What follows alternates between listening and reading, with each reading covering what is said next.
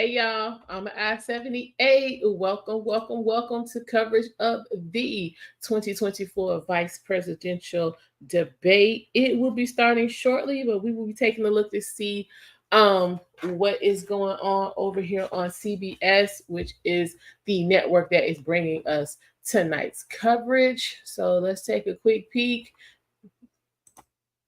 Settle in, get you something to drink, get you some snacks, because this is going to be a good one. How much do you expect that to impact prices in the coming weeks and days? Look, it's at least 25,000 union dock workers at 14 ports from Houston to Boston. They walked off the job last night at midnight, right? And according to J.P. Morgan Chase, the strike could cost the economy up to $5 billion a day. And economists worry that a longer strike would disrupt the supply chain on everything from your perishable foods to cars and construction materials. But we also know that things like fuels for home heating oil, for example, diesel gas, those are actually transported in ways that are not expected to be impacted by the strike. And according to the New York governor, Kathy Hochul, there's no need to be, running and panicking and going to the grocery store and stockpiling goods as you might have done, during the pandemic. Sure, still these concerns coming just 5 weeks out from this election. But the other top issue on the campaign trail, how much families are struggling to cover the cost of childcare. This has been a big one in terms of talking points. Senator Vance made some headlines recently over his suggestion that grandparents should be more involved. Yeah, Cecilia, this caught the attention of a lot of parents of young kids. This is the care economy, right? It's been a central talking point for both Vance and Walz. But here's the brutal reality. The cost of childcare is rising faster than inflation. It's almost double the rate of inflation. Both of these candidates have said they support permanently expanding the child tax credit. Harris and Walz have also said federal paid family leave would be an important priority here if they win. But again, few specifics on how long it should be. And we do know that Vance told our colleague Margaret Brennan back in August that he supports an expanded child tax credit, expanded child care options for families beyond preschool and daycare. But that grandparents' comment certainly striking a chord, saying aunts and uncles should be helping out more too, Cecilia. Yeah, Jolene, I was really struck by this next one on housing. A CBS News poll found that half of Americans aged 30 to 64, they are not confident that they will ever reach the American dream of being able to own a home. What are the campaigns promising to change that?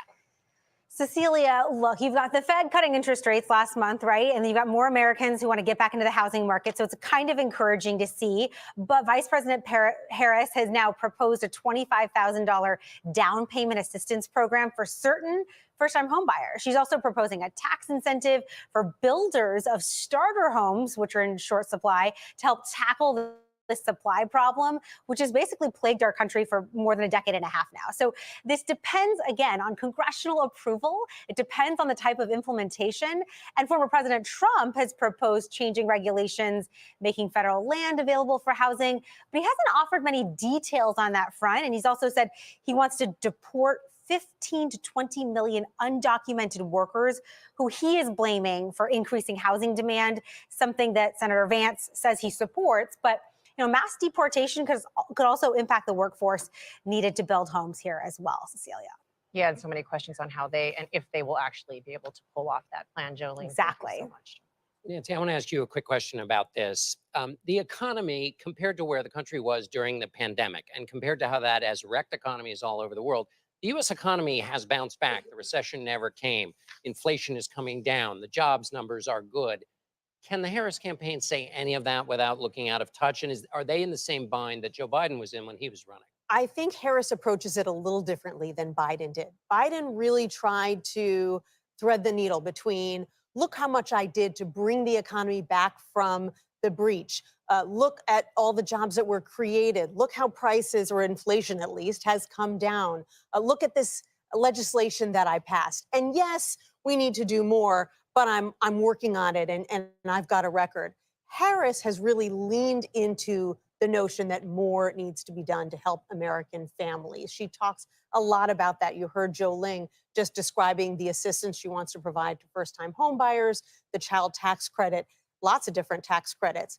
And so there is some indication that approach, along with interest rates coming down, along with gas prices coming down, is starting to move the needle a little bit. Our polling shows that while Trump does still have an advantage on that big issue of the economy, that she's starting to inch closer and closer. All right, Nancy, thank you. Guys, we are just minutes away from the vice presidential debate. You are watching CBS News. Stay with us.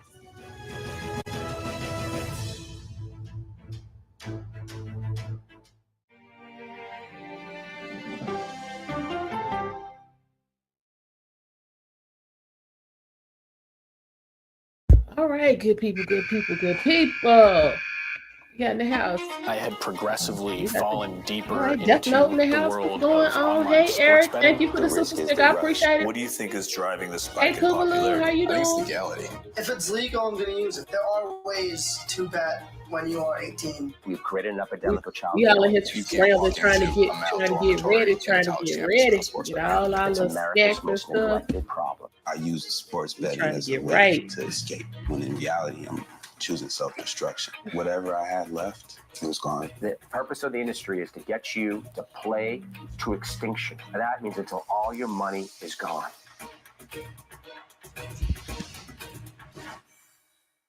When you wake up in the morning, we want to be your go-to team. On our places, bright shiny faces. I don't go to work in the morning. I go for coffee with my two good friends, and we talk about the world. Your morning routine just got better.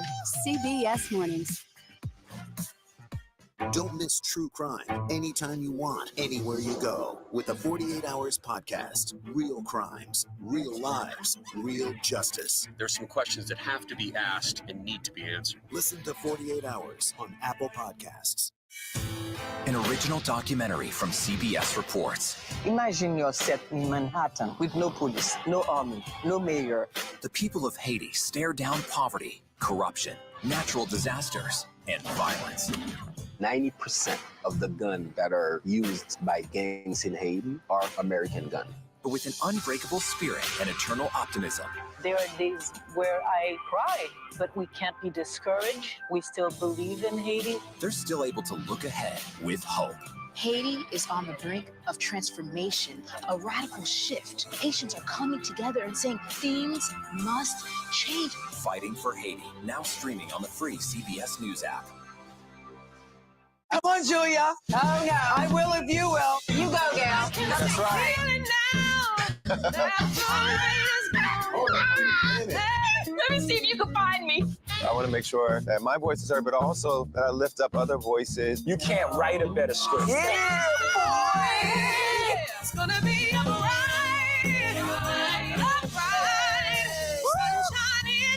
We'll see you 7 o'clock sharp.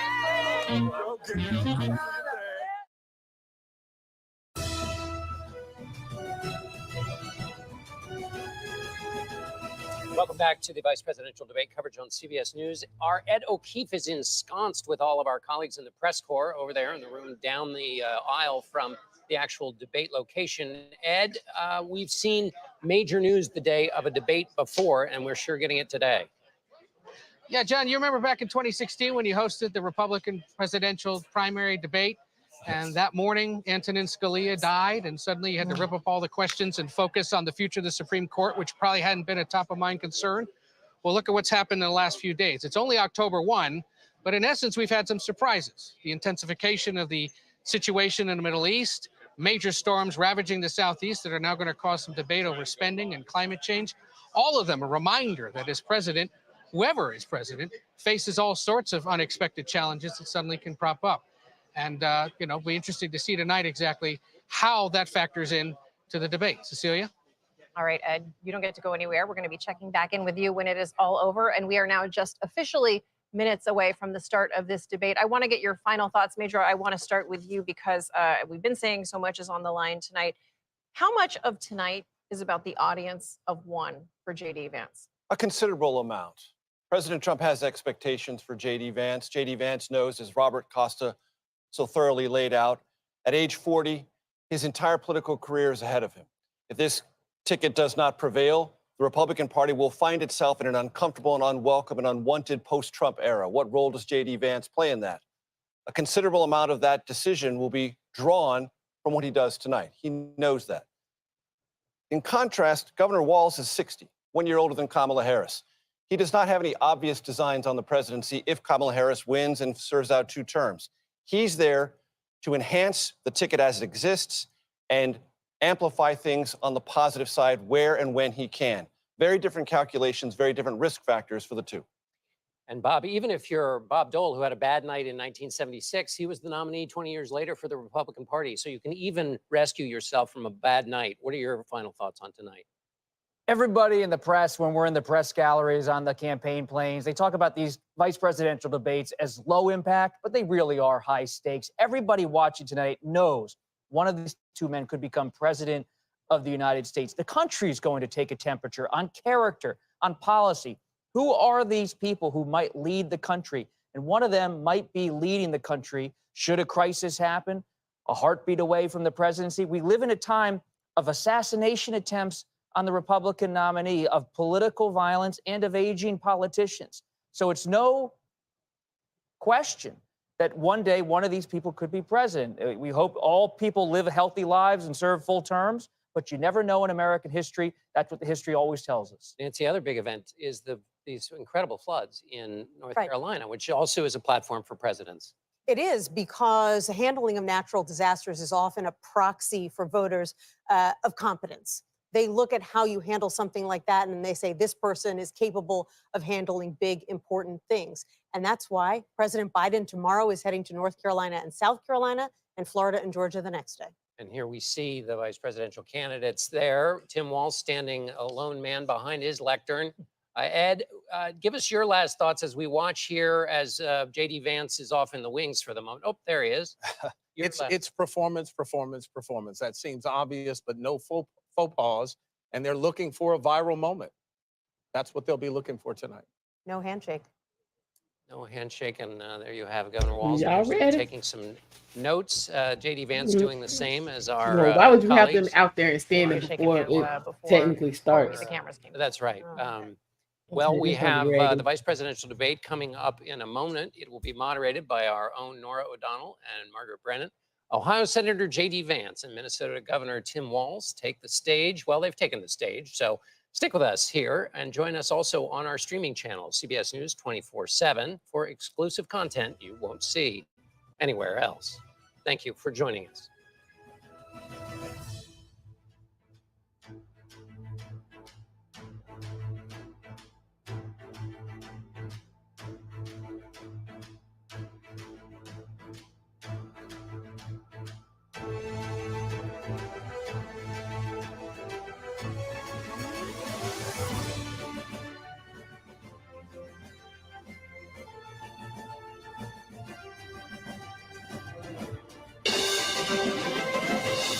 Tonight, with just over a month to go until Election Day, the first and only meeting between the 2 men who hope to become vice president of the United States, Democratic Governor Tim Walz of Minnesota and Republican Senator J.D. Vance of Ohio. Now, this is likely the final debate of this election cycle, and voting is already underway in 20 states. CBS News polling shows this remains a race either presidential candidate could win. The CBS News vice presidential debate starts now. Fight for every single vote, and we're going to take this country back. And we are ready to continue to build the future together. We're going to turn this whole country red with President Donald J. Trump's leadership. You know what's at the end of this little journey? Kamala Harris as the next president of the United States. This is a CBS News special, live from CBS News headquarters in New York. America Decides, the vice presidential debate. Good evening, I'm Nora O'Donnell, and thank you for joining us for tonight's CBS News vice presidential debate. We want to welcome our viewers on CBS, on other networks here in the U.S. and around the world. We have a consequential night ahead, and our focus is the issues that matter to you, the voter. Let's introduce the candidates. Minnesota's Democratic Governor Tim Walz and Ohio's Republican Senator J.D. Vance, tonight meeting for the first time. I'm Margaret Brennan. In order to have a thoughtful and civil debate, these are the rules that both campaigns have agreed to. Questions will be directed at one candidate who will have 2 minutes to respond. The other candidate will be allowed 2 minutes for rebuttal. Then each candidate will get another minute to make further points, with an additional 1 minute each at the discretion of the moderator. The primary role of the moderators is to facilitate the debate between the candidates, enforce the rules, and provide the candidates with the opportunity to fact-check claims made by each other. CBS News reserves the right to mute the candidates' microphones to maintain decorum. We have not shared the questions or topics with the campaigns. The stage is set. Governor, Senator, thank you for joining us. Let's get started.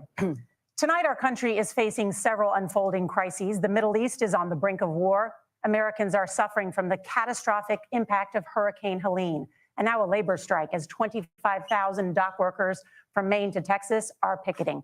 We're going to begin tonight with the Middle East. Margaret. Thank you, Nora. Earlier today, Iran launched its largest attack yet on Israel, but that attack failed, thanks to joint U.S. and Israeli defensive action. President Biden has deployed more than 40,000 U.S. military personnel and assets to that region over the past year to try to prevent a regional war. Iran is weakened, but the U.S. still considers it the largest state sponsor of terrorism in the world, and it has drastically reduced the time it would take to develop a nuclear weapon. It is down now to 1 or 2 weeks' time. Governor Walz, if you were the final voice in the Situation Room, would you support or oppose a preemptive strike by Israel on Iran? You have 2 minutes. Well, thank you. And thank you for those joining at home tonight. Let's keep in mind where this started. October 7th, Hamas terrorists massacred over 1,400 Israelis and took prisoners. Israel's ability to be able to defend itself is absolutely fundamental. Getting its hostages back, fundamental, and ending the humanitarian crisis in Gaza. But the expansion of Israel and its proxies is an absolute fundamental necessity for the United States to have the steady leadership there. You saw it experienced today, where along with our Israeli partners and our coalition, able to stop the incoming attack. But what's fundamental here is that steady leadership is going to matter. It's clear, and the world saw it on that debate stage a few weeks ago, a nearly 80-year-old Donald Trump talking about crowd sizes is not what we need in this moment. But it's not just that. It's those that were closest to Donald Trump that understand how dangerous he is when the world is this dangerous. His chief of staff, John Kelly, said that he was the most flawed human being he'd ever met. And both of his secretaries of defense and his national security advisors said he should be nowhere near the White House. Now, the person closest to them, Donald Trump, said he's unfit for the highest office. That was Senator Vance. What we've seen out of Vice President Harris is we've seen steady leadership. We've seen a calmness that is able to draw on the coalitions to bring them together, understanding that our allies matter. When our allies see Donald Trump turn towards Vladimir Putin, turn towards North Korea, when we start to see that type of fickleness around holding the coalitions together, we will stay committed. And as the vice president said today we will protect our forces and our allied forces, and there will be consequences. Governor, your time is up. Senator Vance, the same question. Would you support or oppose a preemptive strike by Israel on Iran? You have 2 minutes. So, Margaret, I want to answer the question. First of all, thanks, Governor. Thanks to CBS for hosting the debate. And thanks, most importantly, to the American people who are watching this evening and caring enough about this country to pay attention to this vice presidential debate. I want to answer the question, but I want to actually give an introduction to myself a little bit because I recognize a lot of Americans don't know who either one of us are. I was raised in a working class family. My mother required food assistance for periods of her life. My grandmother required Social Security help to raise me. And she raised me in part because my own mother struggled with addiction for a big chunk of my early life.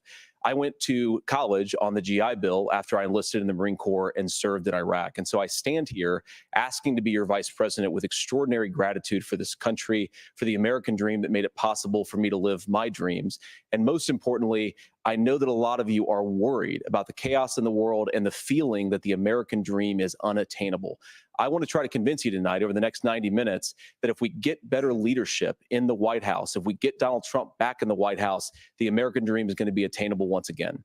Now, to answer this particular question, we have to remember that as much as Governor Walz just accused Donald Trump of being an agent of chaos, Donald Trump actually delivered stability in the world, and he did it by establishing effective deterrence.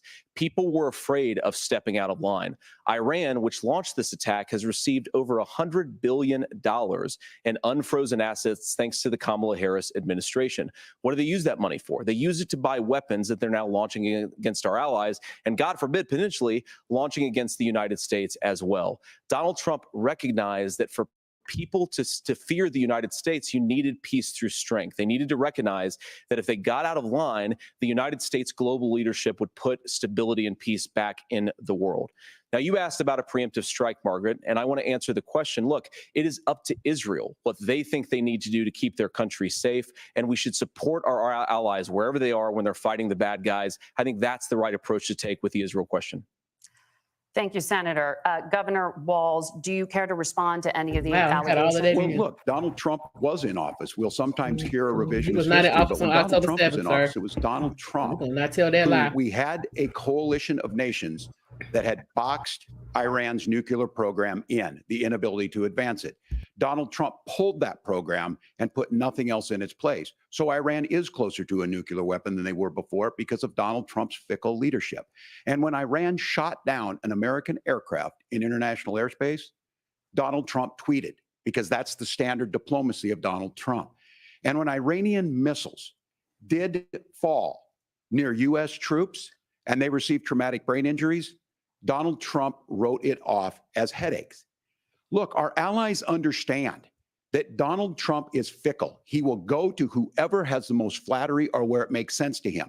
Steady leadership like you witnessed today, like you witnessed in April. Both Iranian attacks were repelled. Our coalition is strong, and we need the steady leadership that Kamala Harris is providing. Senator Vance, the U.S. did have a diplomatic deal with Iran to temporarily pause parts of its nuclear program, and President Trump did exit that deal. He recently said, just 5 days ago, the U.S. must now make a diplomatic deal with Iran because the consequences are impossible. Did he make a mistake? You have 1 minute. Well, first of all, Margaret, diplomacy is not a dirty word, but I think that's something that Governor Walz just said is quite extraordinary. You yourself just said Iran is as close to a nuclear weapon today as they have ever been. And Governor Walz, you blame Donald Trump. Who has been the vice president for the last 3.5 years? And the answer is your running mate, not mine. Donald Trump consistently made the world more secure. Now, we talk about what the sequence of events that led us to where we are right now, and you can't ignore October the 7th, which I appreciate Governor Walz bringing up. But when did Iran and Hamas and their proxies attack Israel? It was during the administration of Kamala Harris. So Governor Walz can criticize Donald Trump's tweets, but effective, smart diplomacy and peace through strength is how you bring stability back to a very broken world. Donald Trump has already done it once before. Ask yourself at home, when was the last time, I'm 40 years old, when was the last time that an American president didn't have a major conflict break out? The only answer is during the 4 years that Donald Trump was president. Gentlemen, we have a lot to get to. Nora? Margaret, thank you. Let's turn now to Hurricane Helene. The storm could become one of the deadliest on record. More than 160 people are dead and hundreds more are missing. Scientists say climate change makes these hurricanes larger, stronger, and more deadly because of the historic rainfall. Senator Vance, according to CBS News polling, 7 in 10 Americans and more than 60% of Republicans under the age of 45 favor the U.S. taking steps to try and reduce climate change. Senator, what responsibility would the Trump administration have to try and reduce the impact of climate change? I'll give you 2 minutes. Sure. So first of all, let's start with the hurricane because it's an unbelievable, unspeakable human tragedy. I just saw today actually a photograph of 2 grandparents on a roof with a 6-year-old child, and it was the last photograph ever taken of them because the roof collapsed and those innocent people lost their lives. And I'm sure Governor Walz joins me in saying our hearts go out to those innocent people, our prayers go out to them, and we want as robust and aggressive as a federal response as we can get to save as many lives as possible, and then of course afterwards to help the people in those communities rebuild. I mean, these are communities that I love. Some of them I know very personally in Appalachia, all across the Southeast. They need their government to do their job. And I commit that when Donald Trump is president again, the government will put the citizens of this country first when they suffer from a disaster. Now, Nora, you asked about climate change. I think this is a very important issue. Look, a lot of people are justifiably worried about all these crazy weather patterns. I think it's important for us, first of all, to say, Donald Trump and I support clean air, clean water. We want the environment to be cleaner and safer. But one of the things that I've noticed some of our Democratic friends talking a lot about is a concern about carbon emissions, this idea that carbon emissions drives all of the climate change. Well, let's just say that's true, just for the sake of argument, so we're not arguing about weird science. Let's just say that's true. Well, if you believe that, what would you want to do? The answer is that you'd want to reshore as much American manufacturing as possible, and you'd want to produce as much energy as possible in the United States of America because we're the cleanest economy in the entire world. What have Kamala Harris's policies actually led to? More energy production in China, more manufacturing overseas, more doing business in some of the dirtiest parts of the entire world. And when I say that, I mean the amount of carbon emissions they're doing per unit of economic output. So if we actually care about getting cleaner air and cleaner water, the best thing to do is to double down and invest in American workers and the American people. And unfortunately, Kamala Harris has done exactly the opposite. Governor Walz, you have 2 minutes to respond. Well, we got close to an agreement because all those things are happening. Look, first of all, it is a horrific tragedy with this hurricane. And my heart goes out to the folks that are down there in contact with the governors. I serve as co-chair of the Council of Governors as we work together on these emergency managements. Governors know no partisanship. They work together to solve the governors and the emergency responders are on the ground. Those happen on the front end. The federal government comes in, makes sure they're there to that we recover, but we're still in that phase where we need to make sure that they're staying there, staying focused. Now, look, coming back to the climate change issue, there's no doubt this thing roared onto the scene faster and stronger than anything we've seen. Senator Vance has said that there's a climate problem in the past. Donald Trump called it a hoax and then joked that these things would make more beachfront property to be able to invest in. What we've seen out of the Harris administration now, the Biden-Harris administration, is we've seen this investment. We've seen massive investments, the biggest in global history that we've seen in the Inflation Reduction Act, has created jobs all across the country. 2,000 in Jeffersonville, Ohio, taking the EV technology that we invented and making it here. 200,000 jobs across the country. The largest solar manufacturing plant in North America sits in Minnesota. But my farmers know climate change is real. They've seen 500-year droughts, 500-year floods back to back. But what they're doing is adapting, and this has allowed them to tell me, look, I harvest corn, I harvest soybean, and I harvest wind. We are producing more natural gas and more oil at any time than we ever have. We're also producing more clean energy. So the solution for us is to continue to move forward, that climate change is real. Reducing our impact is absolutely critical, but this is not a false choice. You can do that at the same time you're creating the jobs that we're seeing all across the country. That's exactly what this administration has done. We are seeing us becoming an energy superpower for the future, not just the current. And that's what absolutely makes sense. And then we start thinking about how do we mitigate these disasters? Thank you. Senator, I want to give you an opportunity to respond there. The governor mentioned that President Trump has called climate change a hoax. Do you agree? Well, look, what the president has said is that if the Democrats, in particular Kamala Harris and her leadership, if they really believe that climate change is serious, what they would be doing is more manufacturing and more energy production in the United States of America, and that's not what they're doing. So clearly, Kamala Harris herself doesn't believe her own rhetoric on this. If she did, she would actually agree with Donald Trump's energy policies. Now, something Governor Walz said I think is important to touch upon, because when we talk about clean energy, I think that's a slogan that often the Democrats will use here. I'm talking, of course, about the Democratic leadership. And the real issue is that if you're spending hundreds of millions or even billions of dollars of American taxpayer money on solar panels that are made in China, number one, you're going to make the economy dirtier. We should be making more of those solar panels here in the United States of America. Some of them are, Tim, but a lot of them are being made overseas in China, especially the components that go into those solar panels. So if you really want to make the environment cleaner, you've got to invest in more energy production. We haven't built a nuclear facility, I think, one in the past 40 years. Senator. Natural gas, we got to invest more in it. Kamala Harris has done the opposite. That's raised energy prices and also meant that we're doing Senator, worse by the climate. your time is up. Governor, would you like to respond? Well, look, we're producing more natural gas than we ever have. There's no moratorium on that. We're producing more oil, but the folks know, and like I said, again, these are not liberal folks. These are not folks that are Green New Deal folks. These are farmers that have been drought one year, massive flooding the next year. They understand that it makes sense. Look, our number one export cannot be topsoil from erosion from these massive storms. We saw it in Minnesota this summer. And thinking about how do we respond to that, we're thinking ahead on this. And what Kamala Harris has been able to do in Minnesota, we're starting to weatherproof some of these things. The infrastructure law that was passed allows us to think about mitigation in the future. How do we make sure that we're protecting by burying our power lines? How do we make sure that we're protecting lakefronts and things that we're seeing more and more of? But to call it a hoax and to take the oil company executives to Mar-a-Lago, say, give me money for my campaign and I'll let you do whatever you want. We can be smarter about that. And an all above energy policy is exactly what she's doing, creating those jobs right here. Governor, your time is up. The overwhelming consensus among scientists is that the Earth's climate is warming at an unprecedented rate. Margaret. Thank you, Nora. We're going to turn now to immigration. The crisis at the U.S.-Mexico border consistently ranks as one of the top issues for American voters. Senator Vance, your campaign is pledging to carry out the largest mass deportation plan in American history and to use the U.S. military to do so. Could you be more specific about exactly how this will work?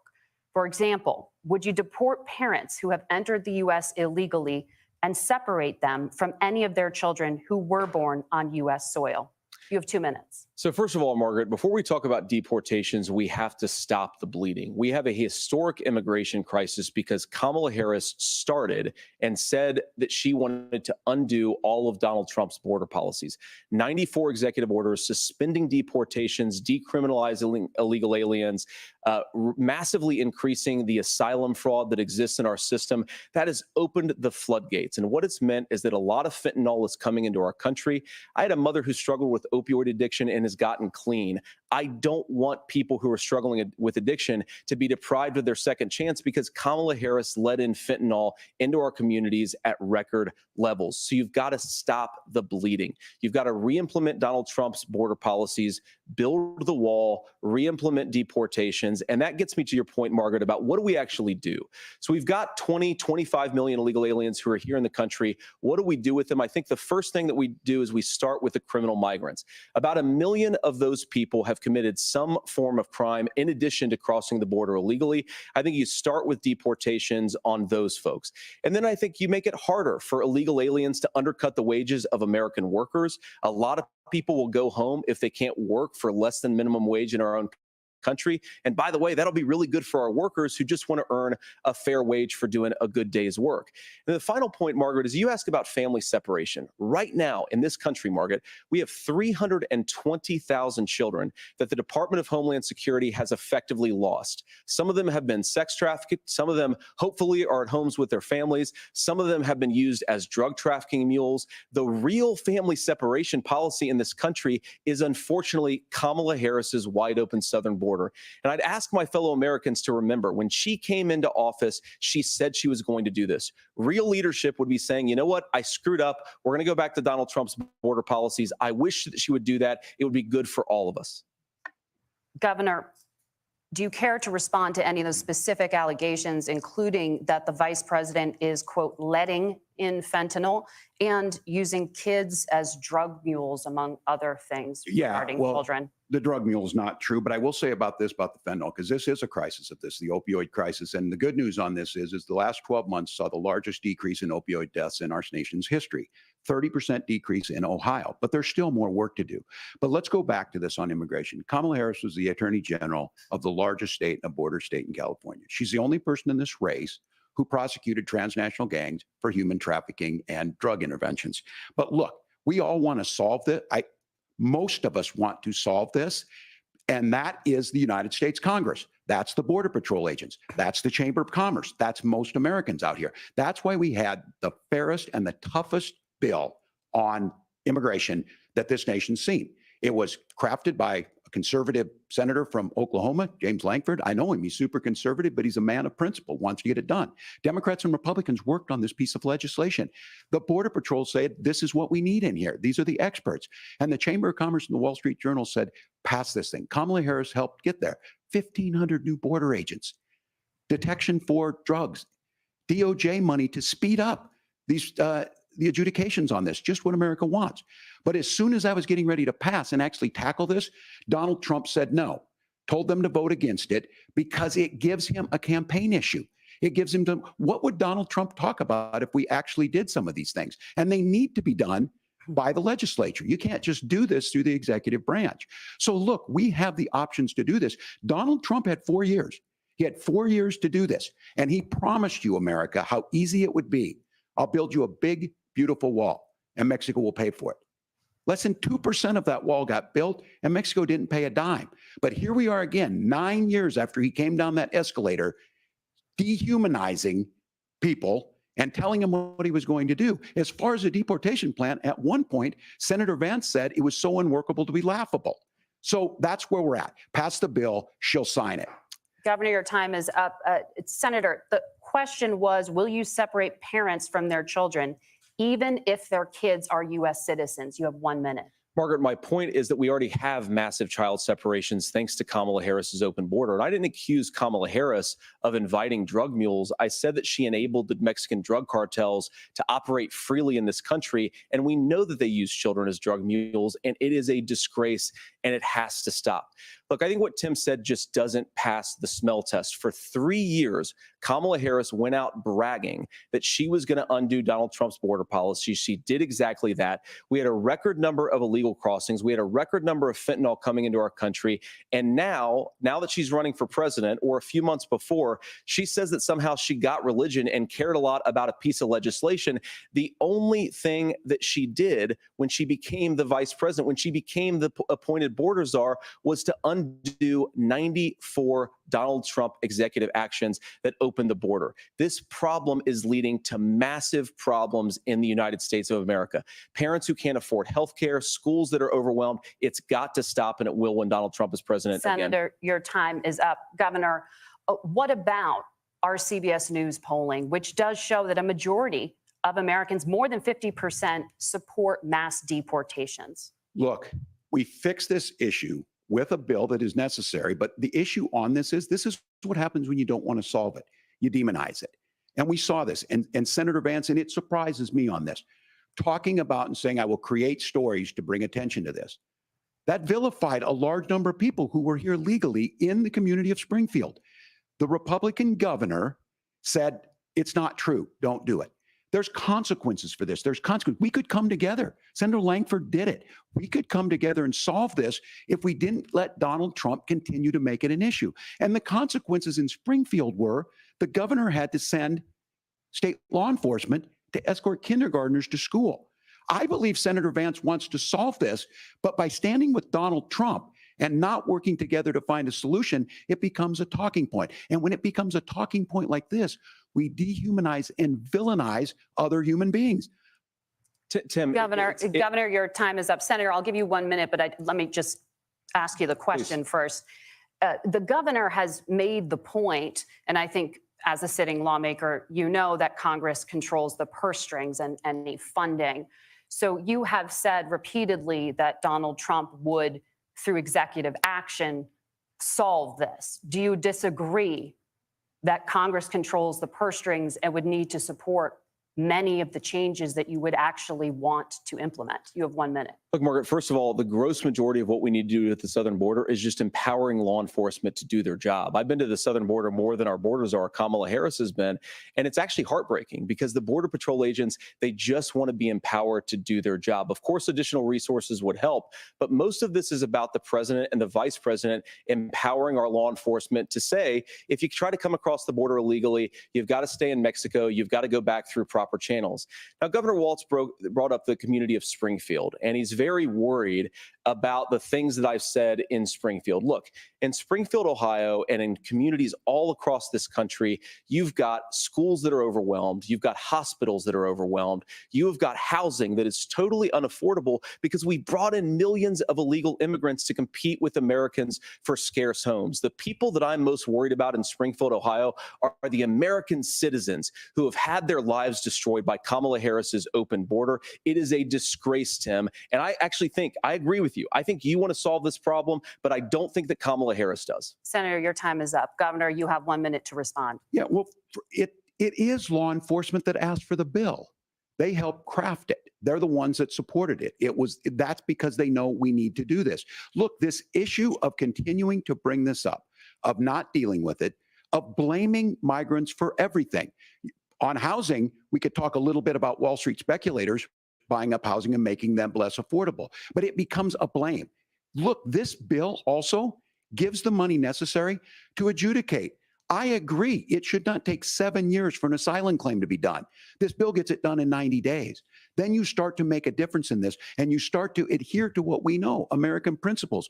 I don't talk about my faith a lot, but Matthew 25:40 talks about, to the least amongst us, you do unto me. I think that's true of most Americans. They simply want order to it. This bill does it. It's funded. It's supported by the people who do it. And it lets us keep our dignity about how we treat other people. Thank you, Governor. And just to clarify for our viewers, Springfield, Ohio does have a large number of Haitian migrants who have legal status, temporary protected status. Well, Margaret, but thank you, Senator. We have so much to get to. Margaret, I think it's important because we're going to turn now to the economy. Thank Margaret, you. the rules were that you guys weren't going to we're- fact check, and since you're fact checking me, I think it's important to say what's actually going on. So there's an application called the CBP One app, where you can go on as an illegal migrant, apply for asylum or apply for parole, and be granted legal status I'm not at Trump. the We're not doing wave this. of a Kamala Harris You gonna hear open me. border wand. That is not a person coming in, applying for a green card and waiting for 10 years. That Thank is you, the Senator. facilitation of illegal immigration, Margaret, by Thank our you, own Senator, for leadership. describing the legal And process. We have so much to get to, Senator. Those We have laws so have been on much. the books since 1990. Thank you, gentlemen. The We CBP want to have One app has not been on the books. It's something that Kamala Harris created, Margaret. Gentlemen, the audience can't hear you because your mics are cut. We have so much we want to get to. Thank you for explaining the legal process. Nora. Thank you, Margaret. The economy is a top concern for voters. Each of your campaigns has released an economic plan, so let's talk about the specifics. Governor Walz, Vice President Harris unveiled a plan that includes billions in tax credits for manufacturing, housing, and a renewed child tax credit. The Wharton School says your proposals will increase the nation's deficit by $1.2 trillion. How would you pay for that without ballooning the deficit? Governor, I'll give you 2 minutes. Yeah, thank you. And Kamala Harris and I do believe in the middle class because that's where we come from. We both grew up in that. We understand. So those of you out there listening tonight, you're hearing a lot of stuff back and forth, and it's good. It's healthy. That's what this is supposed to happen. You should be listening. How's this going to impact me? The bold forward plan that Kamala Harris put out there is talking about this housing issue. The one thing is there's 3 million new houses proposed under this plan with down payment assistance on the front end to get you in a house. A house is much more than just an asset to be traded somewhere. It's foundational to where you're at. And then making sure that the things you buy every day, whether they be prescription drugs or other things, that there's fairness in that. Look, the $35 insulin is a good thing, but it costs $5 to make insulin. They were charging $800 before this law went into effect. As far as the housing goes, I've seen it in Minnesota. 12% more houses in Minneapolis, prices went down on rent 4%. It's working. And then making sure tax cuts go to the middle class. $6,000 child tax credit, we have one in Minnesota, reduces childhood poverty by 1/3. We save money in the long run, and we do the right thing for families. And then getting businesses off the ground. The law as it stands right now is $5,000 tax credit for small business, increasing that to $50,000. Now, this is a philosophical difference between us. Donald Trump made a promise, and I'll give you this. He kept it.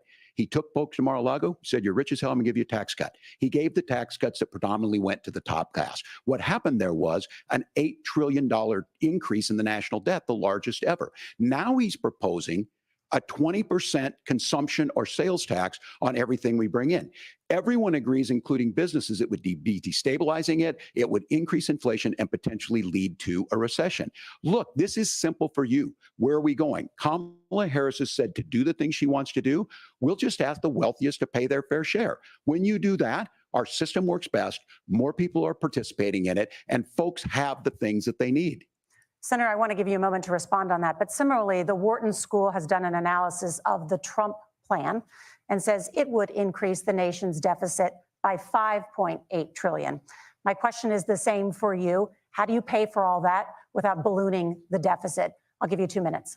Well, first of all, you're going to hear a lot from Tim Walz this evening, and you just heard it in the answer. A lot of what Kamala Harris proposes to do, and some of it, I'll be honest with you, it even sounds pretty good. Here's what you won't hear, is that Kamala Harris has already done it.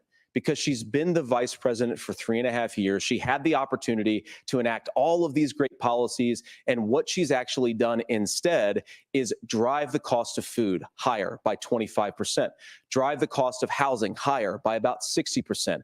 Open the American southern border and make middle-class life unaffordable for a large number of Americans. If Kamala Harris has such great plans for how to address middle-class problems, then she ought to do them now, not when asking for a promotion, but in the job the American people gave her 3.5 years ago. And the fact that she isn't tells you a lot about how much you can trust her actual plans.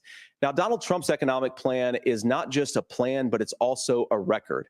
A lot of those same economists attack Donald Trump's plans, and they have PhDs, but they don't have common sense and they don't have wisdom, because Donald Trump's economic policies delivered the highest take-home pay in a generation in this country, 1.5% inflation, and to boot, peace and security all over the world. So when people say that Donald Trump's economic plan doesn't make sense, I say, look at the record. He delivered rising take-home pay for American workers.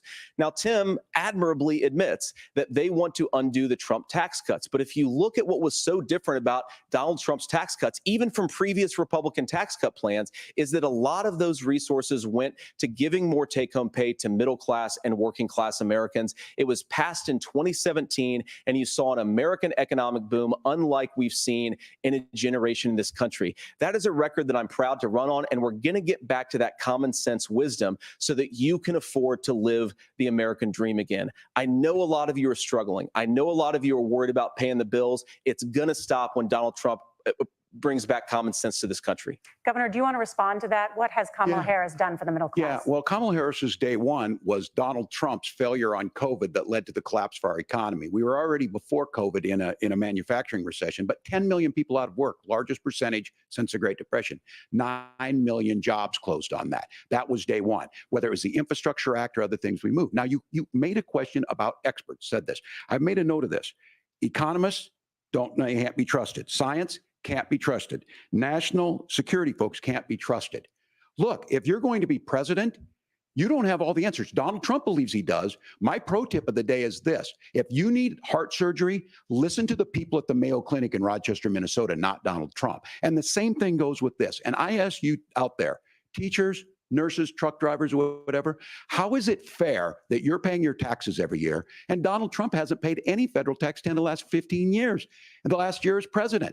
That's what's wrong with the system. There's a way around it, and he's bragged about that. We're just asking for fairness in it, and that's all you want. You have a minute. Governor, you say trust the experts. But those same experts for 40 years said that if we shipped our manufacturing base off to China, we'd get cheaper goods. They lied about that. They said if we shipped our industrial base off to other countries, to Mexico and elsewhere, it would make the middle class stronger. They were wrong about that. They were wrong about the idea that if we made America less self-reliant, less productive in our own nation, that it would somehow make us better off, and they were wrong about it. And for the first time in a generation, Donald Trump had the wisdom and the courage to say to that bipartisan consensus, we're not doing it anymore. We're bringing American manufacturing back. We're unleashing American energy. We're going to make more of our own stuff. And this isn't just an economic issue. And I've got 3 beautiful little kids at home, 7, 4, and 2. And I love them very much. And I hope they're in bed right now. But look, so many of the drugs, the pharmaceuticals that we put in the bodies of our children are manufactured by nations that hate us. This has to stop. And we're not going to stop it by listening to experts. We're going to stop it by listening to common sense wisdom, which is what Donald Trump governed on. Senator, your time is up. Governor Walz, can you address that? I mean, voters say they trust Donald Trump on the economy more. Why? Well, if you're listening tonight and you want billionaires to get tax cuts, you heard what the numbers were. Look, I'm a union guy on this. I'm not a guy who wanted to ship things overseas, but I understand that, look, we produce soybeans and corn. We need to have fair trading partners. That's something that we believe in. I think the thing that most concerns me on this is Donald Trump was the guy who created the largest trade deficit in American history with China. So the rhetoric is good. Much of what the senator said right there, I'm in agreement with him on this. I watched it happen too. I watched it to my communities, and we talked about that. But we had people undercutting the right to collectively bargain. We had right to work states made it more difficult. We had companies that were willing to ship it over, and we saw people profit. Folks that are venture capital in some cases, putting money into companies that were overseas. We're in agreement that we bring those home. The issue is Donald Trump is talking about it. Kamala Harris has a record, 250,000 more manufacturing jobs just out of the IRA. May I respond to that? That is not true. So appreciate that. So if you notice what Governor Walz just did is he said, first of all, Donald Trump has to listen to the experts. And then when he acknowledged that the experts screwed up, he said, well, Donald Trump didn't do nearly as good of a job as the statistics No, that's a gross show generalization. that he did. So what Tim Walz is doing, and I honestly, Tim, I think you got a tough job here because you've got to play whack-a-mole. You've got to pretend that Donald Trump didn't deliver rising take-home pay, which of course he did. You've got to pretend that Donald Trump didn't deliver lower inflation, which of course he did. And then you've simultaneously got to defend Kamala Harris's atrocious economic record, which has made gas, groceries, and housing unaffordable for American citizens. I was raised by a woman who would sometimes go into medical debt so that she could put food on the table in our household. I know what it's like to not be able to afford the things that you need to afford. We can do so much better. To all of you watching, we can get back to an America that's affordable again. We just got to get back to common sense economic principles. I hope we have a conversation on healthcare then. Senator, Governor. Please. Thank you. Margaret? We have a lot to get to ahead, gentlemen, on many topics. But right now, I want to talk about personal qualifications. The vice president is often the last voice the president hears before making consequential decisions. Exactly. We want to ask you about your leadership qualities. Governor Walz, you said you were in Hong Kong during the deadly Tiananmen Square protests in the spring of 1989. But Minnesota Public Radio and other media outlets are reporting that you actually didn't travel to Asia until August of that year. Can you explain that discrepancy? Yeah, well, and to the folks out there who didn't get at the top of this, look, I grew up in small rural Nebraska, town of 400, town that you rode your bike with your buddies till the streetlights come on, and I'm proud of that service. I joined the National Guard at 17, worked on family farms, and then I used the GI Bill to become a teacher, passionate about it, a young teacher. My first year out, I got the opportunity in the summer of '89 to travel to China. 35 years ago, be able to do that. I came back home and then started a program to take young people there. We would take basketball teams, we would take baseball teams, we would take dancers, and we would go back and forth to China. The issue for that was to try and learn. Now, look, my community knows who I am. They saw where I was at. Look, I will be the first to tell you, I have poured my heart into my community. I've tried to do the best I can, but I've not been perfect. And I'm a knucklehead at times, but it's always been about that. Those same people elected me to Congress for 12 years. And in Congress, I was one of the most bipartisan people, working on things like farm bills that we got done, working on veterans benefits. And then the people of Minnesota were able to elect me to governor twice. So look, my commitment has been from the beginning to make sure that I'm there for the people, to make sure that I get this right. I will say more than anything, many times I will talk a lot. I will get caught up in the rhetoric. But being there, the impact it made, the difference it made in my life, I learned a lot about China. I hear the critiques of this. I would make the case that Donald Trump should have come on one of those trips with us. I guarantee you he wouldn't be praising Xi Jinping about COVID. And I guarantee you he wouldn't start a trade war that he ends up losing. So this is about trying to understand the world. It's about trying to do the best you can for your community. And then it's putting yourself out there and letting your folks understand what it is. My commitment, whether it be through teaching, which I was good at, or whether it was being a good soldier or was being a good member of Congress, those are the things that I think are the values that people care about. Governor, just to follow up on that, the question was, can you explain the discrepancy? All I said on this was I got there that summer and misspoke on this. So I will just, that's what I've said. So I was in Hong Kong and China during the democracy protests went in. And from that, I learned a lot of what needed to be in governance. Thank you, Governor. Senator Vance, in 2016, you called your running mate, Donald Trump, unfit for the nation's highest office, and you said he could be America's Hitler. I know you've been asked many times, and you've said you regret those comments and explained you then voted for Donald Trump in 2020. But the Washington Post reported new messages last week in which you also disparaged Trump's economic record while he was president, writing to someone in 2020, quote, "Trump thoroughly failed to deliver his economic populism." You're now his running mate, and you've shifted many of your policy stances to align with his. If you become vice president, why should Americans trust that you will give Donald Trump the advice he needs to hear and not just the advice he wants to hear? You have 2 minutes. Well, first of all, Margaret, because I've always been open. And sometimes, of course, I've disagreed with the president, but I've also been extremely open about the fact that I was wrong about Donald Trump. I was wrong, first of all, because I believed some of the media stories that turned out to be dishonest fabrications of his record. But most importantly, Donald Trump delivered for the American people. Rising wages, rising take-home pay, an economy that worked for normal Americans, a secure southern border, a lot of things, frankly, that I didn't think he'd be able to deliver on. And yeah, when you screw up, when you misspeak, when you get something wrong and you change your mind, you ought to be honest with the American people about it. It's one of the reasons, Margaret, why I've done so many interviews is because I think it's important to actually explain to the American people where I come down on the issues and what changed. Now, you pointed out the messages from 2020.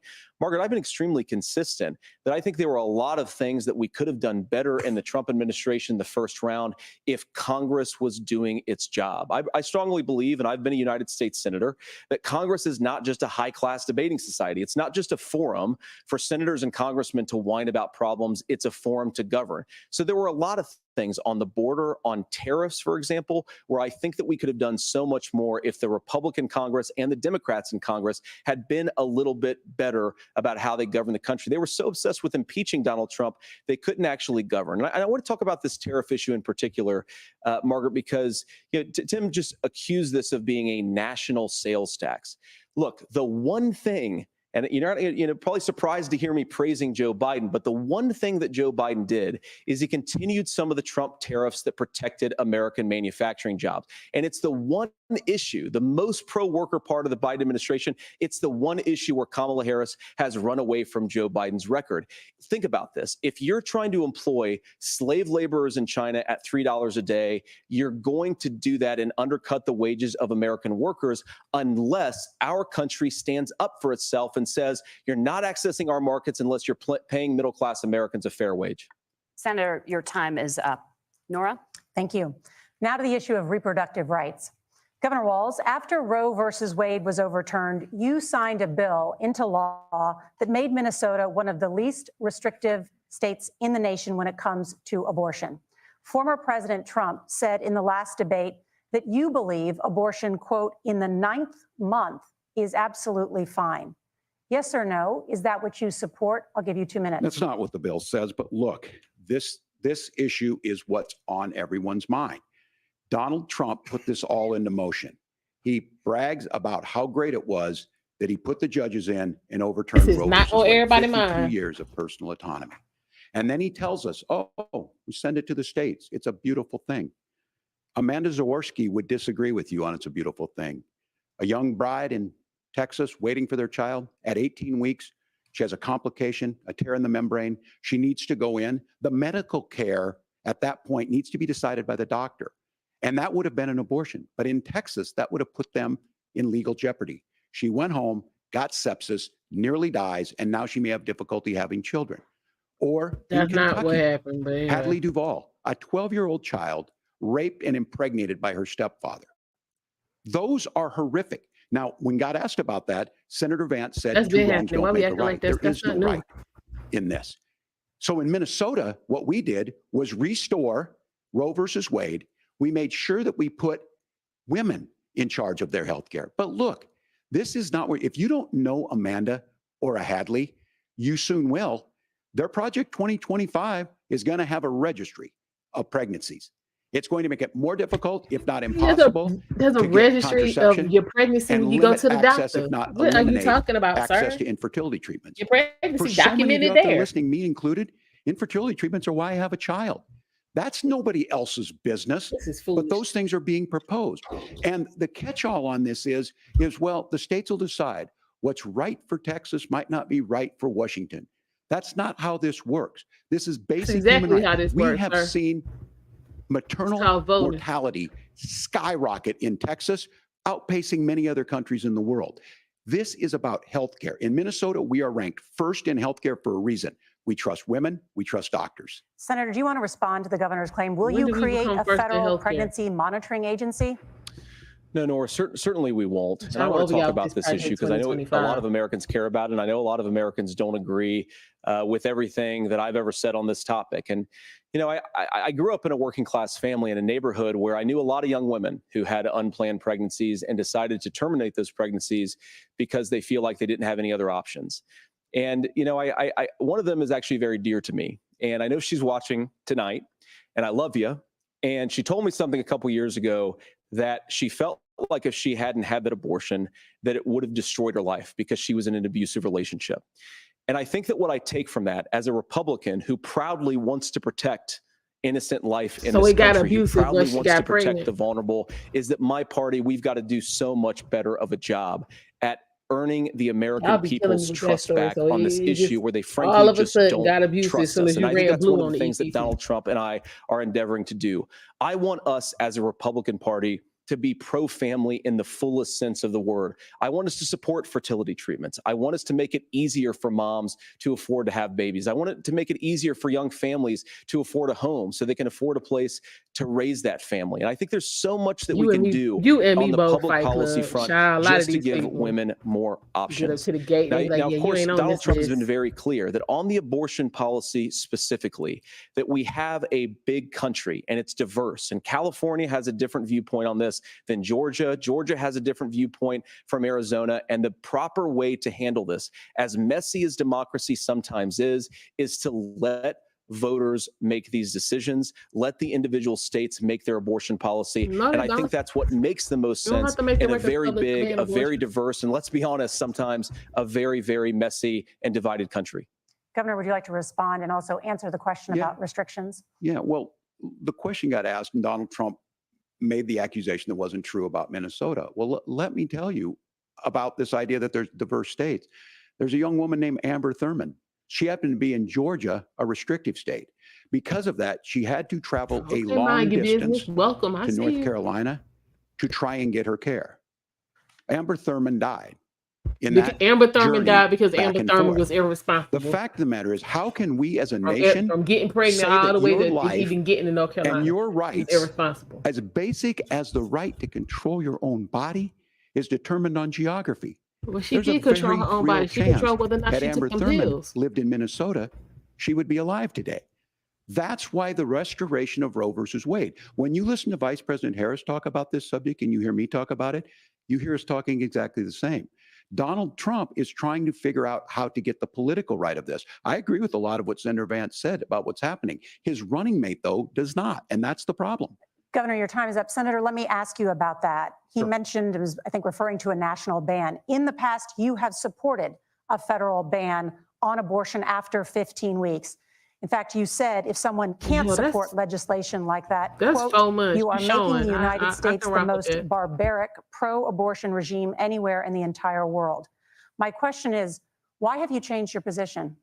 Well, Nora, first of all, I never supported a national ban. I did when I was running for Senate in 2022 talk about setting some minimum national standard. For example, we have a partial birth abortion ban in place in this country at the federal level. I don't think anybody's trying to get rid of that, or at least I hope not, though I know that Democrats have taken a very radical pro-abortion stance. But Nora, you know, one of the things that changed is in the state of Ohio, we had a referendum in 2023, and the people of Ohio voted overwhelmingly, by the way, against my position. And I think that what I learned from that, Nora, is that we've got to do a better job at winning back people's trust. So many young women would love to have families. So many young women also see an unplanned pregnancy as something that's going to destroy their livelihood, destroy their education, destroy their relationships. And we have got to earn people's trust back. And that's why Donald Trump and I are committed to pursuing pro-family policies, making childcare more accessible, making fertility treatments more accessible, because we've got to do a better job at that. And that's what real leadership is. Governor, your response. I'm going to respond on the pro-abortion piece of that. No, we're not. We're pro-women. We're pro-freedom to make your own choice. We know what the implications are to not be that. Women having miscarriages, women not getting the care, physicians feeling like they may be prosecuted for providing that care. And as far as making sure that we're educating our children and giving them options, Minnesota's a state with one of the lowest teen pregnancy rates. We understand that too. We know that the options need to be available, and we make that true. We also make it, we're a top 3 state for the best place to raise children. But these two things, to try and say that we're pro-children, but we don't like this, or you guys are pro-abortion, that's not the case at all. We are pro-freedoms for women to make their choices, and we're going, and Kamala Harris is making the case, to make options for children more affordable, a $6,000 child tax credit, but we're not going to base that on the backs of making someone like Amber Thurman drive 600 miles to try and get health care. Senator? May I respond to that? First of all, Governor, I agree with you. Amber Thurman should still be alive, and there are a lot of people who should still be alive, and I certainly wish that she was. And maybe you're free to disagree with me on this and explain this to me, but as I read the Minnesota law that you signed into law, the statute that you signed into law, it says that a doctor who presides over an abortion where the baby survives, the doctor is under no obligation to provide life-saving care to a baby who survives a botched late-term abortion. That is, I think, That's whether not you're true. pro-choice or That's not how the law pro-abortion, is. that is fundamentally barbaric. And that's the why man I just say use he that read word, your Nora, bill, is sir? because some of what we've seen, do you want to force Catholic hospitals to perform abortions against their will? Because Kamala Harris has supported suing Catholic nuns to violate their freedom of conscience. We can be a big and diverse country where we respect people's In freedom of most states conscience it and make is. the country more pro-baby and pro-family. But please. Yes, Governor, please respond. Look, this is one where there's always something there. This is a very simple proposition. These are women's decisions to make about their healthcare decisions, No, it ain't. and the If I got to pay for physicians it. who know best when they need to do this. You can't figure Trying out how to not to get distort the way pregnant. a and I law heard is you written and to try and make a explain point, why that's not it at all. What was I wrong This about, was- Governor? Please tell me, what was I wrong That is about? not the way the law is written. Look, I've given But this, how? I've given this advice on a lot of things, that getting involved, that's been misread, and it was fact-checked at the last debate. But the point on this is there's a continuation of these guys to try and tell women or to get involved. I use this line on this, just mind your own business on this. Things worked best when Roe versus Wade was in place. When we do a restoration of Roe, that works best. That doesn't preclude us from increasing funding for children. It doesn't increase us from making sure that once that child's born, like in Minnesota, they get meals, they get early childhood education, they get health care. So the hiding behind we're going to do all these other things when you're not proposing them in your budget. Kamala Harris is proposing them. She's proposing all those things to make life easier for families. I asked a specific question, Governor. You gave me a slogan as a response. It's not the case. It's not true. That's not what the law says. So they fact-checked it with President Trump. Okay, well, he Gentlemen, read it and there's a he lot said to it say discuss. A, We B, have to C, and move D. on, and You we're going to be wrote right it, so back what it with say? much more of the CBS News Let Vice us know what you Presidential wrote, Debate sir. in just a moment. All right, we have our first break in the debate. Okay, y'all. This whole abortion situation, we don't even need to be talking, since we got so much to get to. We don't even need to be talking to this, because again, the whole abortion conversation can be avoided by not getting pregnant. It's real easy to do that. It's what currently 37 different brands of birth control. White shiny faces. So, When like, you wake up in the those morning, different we actual want to be methods. your go-to There's no team. need to get Nate pregnant has if you one of don't the wanna get quickest pregnant. minds I've ever seen. And Tony if has you a get way of pregnant, making people feel comfortable. Gail is and when he decide, you know what I'm saying, when he was like, y'all want you're to asking at home. I've been told what I can happened? talk to a tree, and that's Get pretty pregnant much and the true. man be like, I yeah, don't go to work in the morning. I go for coffee with my and two go good where friends, you and can we get talk that about the done world. and come Your on morning back. routine Y'all listen to just women, got yeah, better. always talk about CBS how they like to Mornings, travel weekdays at 7. and see the world and be exposed to other cultures and all of that. Then you go ahead and travel to a state where you can get your abortion and you can go soak up some culture, some experience, and take your ass home. What's the problem? I'm not understanding. Go ahead and work that out. It's real simple. But yeah, now he said here, Amber Thurman, she didn't ride no 600 miles because I'm in Charlotte, North Carolina. If I ride south 600 miles, I'm being Florida. Which means I'm coming clean through Georgia. So where was she going?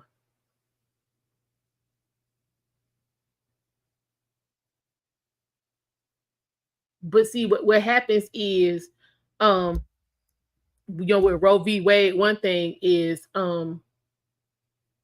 Planned Parenthood get a lot of federal funding. And so, you go there, you're saying to try to get your abortion or whatever, and it's primarily based on what you can pay. So if you meet certain criteria, your abortion is free, but the federal government picking up the tab. Now with, you know what I'm saying, Roe v. Wade reverse and it's back to the states, most of these states is like, yeah, I'm not paying for that. So that's the real problem. So again, if you want it done bad enough, figure out how to pay for it. Go to where it is you can go to get that done. But circling back to Amber Thurman, she already had a kid, got pregnant. Her boyfriend decided they didn't, you know, she needed to have an abortion. She was living in Georgia, so that wasn't happening. So she made the appointment here in North Carolina. Didn't make it to the appointment on time. So see how this is still her fault. Get there. They was like, well, yeah, we can't do it today. If you want, you can, you know what I'm saying, we can give you the pills and you can, you know what I'm saying, take them. Instead of just rescheduling the appointment, because she was only like 9 weeks or something or so. She takes the pills, come back to Georgia, and take the pills in Georgia. You know you can't get any help for anything having to do with abortion. Why would you take abortion pills in Georgia? Now, since we skipped over I already know what it is to be a single mom, and let me do what I need to do to not get pregnant. Since we can't, well, she act like, you know what I'm saying, that wasn't an option. You get pregnant. You know you got to come to North Carolina to get your abortion. Why didn't you come the day before? Why are you trying to show up the day of for some surgery? Then even if something had happened and you missed the appointment, reschedule it. But you're gonna take pills and then go back home? If you was gonna take the pills, you should have stayed in North Carolina. Nobody got time for that. None of that made any sense. Bad decision on top of bad decision on top of bad decision on top of bad decision.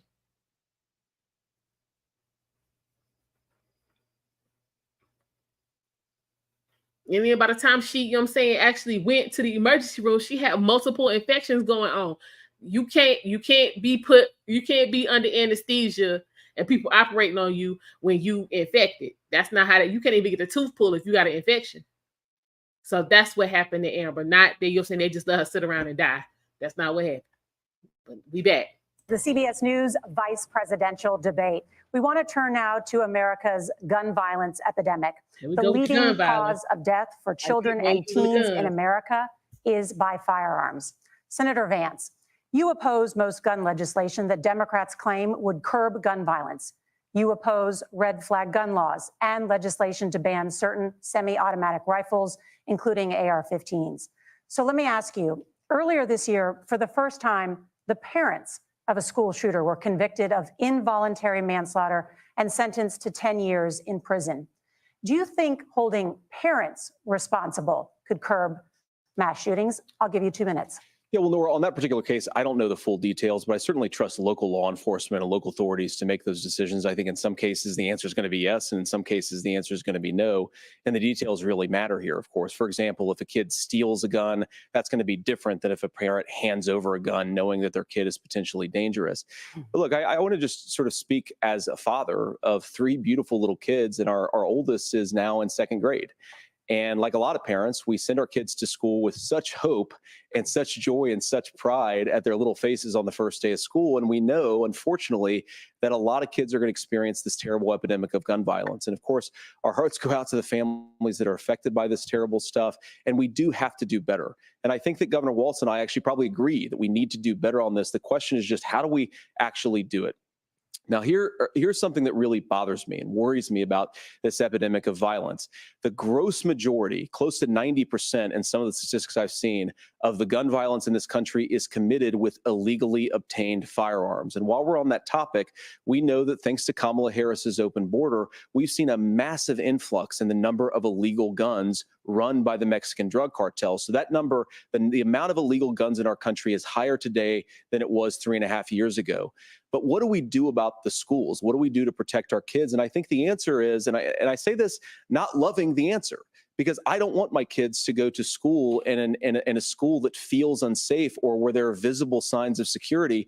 But I unfortunately think that we have to increase security in our schools. We have to make the doors lock better. We have to make the doors stronger. We've got to make the windows stronger. And of course, we've got to increase school resource officers, because the idea that we can magically wave a wand and take guns out of the hands of bad guys, it just doesn't fit with recent experience. So we've got to make our schools safer. And I think we've got to have some common sense bipartisan solutions for how to do that. Governor, you have 2 minutes. Well, I think all the parents watching tonight, this is your biggest nightmare. Look, I got a 17-year-old, and he witnessed a shooting at a community center playing volleyball. Those things don't leave you. As a member of Congress, I sat in my office surrounded by dozens of the Sandy Hook parents, and they were looking at my 7-year-old picture on the wall. Their 7-year-old were dead, and they were asking us to do something. And look, I'm a hunter. I own firearms. The vice president is. We understand that the Second Amendment is there, but our first responsibility is to our kids to figure this out. In Minnesota, we've enacted enhanced red flag laws, enhanced background checks, and we can start to get data. But here's the problem. If we really want to solve this, we've got folks that won't allow research to be even done on gun violence. And this idea that we should just live with it, and here's what I do think, that this is a good start to the conversation. I 100% believe that Senator Vance hates it when these kids, it's abhorrent and it breaks your heart. I agree with that. But that's not far enough when we know there are things that work. I've spent time in Finland and seen some Finnish schools. They don't have this happen, even though they have a high gun ownership rate in the country. There are reasonable things that we can do to make a difference. It's not infringing on your Second Amendment. And the idea to have some of these weapons out there, it just doesn't make any sense. Kamala Harris, as an attorney general, worked on this issue. She knows that it's there. No one's trying to scaremonger and say we're taking your guns, but I ask all of you out there, do you want your schools hardened to look like a fort? Is that what we have to go? When we know there's countries around the world that their children aren't practicing these types of drills. They're being kids. We owe it to them to get a fix. These are things that shouldn't be that difficult. You can still keep your firearms, and we can make a difference. We have to. If you're listening tonight, this breaks your heart. Senator. Tim, first of all, I didn't know that your 17-year-old witnessed a shooting. I'm sorry about that, and I hope that he's doing okay. Christ have mercy. It is awful. And I appreciate what Tim said actually about Finland, because I do think it illustrates some of the frankly weird differences between our own country's gun violence problem and Finland. Is okay. First of all, we have way higher rates of mental health abuse or mental health substance abuse. We have way higher rates of depression, way higher rates of anxiety. We unfortunately have a mental health crisis in this country that I really do think that we need to get to the root causes of, because I don't think it's the whole reason why we have such a bad gun violence problem, but I do think it's a big piece of it. Another driver of the gun violence epidemic, especially that affecting our kids, it doesn't earn as many headlines, but is the terrible gun violence problem in a lot of our big cities. And this is why we have to empower law enforcement to arrest the bad guys, put them away, and take gun offenders off the streets. I think there's a whole host of things that we can do here, but I do think at our schools, we've got to talk about more security. Senator, thank you. Governor, you previously opposed an assault weapons ban, but only later in your political career did you change your position. Why? Yeah, I sat in that office with those Sandy Hook parents. I've become friends with school shooters. I've seen it. Look, the NRA, I was an NRA guy for a long time. They used to teach gun safety. I'm of an age where my shotgun was in my car so I could pheasant hunt after football practice. That's not where we live today. And several things I want to mention on this is talking about cities and where it's at. The number one where the most firearm deaths happen in Minnesota are rural suicides. And we have an epidemic of children getting guns and shooting themselves. And so we have, and we should look at all of the issues, making sure folks have health care and all that, but I want to be very careful. This idea of stigmatizing mental health, just because you have a mental health issue doesn't mean you're violent. And I think what we end up doing is we start looking for a scapegoat. Doesn't mean you can afford it's just the guns. Mental health help. It's just the guns. Yeah. And there are things that you can do about it. But I do think that this is one, and I think this is a healthy conversation. I think there's a capacity to find solutions on this that work, protect Second Amendment, protect our children. That's our priority. Gentlemen, thank you. Margaret? Thank you, Nora. Let's turn now to the top contributor to inflation, the high cost of housing and rent. There's a shortage of more than 4 million homes in the United States, and that contributes to the high housing prices. Governor Walz, The Harris campaign promises a $25,000 down payment assistance for first-time home buyers and a $10,000 tax credit. They also promise to build 3 million new homes. Where are you building these homes, and won't handing out that kind of money just drive up prices higher? No, it's not handing out. First, let me say this issue of housing, and I think those of you listening on this, the problem we've had is that we've got a lot of folks that see housing as another commodity. It can be bought up, it can be shifted, it can be moved around. Those are not folks living in those houses. Those of you listening tonight, that house is a big deal. I bought and owned one house in my life. My mom still lives in the house where I was. And when I think of a house, I'm thinking of Christmas services after midnight mass where you go with your family.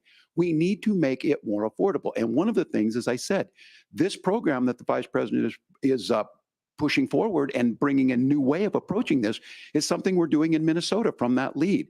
We in the state invested in making sure our housing was the biggest investment that we'd ever made in housing.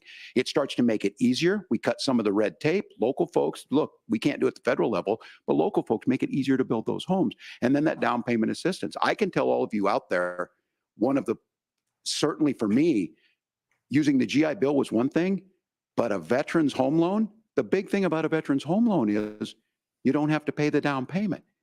Those are things that make it there. Now, look, you're going to pay it back and you're going to pay your mortgage. Those are things that we know in the long run, the appreciated value, the generational wealth that's created from it. And I will give Minneapolis an example. Minneapolis is the one city where we've seen the lowest inflation rate. We've seen a 12% increase in stock because we put some of these things in, and we're implementing a state program to make sure we give some of that down payment assistance. We get it back from people because here's what we know. People with stable housing end up with stable jobs. People with stable housing have their kids able to get to school. All of those things in the long run end up saving our money. And that's the thing that I think we should be able to find some common ground in, but we can't blame immigrants for the only reason. That's not the case that's happening in many cities. The fact of the matter is that we don't have enough naturally affordable housing, but we can make sure that the government's there to help kickstart it, create that base.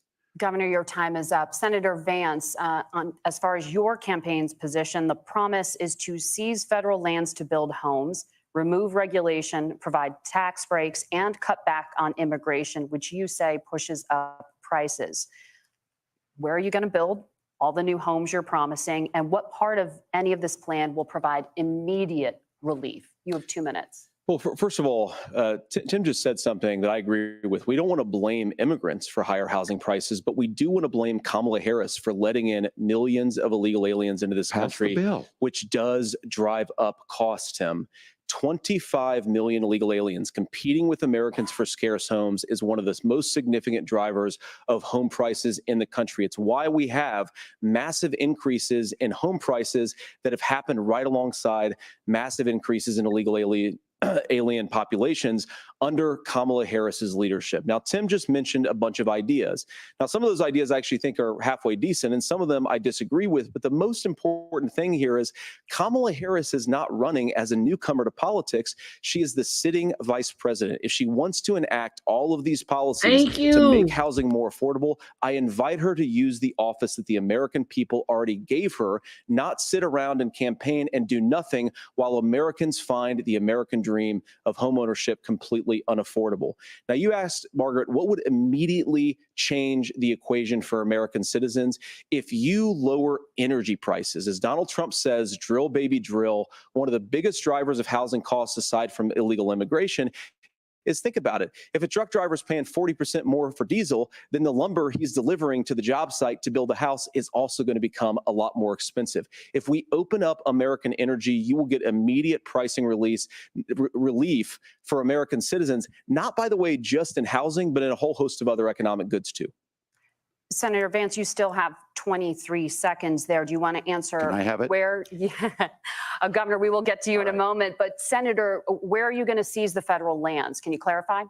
Well, what Donald Trump has said is we have a lot of federal lands that aren't being used for anything. They're not being used for national park. They're not being used, and they could be places where we build a lot of housing. And I do think that we should be opening up building in this country. We have a lot of land that could be used. We have a lot of Americans that need homes. We should be kicking out illegal immigrants who are competing for those homes, and we should be building more homes for the American citizens who deserve to be here. Senator, your time is up. Governor, I do want to let you respond to the allegation that the vice president is letting in. Well, of course, that's not migrants true. And again, that you it's have the affecting facts. I housing guess we prices. agreed not to fact check. I'll check it. That look, crossings are down compared to when Donald Trump left office. But it's again, blaming and not trying to find the solution. I was going to ask, though, on this question, are we going to drill and build houses in the same federal land? And I think when people hear federal lands, these are really important pieces of land. Now, Minnesota doesn't have a lot of federal lands. I know in the western part of the countries we do. There's not a lot of federal lands in and around Minneapolis, for example. So the issue is I don't understand the federal lands issue unless we see this, and I worry about this as someone who cares deeply about our national parks and our federal lands. Look, Minnesota, we protect these things. We've got about 20% of the world's fresh water. These lands protect. They're there for a reason. They belong to all of us. But again, this is when you view housing and you view these things as commodities. Like there's a chance to make money here. Let's take this federal land and let's sell it to people for that. I think there's better ways to do this. We've seen it in Minnesota. We're able to refurbish some of these houses. We're able to make some investments. That gets people in. And I'm still on the fact on this. Economists, Senator Vance, you said you don't like the economists. Which economists are saying that it is immigrants that's adding to the cost? Governor, Where's the your study? time is up. But Senator, on that point, I'd like for you to clarify. There are many contributing factors to high housing costs. What evidence do you have that migrants are part of this problem? Well, there's a Federal Reserve study that we're happy to share after the debate. We'll put it up on social media, actually, that really drills down on the connection between increased levels of migration, especially illegal immigration, and higher housing prices. Now, of course, Margaret, that's not the entire driver of higher housing prices. It's also the regulatory regime of Kamala Harris. Look, we are a country of builders. We're a country of doers. We're a country of explorers. But we increasingly have a federal administration that makes it harder to develop our resources, makes it harder to build things, and wants to throw people in jail for not doing everything exactly as Kamala Harris says they have to do. And what that means is that you have a lot of people who would love to build homes who aren't able to build homes. I actually agree with Tim Walz. We should get out of this idea of housing as a commodity. But the thing that has most turned housing into a commodity is giving it away to millions upon millions of people who have no legal right to be here. What are the federal regulations? I deal with this as a governor. You can very quickly reply. I'm sorry. I get this as a governor, and I don't necessarily Well, disagree governor, with he a that in senator. some cases, many of those are local, many of them are state. I don't know which ones are federal, but I think whenever we talk regulations, people think they can get rid of them. I think you want to be able to get out of your house in a fire. I think you want to make sure that it's fireproof and those types of things. So which are the regulations? Because the vice president's not responsible for those. Congress writes those. Governor, thank you. Gentlemen, we have a lot to get to. You're passionate about the housing crisis, I can tell. But Nora? Thank you. One of the top problems facing Americans is the high cost of health care. Senator Vance, at the last presidential debate, former President Trump was asked about replacing the Affordable Care Act. In response, he said, "I have concepts of a plan." Since then, Senator, you've talked about changing how chronically ill Americans get health insurance. Can you explain how that would work? And can you guarantee that Americans with pre-existing conditions won't pay more? I'll give you 2 minutes. Well, of course, we're going to cover Americans with pre-existing conditions. In fact, a lot of my family members have gotten health care.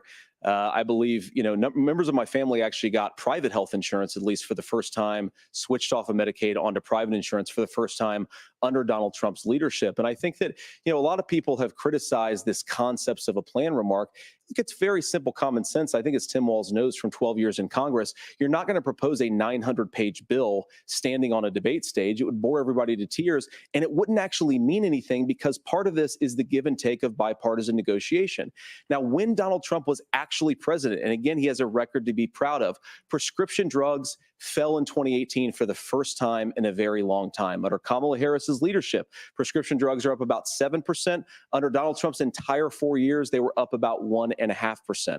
He introduced pricing transparency. Think about healthcare. You go into a hospital, you try to buy something, and nobody knows what it actually costs. That price transparency will actually give American consumers a little bit more choice and will also drive down costs. And we talked about, the reinsurance regulations is what I was talking about. Look, Donald Trump has said that if we allow states to experiment a little bit on how to cover both the chronically ill, but the non-chronically ill, it's not just a plan. He actually implemented some of these regulations when he was president of the United States. And I think you can make a really good argument that it salvaged Obamacare, which was doing disastrously until Donald Trump came along.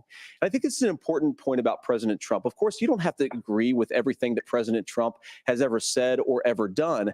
But when Obamacare was crushing under the weight of its own regulatory burden and healthcare costs, Donald Trump could have destroyed the program. Instead, he worked in a bipartisan way to ensure that Americans had access to affordable care. It's not perfect, of course, and there's so much more that we can do. But I think that Donald Trump has earned the right to put in place some better healthcare policies.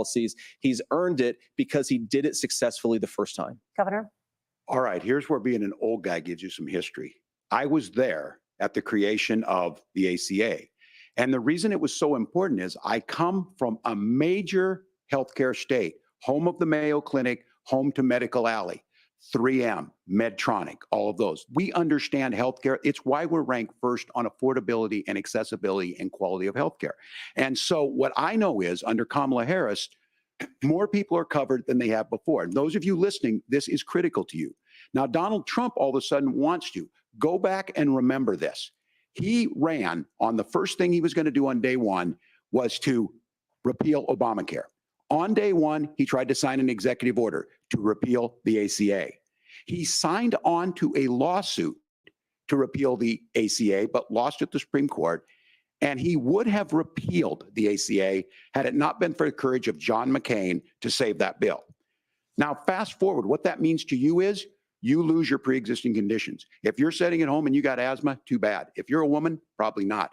Broke your foot during football, might kick you out. Your kids get kicked out when they're 26. Kamala Harris negotiated drug prices for the first time with Medicare. We have 10 drugs that will come online, the most common ones that'll be there. But look, this issue, and when Donald Trump said, I've got a concept of a plan, it cracked me up as a fourth grade teacher because my kids would have never given me that.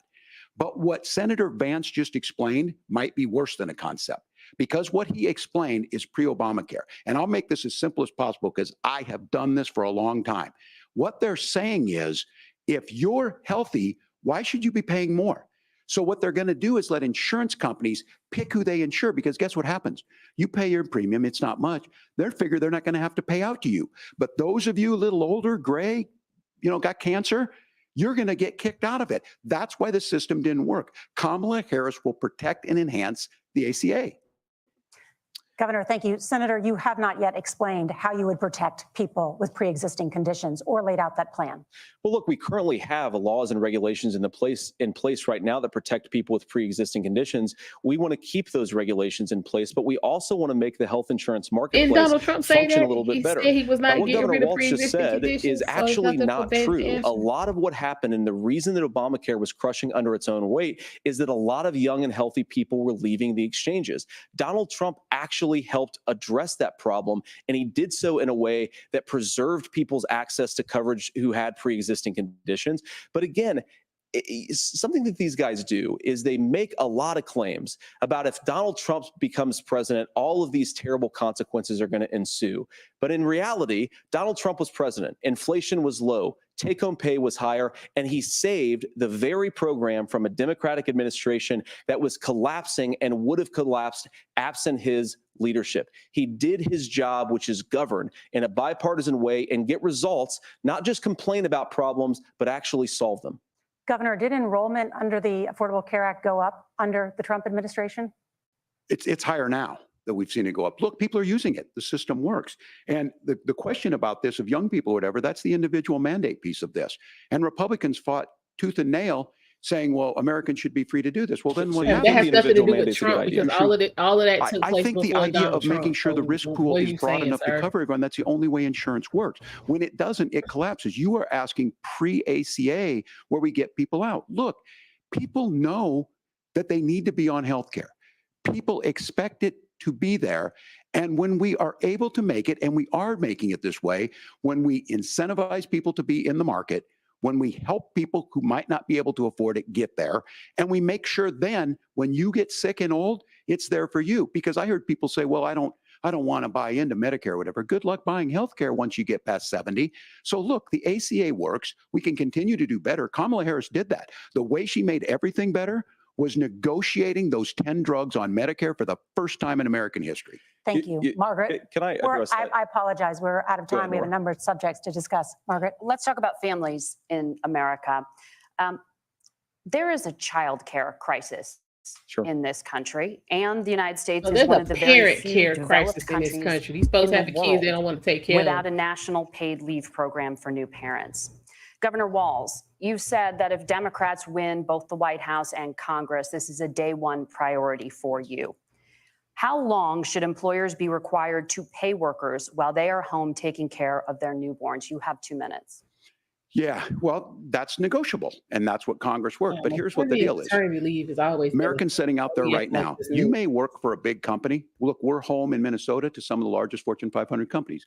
Kamala Harris knows that in California. Those companies provide paid family medical leave. One is, I think they're moral and they think it's a good thing, but it also keeps their employees healthy. We in Minnesota passed a paid family medical leave. You have a child, and I had to go back to work 5 days after my kids were born. This allows you to stay home a certain amount of time. What we know is that Or if gets you're the child working off at to a better McDonald's start, or damn the family Target, works you do better, not they need, stay in their employers. you We don't get more need that. consistency in Let's that. be real. So Kamala Harris has made it a priority. We implemented it in Minnesota, and we see growth. That's how you become a pro-business state. But the negotiations on it, and here's the issue. Those big companies are able to offer it. Those of you out there who don't have it, just imagine what happens if you get cancer or your child gets sick. We know what happens. You end up staying home. In some cases, that means no paycheck because you've got no protection on that. This is the case of an economy that Donald Trump has set for the wealthiest amongst us. He's willing to give those tax breaks to the wealthiest. He's willing to say, bust those unions up, do whatever. What we're saying is the economy works best when it works for all of us. And so a paid family medical leave program, and I will tell you, go to the families or go to the businesses and ask them. As far as childcare on this, you have to take it at both the supply and the demand side. You can't expect the most important people in our lives to take either our children or our parents to get paid the least amount of money. And we have to make it easier for folks to be able to get into that business and then to make sure that folks are able to pay for that. We were able to do it in Minnesota, and I'm still telling you this. We were listed as the best state. We're still in crisis on this. A federal program of paid family medical leave and help with this will enhance our workforce, enhance our families, and make it easier to have the children that you want. Governor, your time is up. Senator, do you support a national paid leave program? And if so, for how long should employers be mandated to pay their employees while they are home taking care of their newborn? You have 2 minutes. Yeah, well, first of all, Margaret, a number of my Republican colleagues and some Democrats too have worked on this issue. And I think there is a bipartisan solution here because a lot of us care about this issue. I mean, look, I speak from this very personally because I'm married to a beautiful woman who is an incredible mother to our 3 beautiful kids, but is also a very, very brilliant corporate litigator. And I'm so proud of her. But being a working mom, even for somebody with all of the advantages of my wife, is extraordinarily difficult.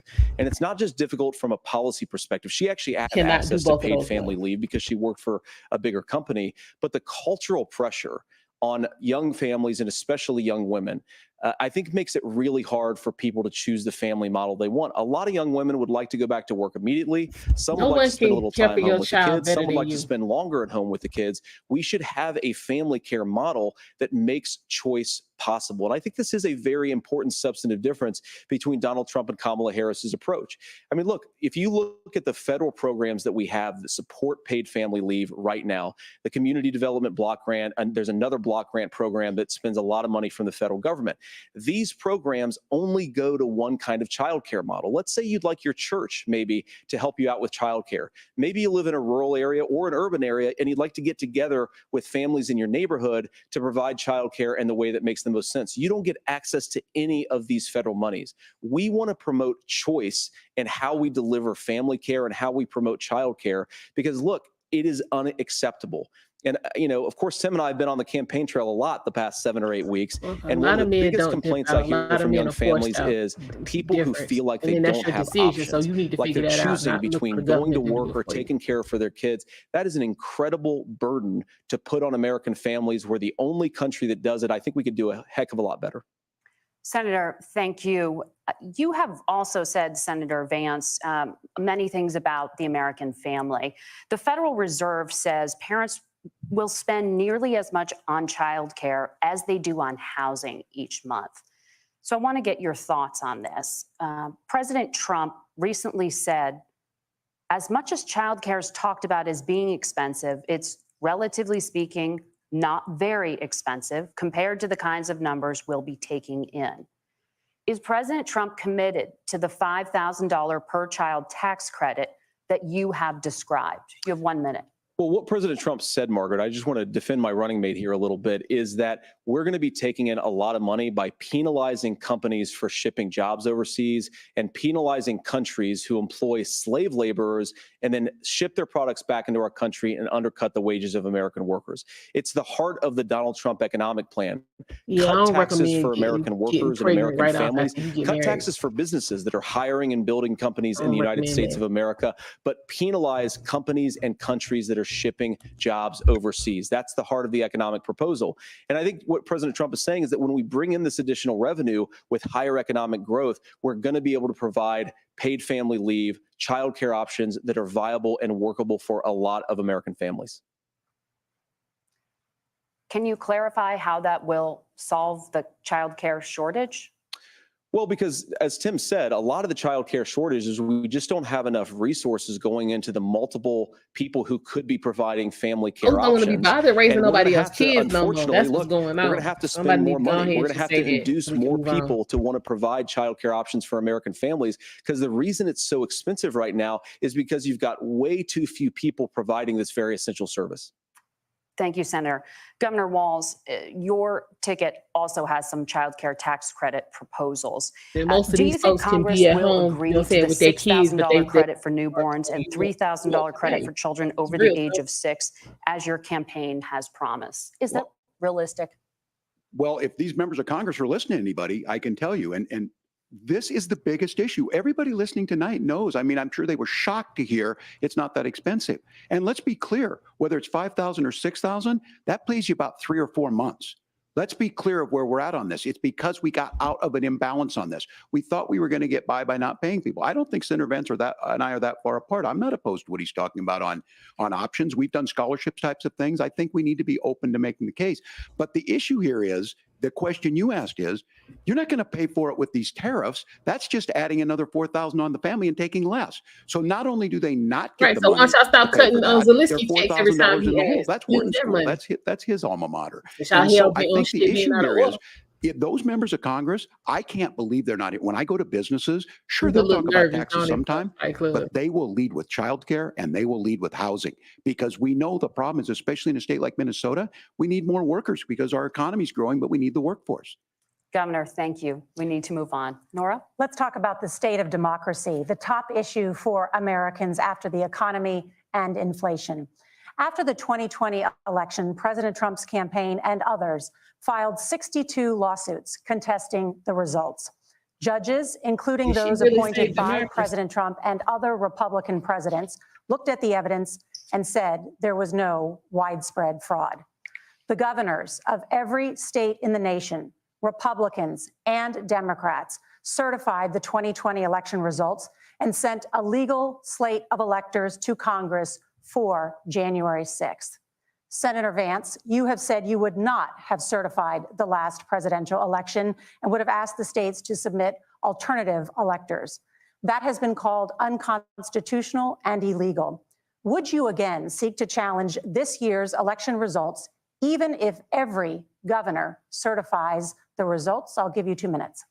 Well, Nora, first of all, I think that we're focused on the future. We need to figure out how to solve the inflation crisis caused by Kamala Harris's policies, make housing affordable, make groceries affordable, and that's what we're focused on. But I want to answer your question because you did ask it. Look, what President Trump has said is that there were problems in 2020, and my own belief is that we should fight about those issues, debate those issues peacefully in the public square, and that's all I've said, and that's all that Donald Trump has said. Remember, he said that on January the 6th, the protesters ought to protest peacefully. And on January the 20th, what happened? Joe Biden became the president. Donald Trump left the White House. And now, of course, unfortunately, we have all of the negative policies that have come from the Harris-Biden administration. I believe that we actually do have a threat to democracy in this country, but unfortunately, it's not the threat to democracy that Kamala Harris and Tim Walz want to talk about. It is the threat of censorship. It's Americans casting aside lifelong friendships because of disagreements over politics. It's big technology companies silencing their fellow citizens. And it's Kamala Harris saying that rather than debate and persuade her fellow Americans, she'd like to censor people who engage in misinformation. I think that is a much bigger threat to democracy than anything that we've seen in this country in the last 4 years, in the last 40 years. Now, I'm really proud, especially given that I was raised by two lifelong blue-collar Democrats, to have the endorsement of Bobby Kennedy Jr. and Tulsi Gabbard, lifelong leaders in the Democratic coalition. And of course, they don't agree with me and Donald Trump on every issue. We don't have to agree on every issue, but we're united behind a basic American First Amendment principle that we ought to debate our differences. We ought to argue about them. We ought to try to persuade our fellow Americans. Kamala Harris is engaged in censorship at an industrial scale. She did it during COVID. She's done it over a number of other issues. And that, to me, is a much bigger threat to democracy than what Donald Trump said when he said that protesters should peacefully protest on January the 6th. Governor? Well, I've enjoyed tonight's debate, and I think there was a lot of commonality here. And I'm sympathetic to misspeaking on things, and I think I might have with the senator. Me too, man. There's one though that this one is troubling to me, and I say that because I think we need to tell the story. Donald Trump refused to acknowledge this, and the fact is that I don't think we can be the frog in the pot and let the boiling water go up. He was very clear. I mean, he lost this election, and he said he didn't. 140 police officers were beaten at the Capitol that day. Some with the American flag, several later died. And it wasn't just in there. In Minnesota, a group gathered on the state capitol grounds in St. Paul and said, we're marching to the governor's residence and there may be casualties. The only person there was my son and his dog, who was rushed out crying by state police. That issue and Mike Pence standing there as they were chanting, hang Mike Pence. Mike Pence made the right decision. So, Senator, it was adjudicated over and over and over. I worked with kids long enough to know, and I said as a football coach, sometimes you really want to win, but the democracy is bigger than winning an election. You shake hands, and then you try and do everything you can to help the other side win. That's what was at stake here. Now, the thing I'm most concerned about is the idea that imprisoning your political opponents, already laying the groundwork for people not accepting this. And a president's words matter. A president's words matter.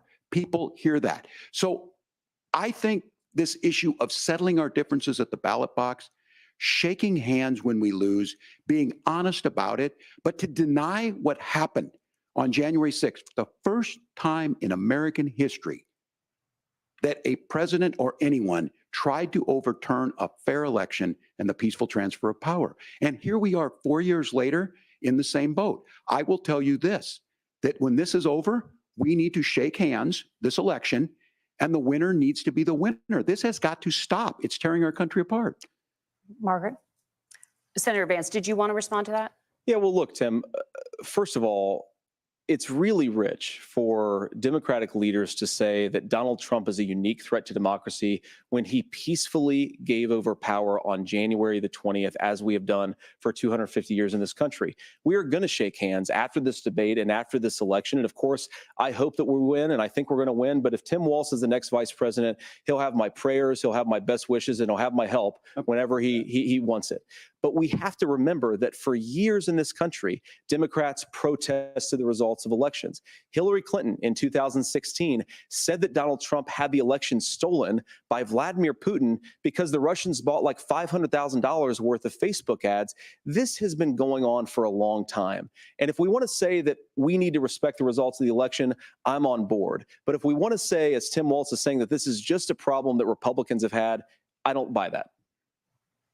Governor. January 6th was not Facebook ads. And I think a revisionist history on this. Look, I don't understand how we got to this point. But the issue was that happened. Donald Trump can do it. And all of us say there's no place for this. It has massive repercussions. This idea that there's censorship to stop people from threatening to kill someone, threatening to do something, that's not censorship. Censorship is book banning. We've seen that. We've seen that brought up.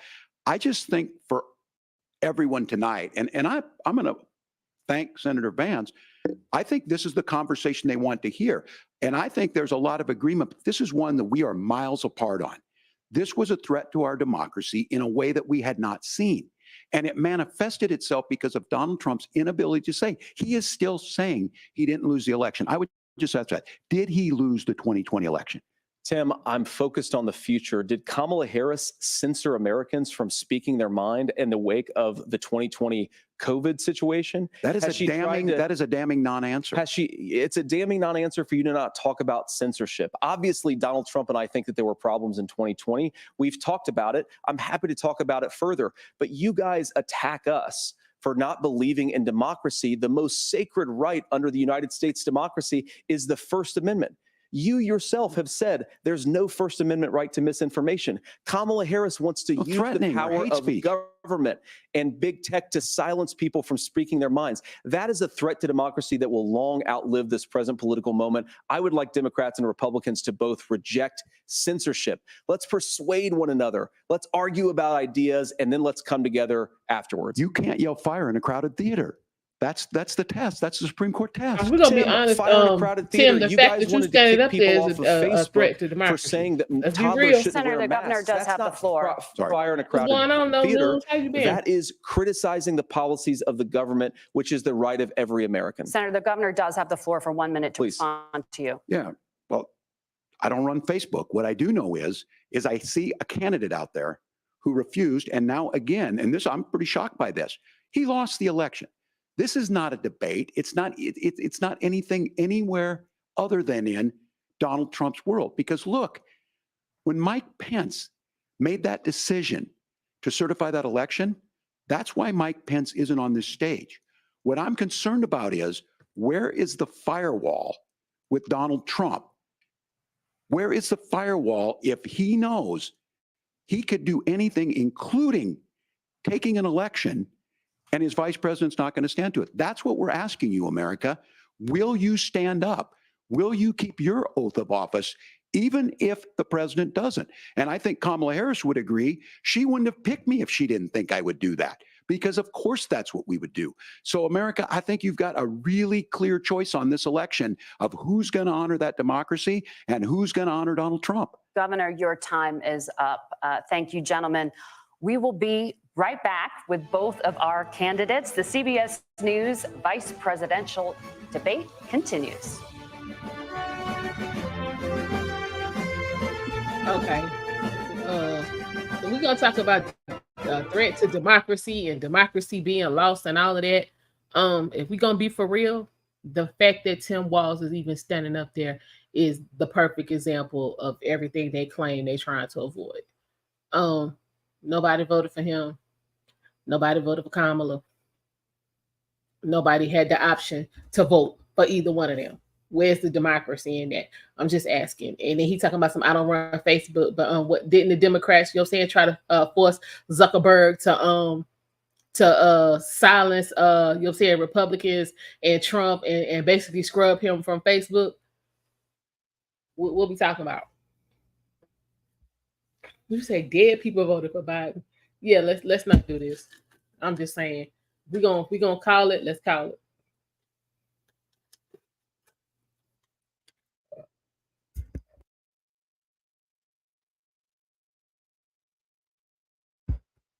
Where you live at, Cherokee Cabinet? Because y'all got too much going on. Where you live?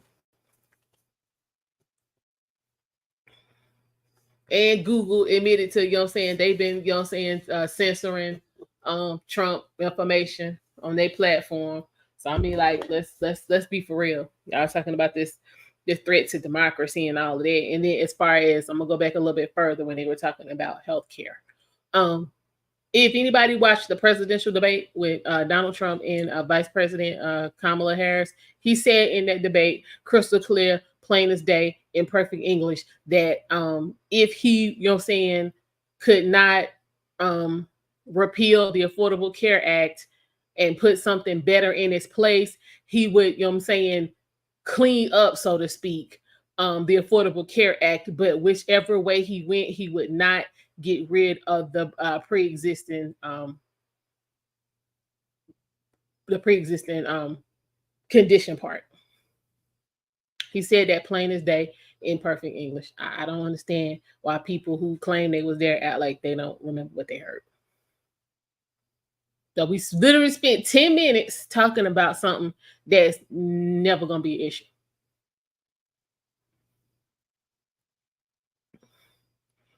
Not Jeffrey Dahmer. Oh Lord. Okay. Yeah. So I don't understand. You can't get rid of the Affordable Care Act, just like you can't get rid of Roe versus Wade. The version of the Affordable Care Act that passed was literally the 8th draft. So let's stop acting like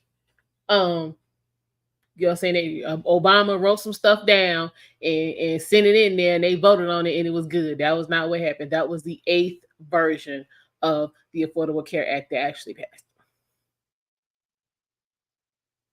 So, look, folks, y'all pay attention. Pay attention to the foolishness. Pay attention to the foolishness. Again, and as far as the gun violence, so to speak, they keep, you know, when they talk about the school shootings. 90% of these school shootings that take place are done with firearms that were purchased and stored legally. Meaning the parent purchased it legally, you know, did everything they needed to do, had the proper permits and all of that, and then upon, you know, the law enforcement searching the home after, you know, their child went and committed these heinous crimes, there was evidence that the items were stored properly. In a couple of cases, the child, you know, broke the lock, and I think it was Sandy Hook, where they said that the father actually had it in a sealed case, and they could see where that fucker pried, you know what I'm saying, the lock off to where, you know what I'm saying, part of it was coming out the wall. Won the virtual coin toss and elected to go last. So Governor Walz, you are first. You have 2 minutes. Well, thank you, Senator Vance. Thank you to CBS News. And most importantly, thank you to all of you. If you're still up and the folks who miss Dancing with Our Stars, I appreciate it. But look, the support of the democracy matters. It matters that you're here. And I'm as surprised as anybody of this coalition that Kamala Harris has built, from Bernie Sanders to Dick Cheney to Taylor Swift, and a whole bunch of folks in between there. And they don't all agree on everything, but they are truly optimistic people. They believe in a positive future of this country, and one where our politics can be better than it is. And I have to tell you, that better than it is the sense of optimism that there can be an opportunity economy that works for everyone, not just to get by, but to get ahead. And the idea that freedom really means something, not the freedom of government to be in your bedroom or exam room, but the freedom for you to make choices about yourself. Now, look, we all know who Donald Trump is. He's told us, and as Maya Angelou said, believe him when he told you that. His first inaugural address talked about American carnage. Didn't catch that. And then he spent 4 years trying to maybe do that. Senator Vance tonight made it clear he will stand with Donald Trump's agenda. He will continue to push down that road. Excuse me. Kamala Harris gives us a different option. Now, I'll have to tell you, I'm going to be careful about the quotes, but there's one that Senator Vance said that does resonate with me. He said, Donald Trump makes the people I care about afraid. A lot of America feels that way. We don't need to be afraid. Franklin Roosevelt was right. All we have to fear is fear itself. Kamala Harris is bringing us a new way forward. She's bringing us a politics of joy. She's bringing real solutions for the middle class, and she's centering you at the heart of that. All the while asking everyone, join this movement, make your voices heard. Let's look for a new day where everybody gets that opportunity and everybody gets a chance to thrive. I humbly ask for your vote on November 5th for Kamala Harris. Governor Walz, thank you. Senator Vance, your closing statement. Well, I want to thank Governor Walz, you folks at CBS, and of course the American people for tuning in this evening. And one of the issues we didn't talk about was energy. And I remember when I was being raised by my grandmother, when she didn't have enough money to turn on the heat some nights because Ohio gets pretty cold at night and because money was often very tight. And I believe, as a person who wants to be your next vice president, that we are a rich and prosperous enough country where every American, whether they're rich or poor, ought to be able to turn on their heat in the middle of a cold winter night. That's gotten more difficult thanks to Kamala Harris's energy policies. I believe that whether you're rich or poor, you ought to be able to afford a nice meal for your family. That's gotten harder because of Kamala Harris's policies. I believe that whether you're rich or poor, you ought to be able to afford to buy a house. You ought to be able to live in safe neighborhoods. You ought to not have your communities flooded with fentanyl. And that too has gotten harder with because of Kamala Harris's policies. Now, I've been in politics long enough to do what Kamala Harris does when she stands before the American people and says that on day one, she's going to work on all these challenges I just listed. She's been the vice president for 3.5 years. Day one was 1,400 days ago, and her policies have made these problems worse. Now, I believe that we have the most beautiful country in the world. I meet people on the campaign trail who can't afford food, but have the grace and generosity to ask me how I'm doing and to tell me they're praying for my family. What that has taught me is that we have the greatest country, the most beautiful country, the most incredible people anywhere in the world. But they're not going to be able to achieve their full dreams with the broken leadership that we have in Washington. They're not going to be able to live their American dream if we do the same thing that we've been doing for the last 3.5 years. We need change. We need a new direction. We need a president who has already done this once before and did it well. Please vote for Donald Trump. And whether you vote for me or vote for Tim Walz, I just want to say I'm so proud to be doing this, and I'm rooting for you. God bless you and good night. Senator Vance, thank you. And thank you both for participating in the only vice presidential debate of this election cycle. I'm Margaret Brennan. And I'm Nora O'Donnell. And a reminder, there are just 35 days until Election Day. Please get out and vote. And for all of us here at CBS News, thank you and good night.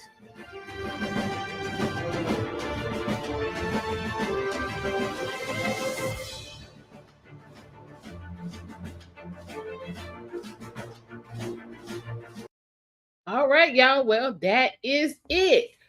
We have our vice presidential debate for this election season in the books. It definitely did not disappoint. I will say that. But put a 1 in the chat if you think Walz won. Put a 2 in the chat if you think Vance won. He said we screwed and cooked. Wow.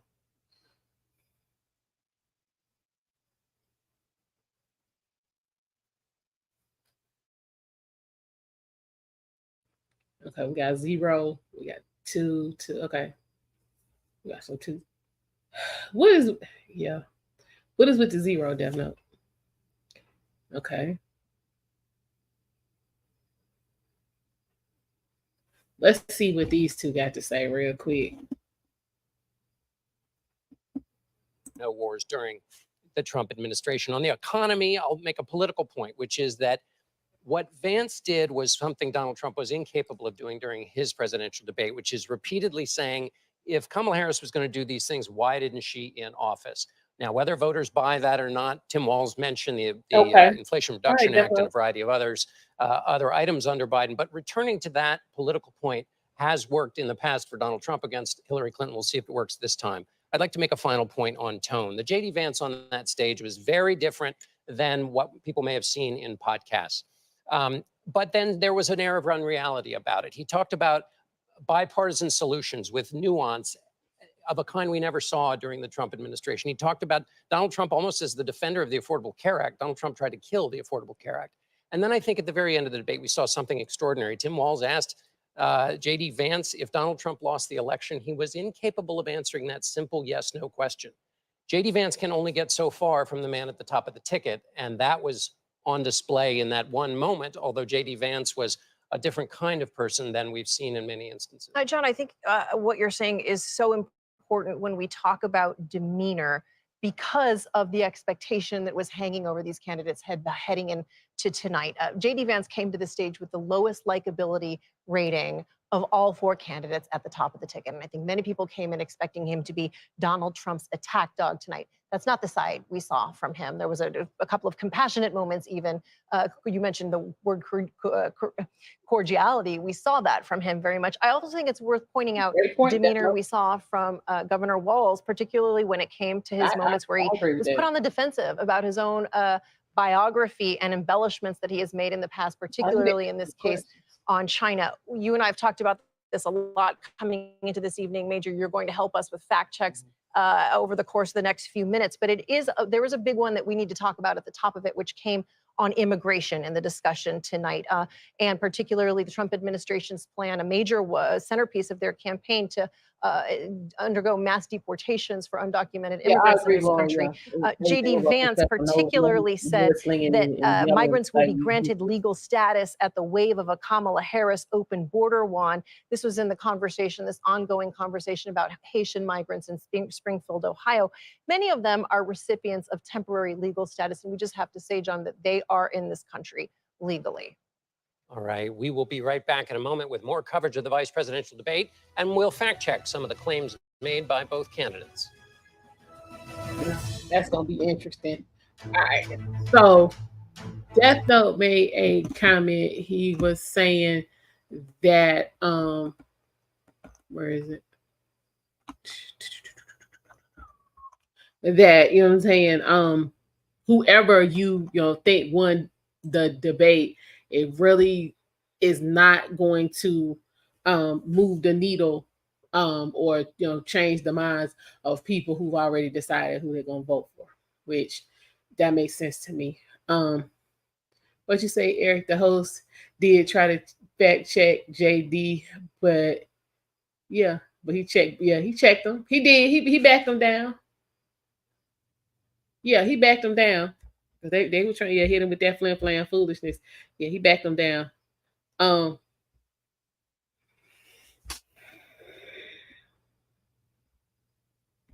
to say, child, it's been a lot of folk trying to see. But I mean, I'm just confused because as the running mate, aren't you supposed to be in line with the front runner? So as the vice presidential nominee, shouldn't you be in line with the presidential nominee? So why would we be expecting J.D. Vance to come out here and say something completely different than what Donald Trump been saying? That makes no sense.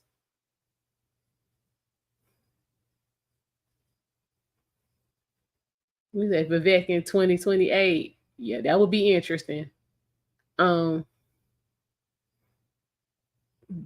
yeah.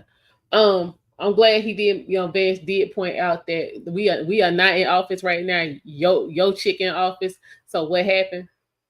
Like the guy said, I would have loved Trump to do more of that, but then that would just been, he beating down on women. He talked him down like he had a switch on it. Listen, because y'all said no fact checking, so it's gonna be no fact checking. Back that all the way up. He said it's too many. Okay, it's too many people ahead of Vivek. Okay, Vivek. You say exactly, and just like Kamala's trying to distance herself from Biden, it doesn't work. They're aligned. Exactly.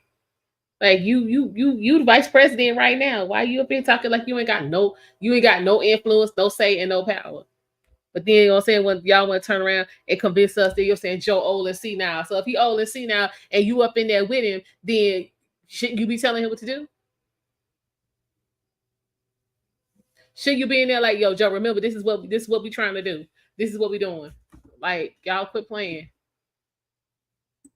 All right, we are going to bring in our amazing political team here. Major, I want to start with you and your big thoughts as you watch these 90 minutes unfold. I would call this the Warren G. Harding Memorial Vice Presidential Debate. In 1920, Warren G. Harding promised the country a return to normalcy. That's what this debate was. It was substantive, far more substantive on the facts and policy than the leading candidates, the presidential nominees, have been to date.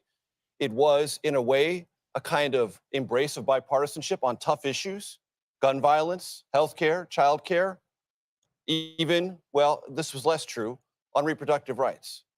And one thing that I think will be a surprise to anyone in the Republican Party, the biggest secret of the entire Trump administration is that he saved Obamacare. It's a big secret because he never even said that. But this debate was an example to the country of how you can disagree agreeably, how you can talk about shared goals for the country. And in that sense, I think it's extremely important for J.D. Vance that he did not sound as he sounds on the stump. It was his biography and his appeal to bipartisanship that will be most distinguishing about not only his present, but his possible future. Nancy, your thoughts? I think if you took a shot every time you heard the words "I agree" tonight, you'd be under the table right now.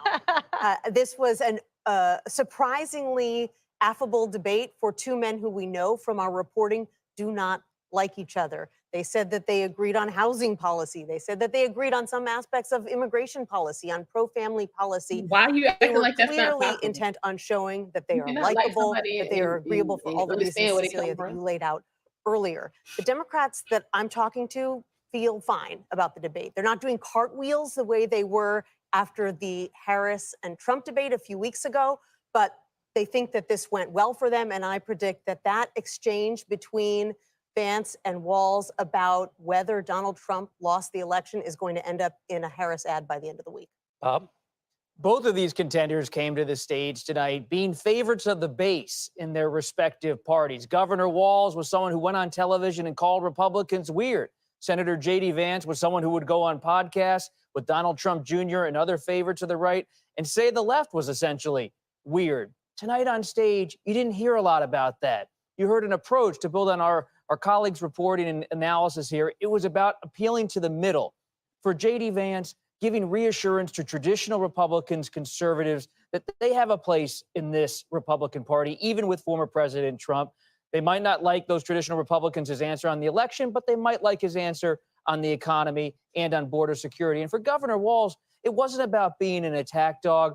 It was trying to make an overture to that centrist voter in a battleground state and say, hey, with Vice President Harris as a teacher and a coach. Ed Gordon, quickly before we wrap, one of the big issues, though, was immigration, so much so that they had to shut the mics off at one. Yeah, but I think the civility that we saw tonight may be a mistake by Democrats, quite frankly. I talked at the outset of energizing this base. I was just in Ohio, and many Democrats were livid about what's going on in Springfield. I think Walz missed an opportunity to really push the racial insensitivity there. There was a sense of trying to be affable, as John said. And I think what we're going to see from this point on is the civility being laid aside. And as we've said, from this point on, gloves are off, I think. Major, you've spent a lot of time thinking about Donald Trump. How might he react to his number two? So what Donald Trump will take away is the first third of the debate, where J.D. Vance made a very strong case that the Trump record on was the world on fire, yes or no? No, it wasn't. Was the economy better? Yes, it was. Trump will be very happy with that. I think he will largely ignore and forget all the bipartisan appeals because they don't really fit within his orientation to politics. Thank you, Major. There is much more to talk about. Our coverage will continue with instant reaction polls and fact checks. That'll be on CBS News 24/7. But for now, for all of my colleagues here, good night. All right, people. So, hey, Culture. How you doing? Listen, Trump said he going to Springfield. So listen, he was in Wisconsin earlier today. He made 2 stops, and in both of those stops, he said he was not taking any more days off till after the election. So he liable to be anywhere. So do not be shocked if one day I come on here and be like, he in Springfield, y'all. That he there. So he said, but he got to make sure people straight and behind Helene first. He said he's hitting all states that were affected. So because I know he'll be, if he doesn't come before then, he'll be in Fayetteville on Thursday. He put that on the schedule last week. So we'll see. But I don't know why they want to act like this election stealing situation is something new.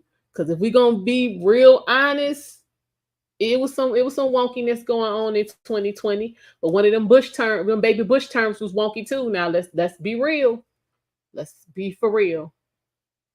So again, this is not something that's just unthought of and ain't never been tried before. We've lived through it a couple times. And does anybody, since we're talking about, manipulation, does anybody think Trump's attempt to get rid of the Affordable Care Act was just a test to figure out how to get rid of Roe v. Wade?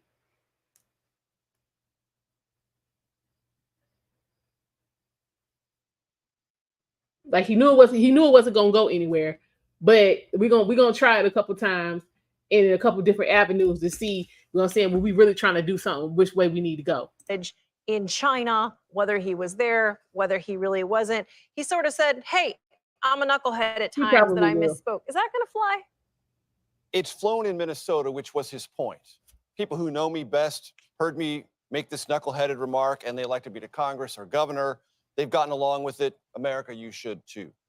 And he didn't say this, but I think many Democrats, if they feel they need to clean this up in any way, will say Tim Walz will never lose an embellishment battle to Donald Trump. Nancy, I was struck by something J.D. Vance said, which was in the reproductive rights section. Mm-hmm. He said on abortion, after hearing about the various consequences of the Roe v. Wade being overturned, he then at one point said, there are a lot of people that should be alive.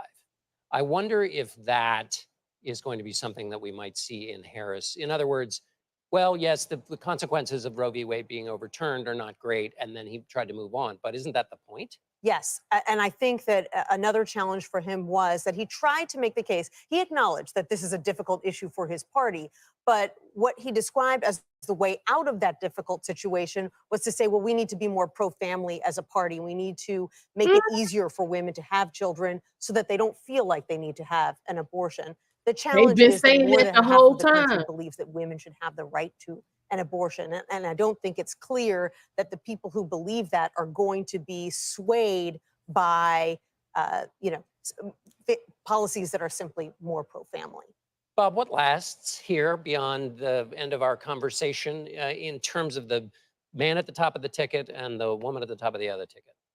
For Senator Vance, he keeps his relationship with former President Donald Trump, didn't make any major mistakes that would draw Trump's ire. I was tracking Trump's social media all night, positive about Senator Vance. And for Governor Walz, he remains that person who Vice President Harris can count on to go to battleground states and elsewhere and have a convincing personal story about being someone who was a teacher and a coach and comes from an everyday existence in Minnesota, ultimately became a House member and a governor, but came out of the education ranks and served his country in uniform.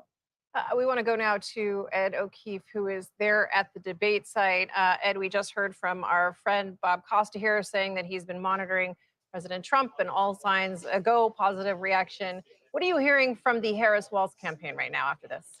Cecilia, we're in the spin room here just down the hall from where the debate played out in the CBS Broadcast Center. This used to be a milk processing plant, and it does feel a bit like cattle is being herded here behind us as Senator Vance is now in here, as other surrogates to the two campaigns are now here making their case.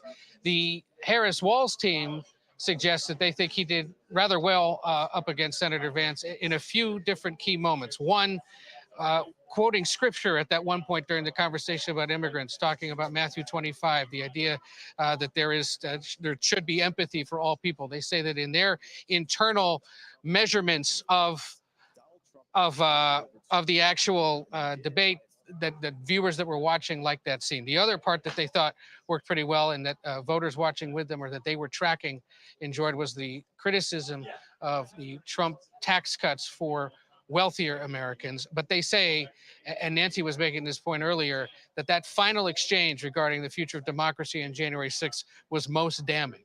They say that exchange and Vance's refusal to say who exactly won the election, the fact that he dodged questions about it, is something that they will seize on in the coming days as a reminder to skeptics, to those concerned about Trump, that once again, it appears they may be preparing to question the results of the election and stoke concerns about it. Beyond that, there were, at the beginning at least, concerns among Democrats more broadly about how the governor sort of stumbled out of the gates a bit, especially uneasy on those questions about Mideast policy and what exactly the United States should do in terms of Israel's response to Iran. Some conceding perhaps he, like Senator Vance, should be doing more interviews perhaps out on the trail. In the coming days, remember, Governor Walz is headed to central Pennsylvania to campaign. He was supposed to do that with Vice President Harris, who instead will be staying back in Washington and attending to official duties in the coming days. She'll be visiting storm damage in Georgia. And then we anticipate over the weekend heading to North Carolina. So they will not be seen together on the trail as we thought they might. So y'all gonna still be running behind Trump. Trump will be gone by then. Campaigning in that key state of Pennsylvania, one where, of course, both he and Vance were hoping to win over support tonight. Thank you, Ed. Caitlin Huey-Burns is also at the CBS News Broadcast Center. Caitlin, what are you hearing from the Trump-Vance camp? Well, the Trump campaign is essentially doing a victory lap. Quite literally, they were eager to come into this spin room and talk to reporters, senior advisors, campaign manager, and Donald Trump Jr., who, of course, is very close with J.D. Vance and was influential in that decision to name him as VP. But notably, I was talking to a campaign source who was heavily involved in this preparation, and they noted that there was in the prep a kind of conscious effort to focus on J.D. Vance's personal side, knowing that this was going to be an introduction of sorts to millions of Americans watching. And if you think about it, going back to when J.D. Vance was announced as the running mate, remember, he was told 20 minutes before this was announced that he would be the running mate. Then they had the convention, and the focus was very much on the top of the ticket and Donald Trump. And then came these interviews that were discovered that J.D. Vance had done, these controversial statements that he had made in podcast interviews and kind of other forums. They see this as a kind of a reset, but mostly to focus personal stories on the economy, which they believe is a deciding factor in this election. All right, Caitlin, thank you so much. Senator Vance and Governor Walz made many claims tonight. Major Garrett has been fact-checking them on the fly and in real time. Major, you're going to start with opioid deaths. That's right. And I just want to let everyone know, the CBS News Confirmed team has done an entire fact check of the entire debate. You can find those fact checks on social media, CBS News, or on our website, CBS News Confirmed team. I'm going to summarize 3 of them because they all touch on immigration, which was heavily debated in this process tonight, and the issues all run through one way or another, the conversation, national and otherwise, about immigration. Let's start with the first one, dealing with opioid deaths. It came up in the context of immigration. The claim, this was from Governor Walz. Opioid crisis, the good news is in the last 12 months, the nation saw the largest decrease in opioid deaths in our nation's history, 30% decrease in Ohio. The CBS News Confirmed team rates that partially true, and here's why. Our country's only been counting opioid deaths officially since 2015, and in 2024, our nation recorded, sadly, more than 77,000 opioid deaths. That was down 7% from the year before. About 3,000 deaths in 2024, slightly larger than that in Ohio. That was not a 30% decrease. That was an 18% decrease. That's why the CBS News Confirmed team rates that assertion as partially true. Let's go to the next one. And this one has been chewed over extensively in the campaign. J.D. Vance, Republican from Ohio, said, Vice President Harris became the appointed border czar. This could be a semantic issue for some people. We rate it, the CBS News Confirmed team, is false. And here is why. Of course you did. That was never Kamala Harris's title. That was never her designated role. Immigration policy flowed through the president and the Secretary of Homeland he deferred it to her. Alejandro Let's not do Mayorkas. that. What Kamala Harris was appointed to do or asked to do was look at the root causes of immigration in the so-called Northern Triangle countries, Honduras, El Salvador, Guatemala. That's why we rate that as false. Let's go to our next one. This is something that J.D. Vance said, again, in the context of immigration, housing that is totally unaffordable because we have brought millions of illegal immigrants to compete with Americans for scarce homes. CBS News confirmed team rates that as partially true, clearly. And Senator Vance made reference to a Federal Reserve study that says larger migration to America in the Biden administration is one factor in housing stock shortage. But that was a long-running issue dating back to the Great Recession. Americans have been creating more new home stock at a lower rate than at any time since 1960. It is a complex problem. That's why the CBS News confirmed team rates that assertion from Senator Vance as partially true. John and Cecilia, back to you. Thank you so much, Major. Republican Senator Tom Cotton joins us. He serves on the Judiciary, Intelligence, and Armed Services Committee. Senator Cotton, good evening. Good to have you with us again. I'd like to ask you a question that your senator colleague had trouble with. Did Donald Trump lose the last election? Look, obviously, Joe Biden's the president. He's in the White House. That's why everything has gone to hell in a handbasket for the last 4 years. But as J.D. said tonight, he's focused on the future and the future that Donald Trump can restore to America. For 4 years, we had stable prices, rising wages, a secure border, and a peaceful, stable world. And over the last 4 years, because Joe Biden has been president and Kamala Harris has been vice president, we've had everything going to hell in a handbasket. Donald Trump is going to bring back the good times we had. Kamala Harris will extend 4 years of Joe Biden's presidency. To the debate started. I realize that this is about something that's in the past, Senator, one of the but it aides or is somebody something from the that White the House was talking Republican about. It nominee ain't gonna for be that president bad. brings up a lot. And the reason I think it's a more than just something that can be dismissed in the past is when you talk to national security officials about domestic violence, they say one of the things that stokes that violence is the idea that the last election was fraudulent and that Donald Trump was the rightful victor. And so this isn't something about the past. It is a kindling of what, according to national security experts, of a present threat of violence. And that's why this is not something that's in the past. Why isn't it easy to just say he lost and now we hope he wins? Well, first off, John, I don't know who these experts are you're talking about. Tim Walz tonight just like Kamala Harris has said for years, she wants to defer to the so-called experts. These are the experts maybe that told us we should shut down schools or put kids in masks. These are the same experts that told us that Israel should be restrained every time it gets attacked, as opposed to letting Israel win. So I don't know who the so-called experts you're referring to here, but I can tell you the real threat of violence that we see in America today is rampant crime in our streets, or Kamala Harris and Joe Biden having 28,000 murderers and rapists who are illegal aliens released into our communities. Or for that matter, turning the other way when our streets are burning, as they were during the BLM riots in 2020. Tim Walz being caught flat-footed. Kamala Harris trying to bail out rioters and looters and arsonists. Those are the things that are the real threat of violence in this country today. Senator Cotton, Cecilia Vega here. One question for you before we let you go on the issue of reproductive rights, which created a healthy exchange on that debate stage. We heard Senator Vance tonight say that many Americans have lost faith in your own party and Republicans when it comes to reproductive rights. He said, quote, "We've got to do so much better a job at earning Americans' trust back." Do you agree with that? Well, I thought J.D. gave a very good answer on the way American democracy works. He said he has his personal views, but the people of Ohio disagreed with them, just like the people of California are going to have a different view than the people of Alabama or Ohio.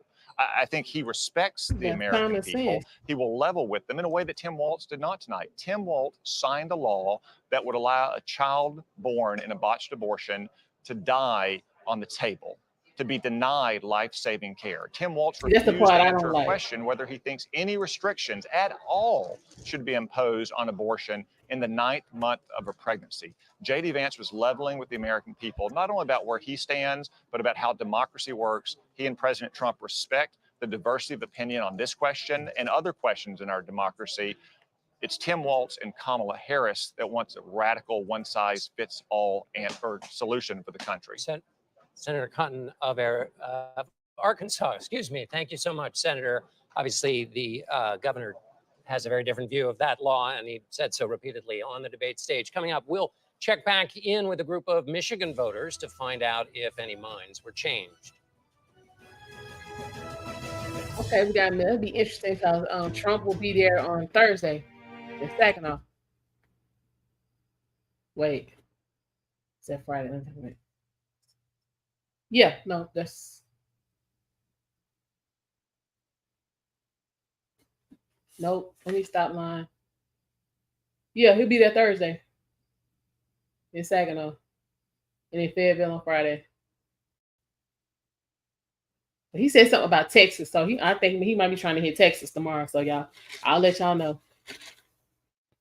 Because he did mention something about Texas earlier today.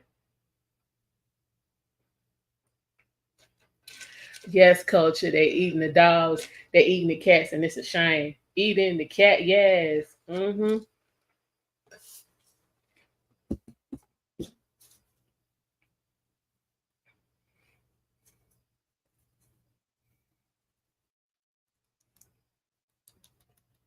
Yes. Yeah, I saw Joe say he coming. The boom.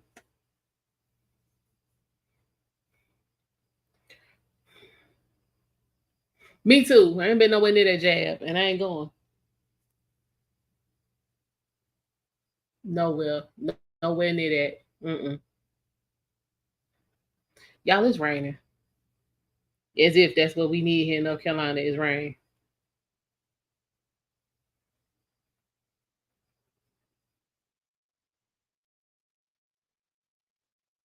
Yeah, I don't even need it. I don't need it. Right, because exactly because they supposedly we were just supposed to get like some overpass, some brushing, but like I was telling folks the other day, no, she came through here. Helene came through here. I was like, this is not what this is supposed to be. If I'd have known all of that, I might have been gone. You might have had to get the moving. But no, she came through here. Let's see, Haitian immigrants practicing voodoo, and that's what they do. So I mean, all of this, you know what I'm saying, that they not harming the pets and all of that. I mean, again, we've had video and real time accounts and all of that. I'm not saying I'm saying that them people wasn't lying. I'm not saying that they telling the truth, but I'm saying from what I know and from the Haitian people I know, sacrificing animals ain't shit to them. So again, I don't think that no. I mean, I think with this happening, this shit, you know what I'm saying, this shit, you know what I'm saying, if you on the fence, this shit, you know what I'm saying, you should have some clarity after this if you got caught up in this hurricane. Who they're for and who Group not. of voters in Grand Rapids, Michigan. We want to go back to you, Jerika. All right, what are they telling you about what they just heard? Well, I can tell you that we've all agreed that this was a very civil conversation and one that they weren't necessarily expecting to hear. They were expecting for there to possibly be more jabs thrown. But as I'm asking you guys again, because we were able to talk before we went to the program, raise your hand if you feel like Senator J.D. Vance won this debate.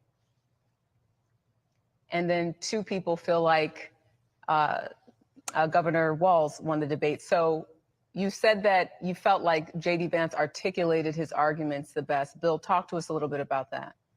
Yeah, he was a very smooth talker. Yes, he was. Eric, what about you? I know you said you felt yeah, like I also agree that J.D. Vance, I think, was a smooth talker. The thing that I appreciated about Governor Walz is that I felt like he did answer more of the questions, like with data points and like with evidence. So I appreciated that perspective. All of you here, when we were talking offline, said that immigration is still a big topic for you. And you all also seem to agree based on the conversations that you heard when you heard Senator Vance talking about it, as well as Governor Walz. Start with you, Max, about what stood out with the policies that were proposed and why you feel so strongly about it. Yeah, on immigration, I feel that, you know, as the United States of America, there are people that want to come here for a better life, and there's a legal and proper way to do that, and that needs to be followed. You should expect that if you try to enter a country, you know, with illegally, to be turned away. It is a mess that we have found ourselves in over the last 4 years with the extremely heightened immigration and families coming here, children being born here, and then what are we going to do? We've got now children, United States citizens, and parents that are not. It's very difficult topic.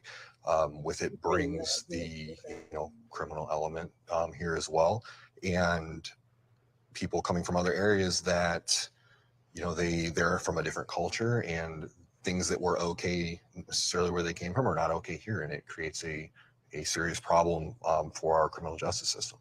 Ellie, I want to turn to you about reproductive rights because you said that was the top issue for you outside of gun violence because of your 2 young children as well as the economy. But what did you hear when they were talking about the issue of reproductive rights that struck you? And you also say you're now leaning more toward voting for Trump and Vance after this debate. Before this debate started, you said you weren't sure.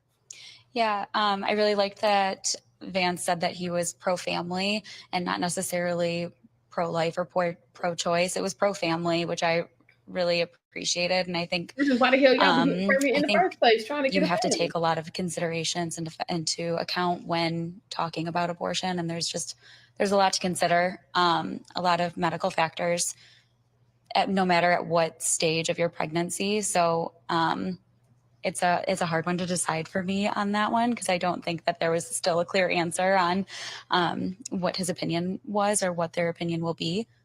But I liked his view on it, that it was more pro-family. Okay, well, we're going to keep talking, and we're going to have more for CBS Mornings tomorrow. But as you can see and hear, economy, immigration, still big issues for these voters today. But the biggest takeaway, all of you guys said you were just surprised, impressed, and actually feeling more hopeful after seeing 2 people sort of go at it, but in a very respectful, civil way. So, John, we'll send it back to you in the studio. Well, so people don't want to work. Thank you. Arizona's Democratic Senator Mark Kelly joins us now. Senator, I want to ask you about the economy and a point that J.D. Vance made repeatedly, which is Vice President Harris has a lot of thoughts and ideas about the economy in the future, but his essential argument was, well, why didn't she do any of that during the Biden administration? What's the answer to that? Well, she's running to be president of the United States, and you can compare the plan of Kamala Harris to Donald Trump's. And Donald Trump's plan is just a bad deal for the American people. His Project 2025, which, as you saw in this debate, J.D. Vance has to defend. And it's a unpopular agenda where it's going to raise costs for families, $4,000 a year through this flawed tariff plan that he has, where Kamala Harris wants to bring down costs for American families on prescription drugs, health care, childcare, education, housing. And let me ask you on the foreign policy front, Senator, which is obviously top of mind when you look around the world at this precise moment.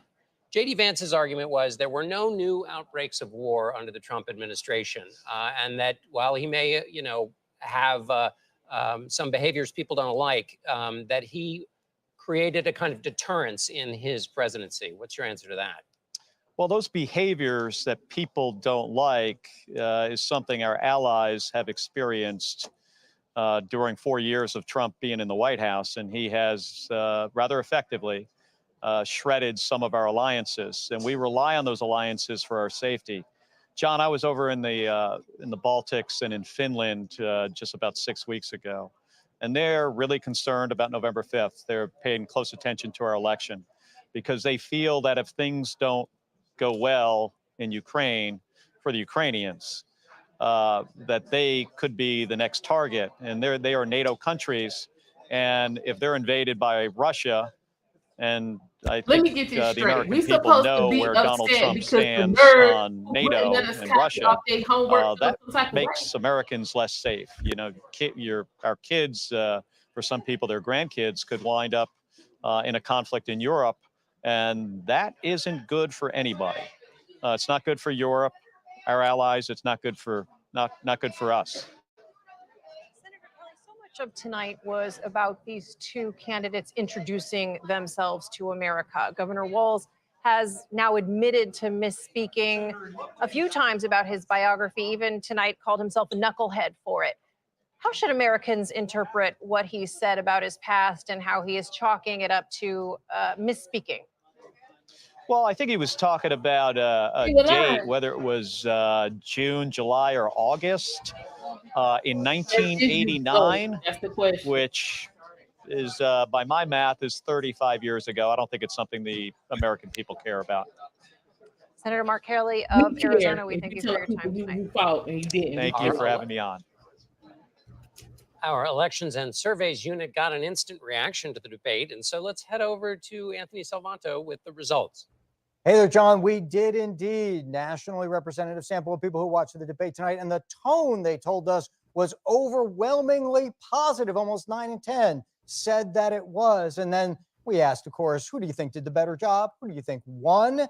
And that was effectively even. It was 42 Vance, 41 Walz, and 17% a tie. So, look, this was very even, but was underpinning that was that people told us that each of the candidates they thought was reasonable, number one. And then number two, another thing I noticed, John, was that the favorable ratings for each of those candidates went up compared to how they came into the debate, was higher afterwards. So all of that sort of underpins this really positive tone that people came out of the debate with.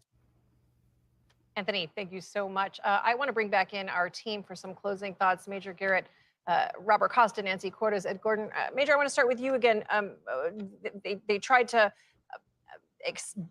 introduce themselves to America. They tried to answer as many questions as they possibly could. Are there still waters that are murky out there, questions that we did not get answered that we need to know from these two candidates? Sure. I mean, J.D. Vance tried to find, when he was struggling with the Republican record or perceptions of Republicans on reproductive rights, healthcare, gun violence, to sound bipartisan, because he knew that was the safest life raft to get into metaphorically. Those issues redound to the benefit of Democrats. And Kamala Harris will take those appeals for bipartisanship and say, but they don't work with your record. On the plus side for J.D. Vance, he very successfully did what Donald Trump did not do in the first debate. Talk about the actual economic record contrasted with Kamala Harris and make the explanation that if you like that record, you might get a repeat if you bring Donald Trump back to the office. Ed, I want to ask you what I asked Bob earlier, which is what do you think lasts coming out of this debate? Now that it's happened, we go back to focusing on the people at the top of the ticket. Well, I think both men did what you're supposed to do as a VP. That is do no harm, right? And that's what we walk away with. But after all of the spin room, after tonight, we're right back in the same place. And so really, it really goes back to the idea of motivating your base to get out at the end of the day. And we're down to 7 states. They're going to have to concentrate on those. And I think the black vote is still going to be crucial to Democrats. You're going to have to turn out in record numbers in Philly, Atlanta, Milwaukee. If you do that, I think Kamala Harris has a great road to 270. If you don't, it's going to be hard for her. You just mentioned the black vote. I want to go back to you and talk about the gender gap. Nancy, did you hear anything tonight that narrows that gap that's been out there? Well, I'm hearing two strains of thought from Harris allies. One strain of thought is that Walz missed some opportunities tonight to go after J.D. Vance and Donald Trump, not just on issues that are important to women, but also on immigration, even on the childless cat lady thing. They felt that he left some opportunities on the table. I think Ed was talking about something similar earlier. They feel that that he could have been more aggressive. He could have landed some knockout punches. He had the opportunity, he didn't. But the other strain that I'm hearing is, look, that's not who he is. That is not his persona. He is Minnesota nice, and he was never going to be that way, especially not face to face. They feel that he got out of this unscathed, and that's the best they can hope for. Bob, how do you think this, J.D. Vance was obviously benefited from all those TV appearances he's done. How do you think that meshes his more bipartisan, as Major talked about it, that tone matches with the tone of the person at the top of the ticket who's been moving in the other direction rhetorically recently? Based on my conversations briefly with Republicans tonight, they see Senator Vance as someone, because of this performance, who will be on the national stage for a long time. Former President Trump thought he had a strong, commanding performance. Donald Trump Jr. has said the same. And Governor Walz, we began the night speaking to our friend John Delano at KDKA. He was speaking to that person who watches John Delano every day in Western Pennsylvania, the working voter who's going to decide potentially this election in these swing states. Yeah, you don't win elections from the left or the right, you win them from the middle, right? And the question is whether they did that tonight. That's right. I mean, sometimes it's a base election. Sometimes you got to get everybody out in the base. Sometimes it is about the center. Base plus.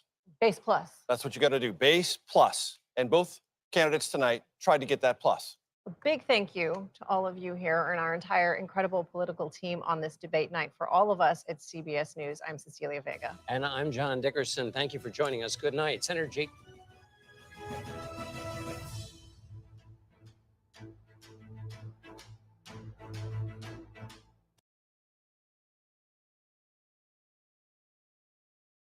All right. So wait, because I think they have one more segment coming up. I think I read they were going to go until midnight.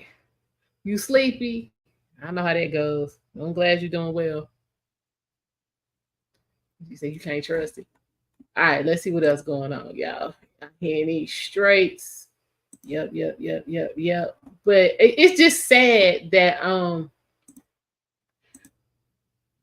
the American people have really gotten to the place where they expect mudslinging instead of information. That is crazy, but that's what we are. Let's see what Megyn Kelly talk about real quick. That is insane to me, though. Republicans will be really enthusiastic to greet him on the campaign trail in those Rust Belt states. And that helps because, you know, he's the main surrogate. And they sort of flipped it right now. He's the policy guy and Trump is the attack dog. Number two, I think it positions Vance to be a very big part of the Republican Party in the future. He demonstrated how to speak MAGA to the suburbs, and that's what Donald Trump can do on occasion. But Vance did a master class on it tonight. On the Walz side, I think he's lucky that he was bailed out by the moderators because what was a mismatch would have been a massacre had it been a level playing field. His performance was shaky at best. He had a few good moments, but I really do think they dodged a bullet. And as you see from tweets from Claire McCaskill, you read from David Axelrod, the Democrats are clearly trying to play this down.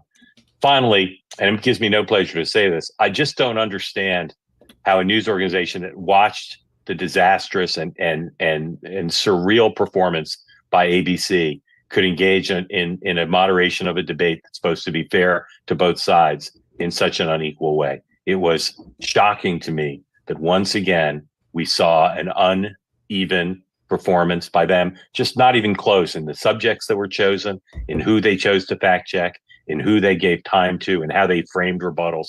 It's just stunning to me that in this day and age, after we've seen what the reputation of the so-called mainstream media is like, that CBS could have put together such a performance. Mark, the mic cut moment when J.D. Vance, a debate was unfolding. They were actually starting to go at it. It was interesting, and it's on one of the most important issues in the country. And those CBS producers cut his mic. It was malpractice. It really was. Yeah, I mean, that's one moment, but the whole thing, I mean, just look at the subjects that they chose. And as Sean pointed out, what they left out. I mean, I don't understand it on the one hand. On the other hand, as I said after the first debate, if you go to a Chinese restaurant, you can expect to be served Chinese food. And the Republicans agreed to do a debate on CBS. They obviously had to expect some of that. But I am as someone who studied liberal media bias my whole career and worked in newsrooms like that. I just can't believe that that's what they think is the way to serve all the American people with the responsibility, the solemn responsibility they have to be the moderators of a presidential debate. I just breathless at thinking about what they did. You know, the other piece of it too, Sean, is that I can tell you, having moderated these, some warmth would be nice. you don't have to go out there like it's a proctology exam. You know, you can genuinely smile and say, I'm sorry, I know. All right. And you can say, I will let you guys finish this exchange. And then after this, I have to move on. You don't have to be so stiff and unlikable. And look, I don't mean to be personal, but Margaret Brennan's makeup looked very severe. She looked very pasty. I meant it when I said she needed a little bit of bronzer. She needed to warm up in a couple of different ways. I don't think they did her any favors because she came across as very cold and unlikable. And you're not supposed to lose the debate as the moderator, right? Anyway, Sean, what were your thoughts? Yeah, first of all, I agree. I mean, I wish I could say I was shocked. I do honestly believe, though, that they felt like they had a mission, which is we need to stop Donald Trump. And this was our last potential effort. So they understood the mission at hand. ABC, they got their mission. They tried to inject themselves. And I get Mark's point, and I agree with him 100%, except I think the media has recognized after 2016 that they have a bigger role to play. They believe fundamentally that they have to do everything they can to stop the resurgence of Donald Trump and the return to the White House. I mean, the topics were unbelievable. It literally was like, we don't need to give you the questions. Don't worry, we got you this time. We're going to cover all of the key things. But to your point, Megyn, they let that debate go on at the end. When it came to abortion, it was like, hey, we'll let you guys go at it because we thought that you were going to have no problem with this. On childcare, they let the debate go on when they thought it would benefit Walz. They cut JD off when it didn't, when they didn't think it was going to benefit him. The bottom line, though, is JD did a couple things that were masterful. One, he constantly reminded people about the top of the ticket. It wasn't about him, his record. He did inject a little bit about Tim Walz, but he made sure that he reminded people they're voting about on a president. And he kept going back to Kamala Harris, her record, her time in office. And he also went back to the record and results of Donald Trump over and over again. And that's where I think this is the fundamental existential question right now. This is Donald Trump. He has a record. He has results. If you like it, you know what you're getting. This is Kamala Harris and the last 3.5 years of her. You know, she can't give you any more excuses. JD kept pivoting back to that over and over again. The problem that Walz had fundamentally is Kamala Harris won't tell us where she is on a position. I mean, she hides from the press. She won't tell us why she flip-flops on these issues. So how do you expect Tim Walz, who frankly is handicapped from doing a good job to begin with because he wasn't a good debater, to articulate somebody else's positions that he doesn't know, she doesn't know? And that was fundamentally apparent tonight. He couldn't articulate her position because she doesn't know what it is. Yeah, that is a tough one. I mean, what did you make, Dan, of the moment where I'm going to guess that the debate prep folks around Tim Walz did not tell him the headline out of tonight's debate should be you with the caption under it, I am a knucklehead. I mean, it was unbelievable. I mean, look, this is something that if the Harris ticket loses is going to be, picked apart now for a long time, which is just like the top of the ticket. Tim Walz was picked partly because he was such an effective communicator this summer, making the case against Trump and Vance. But ever since he was selected, like Harris, he has done very few interviews, very few press conferences. And so he looked rusty up there tonight, right? I mean, normally you would explain these things, a month ago, you would have been asked, 20 times now, and it would be old news a little bit. And I know this latest attack on about whether he was in China at the time is new, but all these things have built up. And so going into tonight, everyone wanted to know, how is he going to deal with both defending his own record, his own personal history, Harris's record, and the evolution of that record, because we haven't heard from him. And that answer, it's not as bad as Dan Quayle against Lloyd Bentsen. And I said to someone earlier, thank God it took him 2 minutes to wrap himself in a pretzel, because if he did it in 10 seconds, it would be on the internet for the rest of our lives. They'll be dicing it down to 10 seconds. I'm sure they already have. By the way, can I just the Tiananmen Square answer? I think, look, the knucklehead answer was I'm so glad he said it. But the reality is that you were either there or you're not, right? And we see this continued pattern with him. He lied about IVF. He lied about his record in the military, both in terms of the use of command sergeant major, then the weapons of war. He lied about receiving an award from a Nebraska Chamber of Commerce. The guy has a pattern of lying about it. And then we get asked tonight very simply, were you there or not? It's not like you're like, you know what? I forgot I was in a Target parking lot in Edina, Minnesota. You either were in Tiananmen Square or you weren't. And the idea that he couldn't answer that question, I mean, no one says to yourself, you know, you're right. It wasn't Tiananmen Square. It was outside the Dwayne Reed. It doesn't. I mean, I thought it was an EOG but it was just a movie about it. And look at how well J.D. Vance on a couple of occasions said, I misspoke. Like he just owned it and pivoted right off of it. I mean, it was a masterclass in how to get out of it. Whereas Tim Walz was just, you know, twisting himself. But then, to add credibility to Tim Walz's own argument, he either intentionally misspoke on the debate stage tonight, or he told the truth. Either way, this is not a good answer. SOT 15 on the subject of school shootings. Governor, you previously opposed an assault weapons ban, but it's only later in your political career did you change your position. Why? Yeah, I sat in that office with those Sandy Hook parents. I've become friends with school shooters. I've seen it. Wait, what? Right? Yeah. What? I don't know if he meant that. School shooting victims. I mean, go ahead, Mark. He meant school shooting victims. So. I just want to go back to the China answer. I'd love to know how they rehearsed it, because I'm sure they prepared for it. But the mind and the kind of posture of someone who could give the answer as bad as he gave. I mean, I don't know what he was trying to accomplish with that answer, but Vance didn't go after him, right? You imagine if Trump had been in that situation and his opponent had given an answer like that, he would have gone right after him. I thought a big part of what Vance showed tonight was he showed grace throughout, small moments and large. When he learned apparently on stage that Waltz's son had witnessed a shooting, he said we something have that. about it. Stand by, Mark. Let me play it and you take it on the back end. SOT 16.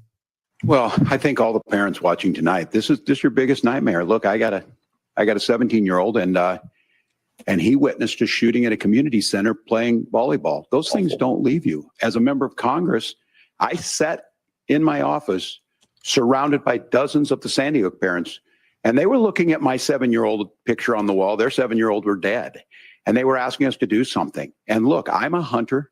I own firearms. The vice president is. We understand that the Second Amendment is there, but our first responsibility is to our kids to figure this out. Senator. Tim, first of all, I didn't know that your 17-year-old witnessed a shooting. And I'm sorry about that. And I hope that you're doing okay. So. Christ have mercy. It is awful. Keep going. So he I mean, there's so many things he did tonight that Donald Trump would never do. They're just not part of his DNA.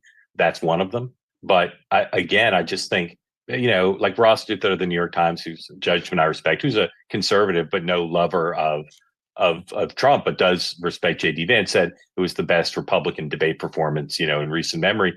I think moments like that, the fact that he was willing to say congenial things and graceful things and show grace to Tim Walz, I thought again strengthens his appearance. And again, all the things he did tonight that were strong go right back to why he was chosen in the first place. A much derided pick, in part because the media has gone after him. What did he do? He put a suburban dad face on MAGA. He spoke MAGA in a way that centrist voters could appreciate. He wasn't cruel. Now, the Democrats will say he's a liar, he's a phony, etc. But he's a really popular guy with a lot of people who know him. And you saw that tonight. He was the version of himself that people who like him, and I know a ton of people who like him and respect him. I also know a bunch of people who think he's a phony, but he was his best self tonight in every way. But you know win what? a debate. To your point, I will say that I feel like those of us who knew J.D. Vance prior to him getting picked, like had spent some time with him, were in favor of this pick. And people who didn't know him weren't, because they were solely looking at it through the eyes of get Nikki Haley so we can get that wing of the party behind Trump. Right. But those of us who knew J.D. Vance knew fully this side of him more than the public facing side, and knew that this would come out, knew that he was actually very bright and like a very gifted mind. Think of how this kid had zero advantages. And basically, after having served in the Marines, got himself through Ohio State in 2 years with a double major. And then on to Yale. I mean, you could see how brilliant this guy was last night. And think of what it takes to overcome the childhood adverse experiences he had. completely by your own bootstraps, absolutely no connections to get yourself up to that. Like, that's what we saw tonight. Somebody with heart and a gifted intellect and all the skills needed to express both. And so, Sean, that's why it was like, you know, I talked about the joke. I opened the show by saying, if you're a Republican or if you're right of center, you know, you watch it, you were like, thank God, like finally somebody who can do that. But you know, the funny thing is that for so long, since JD frankly was picked, you've heard from the media that this guy is nuts, he's crazy, he's extreme. Tonight, for the first time, people heard from him in an extended way. And I think, to Mark's point, the way that he talked, the way that he interacted with Walz, there are people that are probably like, why is he not at the top of the ticket now? He won a lot of people over tonight. Frank Luntz did a focus group tonight where he talked about the fact that most of the people came over to the JD side by the end of it, which was a shock from where they started. Tonight, people were reassured why Donald Trump picked him tonight. One small incident, and I was talking to Dan off camera about this. It was funny because during the Harris-Trump debate, she would do this tactic where she'd go, 1, 2, 3, 4, your tie is ugly. And Trump would go, my tie is great. It's the most, and he took the bait. Tonight, there was an instance at the end where Walz said to JD, your alma mater. And he was referring to Wharton, where JD didn't go to school. He didn't take the bait. And I know that sounds trite, but the bottom line is that JD pivoted right back to talking about Kamala Harris and her record and Donald Trump's, results as president. He understood the mission at hand and did it very, very well over and over again, never taking the bait, always getting back to the key point that he wanted to make. Well, and putting the spotlight on Kamala Harris. Conversely, Dan, Walz did take the bait on what could have been and probably was his best moment of the night, which is when we got to J6. And he said, they asked JD Vance, did Trump win? And JD wouldn't exactly answer. And we all knew that he was playing with plutonium in that moment, given his audience at home of, his boss. And he was on his heels. And Tim Walz for a moment was like, you didn't answer the question. Did he win? And JD Vance is like, the thing to talk about is censorship. You care so much about the Constitution. Why do you censor under the First Amendment? And Walz took the bait. And I was like, Democrats, welcome to our world. This is how we felt, right? When we watched Trump chase all the liver snaps that were thrown out for him by Kamala Harris. Hey, Megan, something that just came in my inbox. Joe Klein, who hates Donald Trump, thinks JD Vance he calls him a mortal sleazeball. His headline is, Coach gets clobbered. It was an embarrassment. And he said it was almost as bad as Joe Biden's performance, he said it was close to as bad. So sometimes debates, left, right, and people see what they want to see. Joe Klein, who's willing to be honest, he's a centrist Democrat, but he hates Donald Trump. His verdict is pretty conclusive. I mean, so Megan, I would say, Dan? Do you think Democrats are having any regrets on him? Are they thinking about Josh Shapiro at this point? Go ahead with your point. Yeah, well, I mean, I'll make two. I mean, it's amazing that Vance put Walz on the defensive, not just on January 6th, but on abortion. I mean, it's the first time in 2.5 years that I've seen a Democrat get a little flustered and uncomfortable on abortion. But yes, to go to your next question here, I was, looking at X kind of throughout the night and a lot of my Democratic friends, and there were a whole lot of, why didn't we pick Governor Shapiro?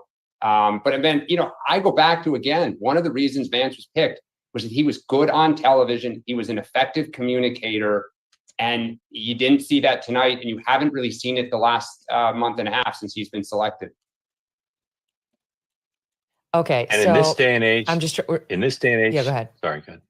In this day and age, to win a debate decisively and be civil, to be respectful and still clobber somebody, that is really hard to do. So I'd Mark, be interested, by the way. Doesn't matter because you've got the Harris campaign. Yes. I'll go to you next, John. But you got the Harris campaign coming out already saying, quote, Vice President Harris believes that the American people deserve to see her and Trump on the debate stage one more time. She will be in Atlanta on October 23rd. Donald Trump should step up and face the voters. So she doesn't want this to be the last memory. That's obvious. No. Again, I think J.D. Vance now becomes a supercharged surrogate. The crowds will be bigger. They'll be more enthusiastic. I think it's possible the press will give him a better and more fair hearing because when you have people like Joe Klein and Amy Walter and others who are looked to as kind of arbiters say this was a mismatch, Chris Cillizza, all these people who never say a nice thing about J.D. Vance saying, yes, he was great. I just think it makes him more valuable. And it doesn't, I don't think the polls will move, but I do think J.D. Vance will raise more money for the ticket now. I think he'll get bigger crowds, more enthusiastic crowds. And I think, again, he becomes the voice of the future for the party in a way that, again, was the whole regional basis for his being chosen. Look, Megan, the, I think Axelrod tweet you mentioned earlier, among others, was he tweeted out, here's the thing, VPs don't make policy, presidents do. Who talks about the Pence years? And, many other tweets along that. Go ahead, Sean. No, I think the point that you're getting at is, does this now force another debate? I think Donald Trump looked at this tonight, and the big question is, does he say, I don't want that I want to show that I can do that? And does Kamala Harris, obviously, you just read it, clearly doesn't want that to be the last word from her side. I've been very skeptical about a third debate, if you will, among this iteration of candidates. I just don't know now. I mean, if I were Trump, I think he's going to say, yeah, I'll go again. I saw how you did that. No, what? Mark and I are shaking our heads. No. Why? John. Why would he say It's late. It's late. Maybe that's John, it. John, were you using some of that Kamala Harris legalized marijuana before this show? No. Okay. You know what? I'm just telling talk. you. I know, but just trust me on this. I'm telling you, I think at least the discussion of it is going to come back up in Mar-a-Lago tomorrow, which is maybe we should. Let's lay out. I mean, I wouldn't be surprised to see a truth come out that says, if she'll do it here, here, and here, I'll meet her. But he may not want to do it on the terms that she's laid out.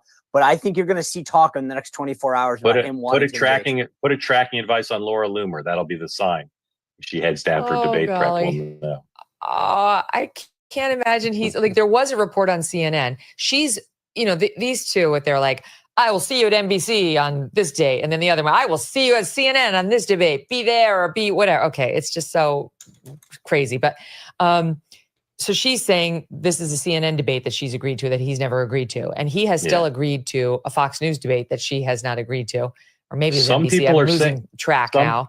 But CNN had a report out yesterday saying he's reconsidering the possibility of going to the CNN debate. So that dovetails. Oh wait, he just tweeted.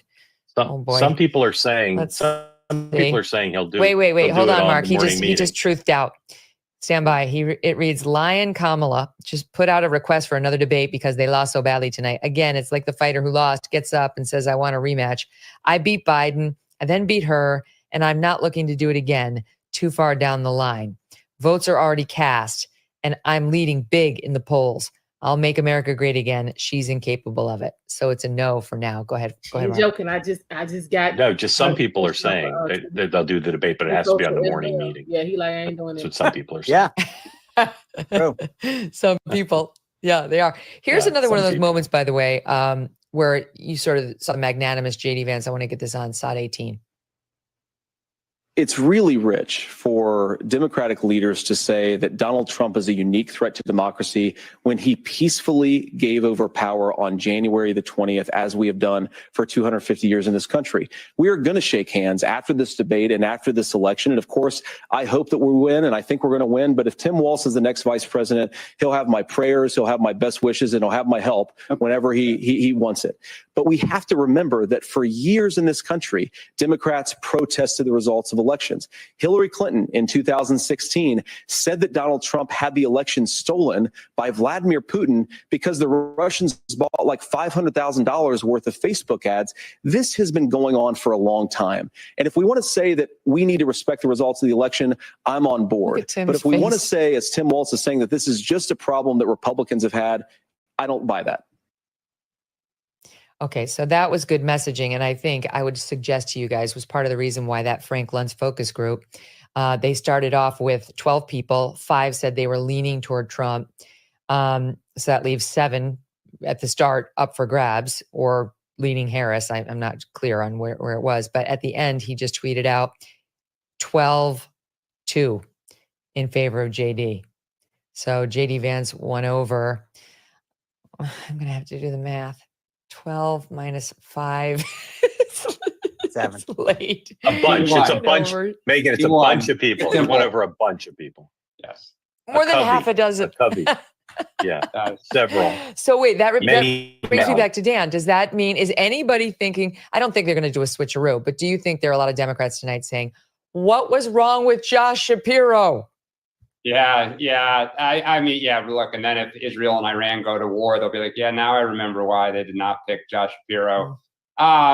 And no, look, I mean, I think if you're the Harris campaign, you just move forward. I would not be surprised if they have some announcement to make in the morning to try to shift the conversation. Maybe she announces she's going to North Carolina or Georgia or something, but you just try to move forward. And at the end of the day, this race probably doesn't change very much. And it's a super close race. Okay, and I do want to ask you, Sean, because you were, yeah, go ahead, Mark. Well, she is going to the affected states in the next couple of days. She announced that today. Mm-hmm. Okay. Mm-hmm. I want to ask you, Sean, because you mentioned this. The abortion answer does deserve a little attention because it is amazing to see a Republican be able to say, like, hey, you didn't answer. And I will say, to its credit, the moderators at CBS News came in on the abortion question with Walz on 9th month. Is that cool? You never see that. That was Nora. She was the only one out there who was asking. I mean, Margaret was just, I went over it. And he didn't answer it. He did not answer the question. And then when J.D. tried to pound him on, like, you did sign that law, he lied. And he said he didn't sign it. And he did sign a law saying that you could have an abortion through the 9th month. He did. He just, like, anytime he got pinned down on the law, but it was, again, you never see this happen, Sean. No, and Dan was absolutely right. This is the first time I've ever seen a Republican effectively communicate better than a Democrat on this issue. But it was JD's precision on the facts, right? Because it wasn't just the allowing up to 9 months. But the issue that Tim Walz really got caught on was they changed the medical definition of what a doctor was responsible of doing if there was a born alive baby that went through a botched abortion. That's a fact. JD was absolutely right on that. And he pressed Walz on it and he kept going after him. JD was relentless on this issue. He was spot on the facts. He was empathetic and caring. I mean, he literally did everything that Republicans have been saying that they should do on this issue. I've never in my life seen a Democrat on defense when it comes to this issue. Walz literally blew this issue, which has been their defining and biggest issue when it comes to this election. All of their ads, all of their money, all their get out the vote effort is predicated on this. This is their target rich issue in terms of expanding the gender gap. He blew it tonight. For the first time in political history, a Democrat got screwed on this issue. It was amazing to watch JD's surgical like precision getting in there on things that hadn't been responded to, asking the open-ended questions like, what exactly am I wrong on? How did I misstate it? Which can be the scariest questions to receive up there. Like, oh crap. I thought I would just be able to be like, it's a lie and move on. He really was. I mean, it really looked like somebody who had gone through a surgical residency when it comes to rhetoric and argument, which is kind of what law school is. And, maybe also at Yale, even though I would recommend Albany Law School for all of you out there. It's a fine pedestrian law school. And you can see the law clearly because you don't have all that ivy in your eyes. It's wonderful. Highly recommend. So, Mark, I'll end with you. Final thoughts on where we are tonight and whether, I know you say you don't think it'll affect the race, but you don't think, and I'm just going to generate enthusiasm and all that, you don't think it's going to lead to a polling bump and take on my point of Trump doesn't necessarily need a polling bump because right now it's so tight, that's good for Trump. Well, we'll never know if it'll lead to a polling bump because there's so much else going on right now, right? We've got 3 big stories that have Harris at least a little bit back on her heels, or at least imperiled: the dock strike, the Middle East, and the aftermath of the storm. I think that my Republican sources, who said about a month ago that the polls would move in the Sunbelt states back to Trump, and that Pennsylvania would be a better state for Trump, that may be happening before our eyes. There's some indication in the public data and in the private data that that's happening. So what this will do, as I said, it will elevate Vance as a fundraiser, elevate him as a surrogate. I think it'll also give just Trump himself. I don't think he'll be upset about the performance. I think he'll say, "See, I was right. I picked him, and he turned out to be great. Just what I thought all along." I do think it'll give Republicans a shot of confidence. It'll give Democrats a little bit more trepidation about putting Walz out, and of course, we know they have trepidation about putting Harris out. So it gives them a shot of momentum. They certainly win a couple news cycles off of this. But in terms of seeing a fundamental shift in the polls off of it, that's more than any vice presidential debate, even one that's almost an historic mismatch can possibly do. I can only imagine Kamala Harris sitting at home thinking, what happened to my emotional support governor? Is this what you do when I hire you as my emotional support governor? You say you're a knucklehead. You have a meltdown. You have the weird faces. She's got to write a thank you note to Margaret Brennan. She's got to get that done on the VP stationery. Absolutely. I'm sure she'll be in the running for press secretary if Kamala Harris pulls this whole thing out. You guys, it's been a pleasure. Dan, welcome to the party. Great to have you.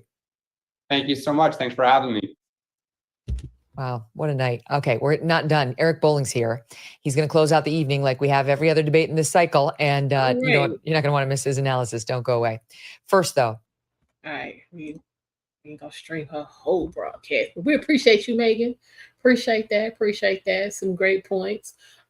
Yeah, so what you said, Culture, about why don't somebody preach about pro-family values and planning? And JD was going down that road and they tried to shut him down. He was going there because, again, this whole abortion thing, they spent way too much time on something that you don't have to do. You don't have to be pregnant. You don't have to be pregnant. And having an abortion is not the only way to not be pregnant. Trust me. I know what I'm talking about. I promise you. As long as you got access to a calendar, you should be good. Even if you don't, pay attention to your body. Your body will tell you everything you need to know. Oh man, Judge Joe and them just went off. Let's see. Y'all want to hear what Rachel Maddow had to say about this situation? What you say, Celine? I hate how feminists say you aren't pro-women if you're pro-life. This is the thing, though. And that was another thing when they were talking about the child care. It's different if you're in a situation where, you did everything right. You got married, you waited a while after you got married, made sure everything was stable. And you know what I'm saying? You are really in a situation where you have to have two, you have to have two paychecks. So, you got to go to work. And even with that, I would say do the best you can to, get a schedule where one of you can be with the kids at a certain period of time. Like, or, work if your kids are school age, work when they're at school. But a lot of times these people that's whining and complaining about this child care are, especially the women who really don't have to work. You really, you could really be okay if you stayed at home with your kids instead of going to work to spend all your paycheck to send them to daycare. And then when they go do the damn Columbine, you confused about why. You wasn't never there, that's why. But see, folks don't want to get into that. Most of these people that's whining and complaining about the child care are people who really don't have to use child care. But you want it all. You want to have your career. You want to be able to do this. You want to be able to do that. You can't do both well. You can't. It takes a lot to climb the corporate ladder. Ask men. Because there's still more men than women in these high power positions. And that's because, pressure bust pipes. Pressure's made for shoulders, not hips. Shout out to the Godfather. Rest in peace. You're saying those high power, high pressure situations are built for men because men are wired to be able to handle that. Women aren't. So if you giving all you got to try to prove that you're equal to this man in this career where honestly you're never going to be, you can't then, switch all of that off and try to come in and be, pregnant and feminine and all that. Y'all don't even notice how them type of women wombs don't work. That's why. You can't, it takes time and attention. That's why it's called nurturing to raise children. So why not put yourself in a position to, you know what I'm saying, be able to have as much time as possible? You can't split your time 5 different ways and think you're going to have 5 perfect outcomes. So some honesty, some soul searching might help y'all before y'all get on here crying about what the government going to do about child care costs. These are personal problems. Yes, precious for shoulders, not hips. I'm just trying to tell you, Godfather was dropping gems. You say, Dana, get on your nerve. We all told her she's far too rude to Judge Joe. Yeah. That's why she won't let me on. I'll be here because I will let her know something. I don't really care about this being your platform. Let me let you know. I mean, look, Coach, I'm just telling y'all what it is. That question gets on my nerves, and then the whole abortion conversation gets on my nerves because you don't. I'm sitting here talking to y'all as a 46-year-old woman who ain't a virgin and don't have no kids and ain't never been to the clinic. Ain't nothing wrong with me. You can have all the sex you want and not get knocked up. If you need to know how to do that, email me. Info's in the bio. If you need to know how to get that done, call me up. I tell you all about it. Got a 42-year-old sister, same thing. You can get all the way in.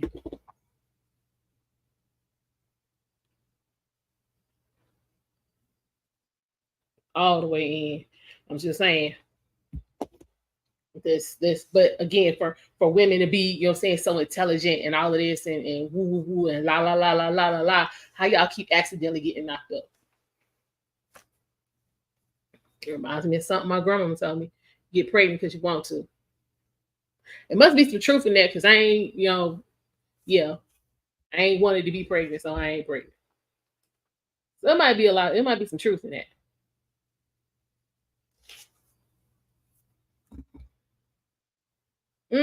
Yeah, Dirty Farmer, apps, yeah. Yep. Ain't nothing wrong with that. I'm just saying. But yeah, let's see what Rachel talked about. One more thing before we get into that. Maybe it's just me and maybe I'll be listening too hard or overthinking or something, but you never hear about family on the dim side. You don't never hear, let's put the family back together. Let's find out what happened to the family. What can we do to keep family strong and together? You never hear any of that. All you hear about is going to the clinic and elevating single parenthood. Like everything you hear is destruction.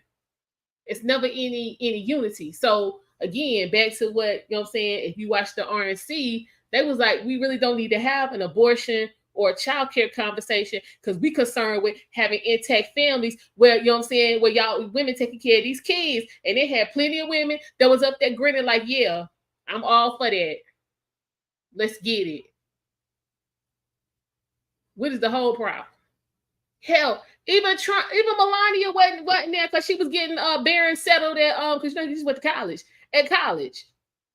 Because that was right around dorm moving time. She was like, I got to be I got to be on my mama time. I'm gonna see about y'all later. She showed up at the end, but she was on mama duty. I don't understand what the problem is. But nah, y'all, if you want to be a man, so then when you get man treatment, you mad. She said their ability to decide is a foundation. A foundation of degeneracy. Okay. I mean, but if you look in a way that you made a decision. You made a decision to go toe to toe with this man. So in order to fight a lion, don't you have to try to mimic the lion? So if you mimicking the lion, you can't then be trying to be, you can't try to mimic the lion to do battle with the lion and then be the, you know what I'm saying, the cat from the what's the damn you can't be fancy cat and mimicking the lion to fight the lion all at the same time. You can't do that. So you're making a decision. You just need to be honest about the decision that you're making. But let's see what Rachel talk about. I got a feeling there's some foolishness, but let's see. a cordial debate between these two men. I wouldn't describe them as evenly matched because they are so different. So different in style and so different on substance. You got a whole attorney up there with a fourth Very grade interested to hear from the spin room, to hear from all of my colleagues here, to get to all of the analysis that we're going to get to. I think the big picture takeaway from this is that one of these candidates is much slicker than the other, is a much more practiced kind of professional debate style speaker, and the other candidate won. There was one bad moment for Tim Walz in this debate where he got mixed up and embarrassed in answering a question about exactly what month he had been in China in relation to the Tiananmen Square protest.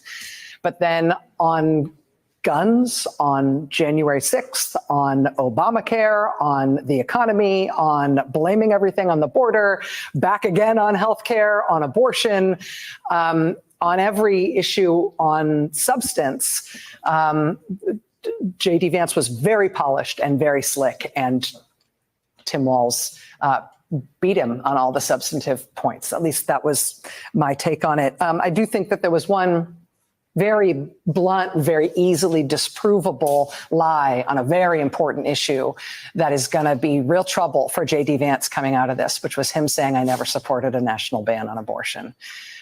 J.D. Vance is bluntly on the record and on tape saying, I want abortion to be illegal nationwide. His actual quote was, I certainly would like abortion to be illegal nationally. Saying I never supported a national abortion ban when that's out there is something you're never going to shake in your campaign, particularly when so much of the country is mobilized on this issue of reproductive rights, the first presidential election after the fall of Roe versus Wade. Nicole. Oh, why am I always first? Because you lost short straw. So I think that J.D. Vance spent the night sort of building an intricate and beautiful fort out of toothpicks.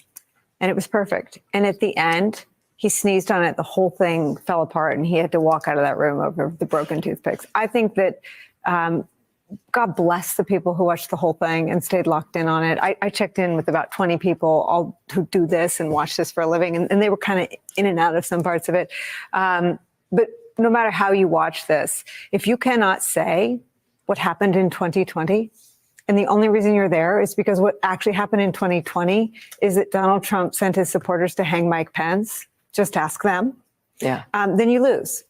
And I think that you know, Governor Walz had a lot of great moments. Tim Walz built that perfect artifice. I mean, J.D. Vance built this perfect artifice. He was speaking as though he were running to be Mitt Romney's vice. I mean, he was like, he spoke tonight. It was a performance that was kind of amazing and totally disconnected from the person who he's running with, Donald Trump. But still unable to say that Trump lost the election in 2020. In that moment, unable to say it. In the moment, I think everything that he did for 88 minutes was lost and wiped out by that one inability to tell the truth in front of a huge television audience. Chris, that moment was the moment of the night. I mean, it's like, wait, why is he here? Oh, right, the Mike Pence thing, right? So that was the moment of the night. J.D. Vance is very good at this, right? I mean, this is what he's been doing since he was in college and Yale Law. It's like talking to libs and being kind of like, well, I sort of agree with you here, but here's the other part of this. Like, and he did that all perfectly fine. I thought Walz on the substance, particularly on healthcare, was very, very strong on healthcare, on the sort of basic of like the tax cuts and who you're fighting for. Again, these are meat and potato core messages. The two moments that I think kind of broke me a little bit, I don't know about the median information level of the viewer, the level of gaslighting to say that Donald Trump saved the ACA. Yes, he saved Obamacare. Like, he really got up on national television and said that Donald Trump had saved Obamacare. In a bipartisan way. In a bipartisan way. And despite the fact trying to repeal it multiple times, and Walz did a very good fact check on that. And then I thought nothing was going to top that, but what topped it was he handed power over peacefully on January 20th. It's like, said it twice. Well, yes, when the coup failed and the cops' brains had all been bashed in and there were actual dead bodies and blood on the Capitol, 14 days later, we did manage to actually do it. And he didn't show up for the transfer of power, by the way. He said it's really rich for Democratic leaders to say Trump is a unique threat to democracy when he peacefully gave over power on January the 20th. And everybody's like, what is that alternate universe in which that happened? I would like to visit. It seems nice and much less violent. The same one y'all went to. I mean, y'all at said that we need to have moment a when vote against Tim Kamala Walz up there, said, the you same really one. can't answer that question. already You really did that. can't say that Donald Trump lost the election. You can't do that. That was the moment of the night. But I was just going through and catalog. You guys have mentioned some of them. He said there were 25 million. Why would y'all expect him to say that? Can somebody let me know? Why would y'all expect him to say that when technically he answered the question? He was like, Joe Biden president, right? This about to be this too much. This too much already. Like, I'm trying to figure out what y'all was watching. But see, this is another why I wanted to show this, because this is what's wrong. This is what's wrong with a lot of people out here. You clearly saw something completely different from what you telling us you saw. Like y'all, like we didn't see it, and we relying on y'all to tell us what happened. We watched it. We're gonna watch it again tomorrow. But tomorrow we're gonna watch Donald Trump actually did a real-time review on True Social. So we're gonna watch that tomorrow, see what he had to say while all of this was going on. But I'm just confused about y'all, all y'all sitting up here acting like y'all saw it, but we didn't.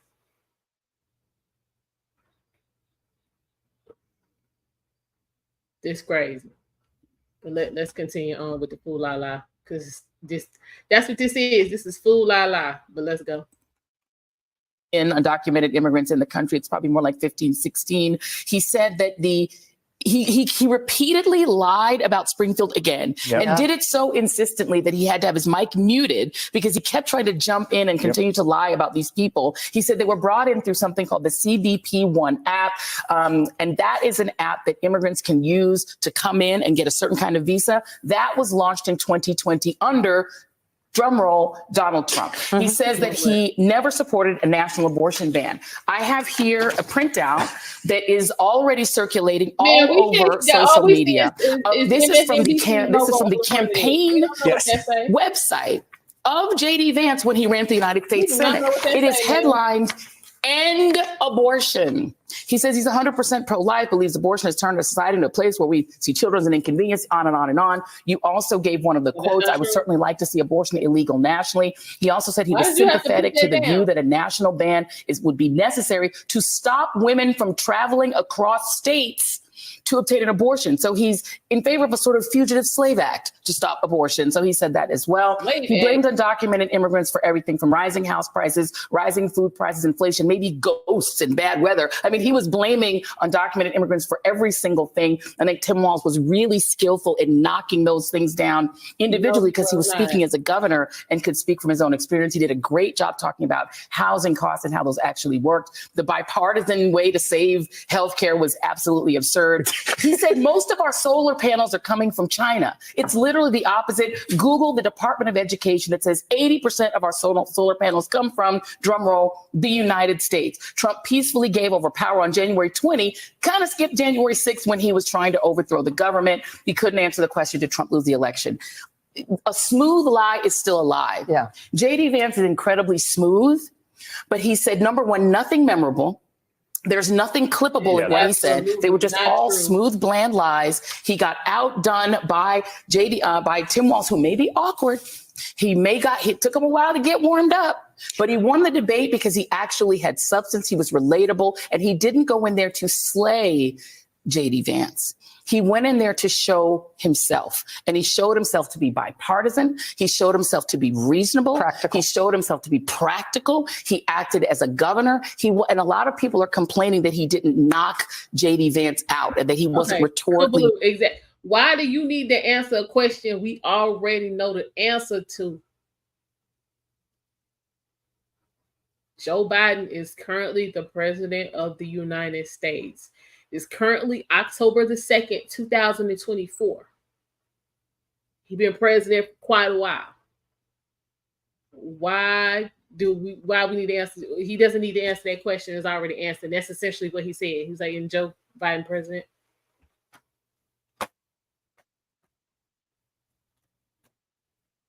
Like, what are y'all talking about? Now I can see if neither one of them was president, it still would be the same answer. Isn't whoever John Smith president? I mean, definitely, I was gonna leave that part alone, but since you want to go there, you want to come up and tell us about it. I'm just saying, when your whole family don't rock with you, something wrong. Something wrong. The whole family. His brother got up on Fox News and had a whole interview, and they was like, I mean, you like, this is real. He was like, yeah, no, we took the photo. It was like, I mean, you really donated to Donald Trump's campaign? He was like, yeah, and I'm gonna give him some more money. I said, oh, I'm gonna go ahead and turn this off because this thing got real. Yeah.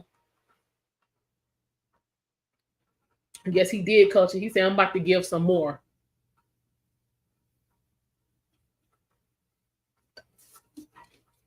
I'm talking about grandmama, mama, brother, all the brothers, sisters, they husbands, and kids. So everybody was in the picture.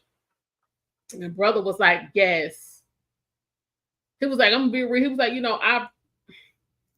I really wasn't even, a fan of Donald Trump. He was like, I initially voted for him because I wasn't feeling, Joe. And then he was like, after the job that he did, he was like, yeah, I'm down.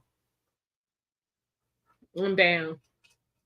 But apparently, cuz always been the black sheep, because he been over on some fool la la nonsense. So bro was like, we gonna let him stay over there.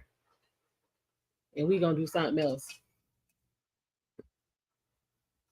So yeah, he talking about some going to the family house after midnight mass. Child, I ain't talking to you. You better not show up over there.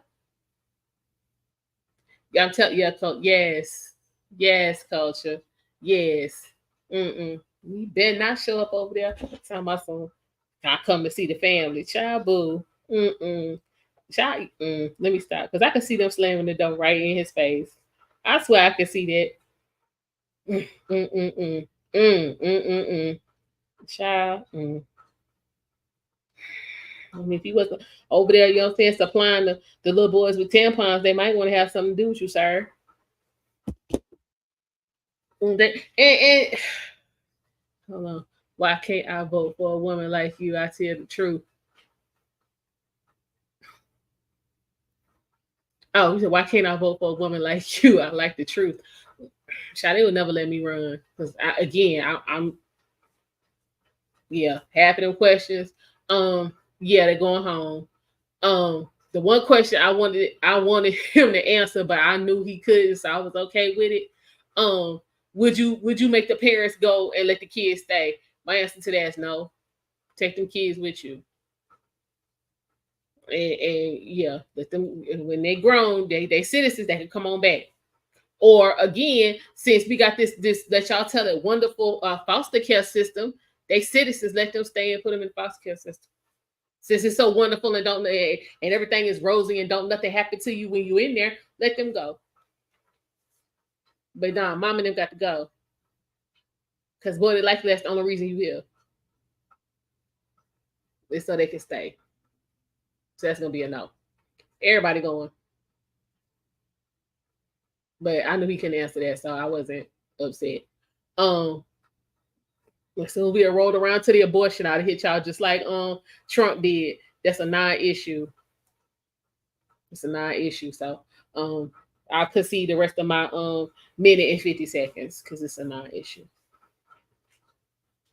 And that would have been the end of that. So my debates would be 25 minutes. It would be for a different reason. Real talk. But and I mean, And like Joy been trying to solidify her position at MSNBC for the better part of a decade. What we doing? It might even be longer than I'm trying to think. 24, that'd be 12.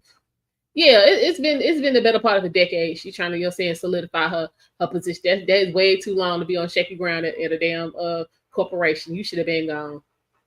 She done did everything from having weave dragging the flow to cutting all her hair off and dyeing it blonde, trying to get on.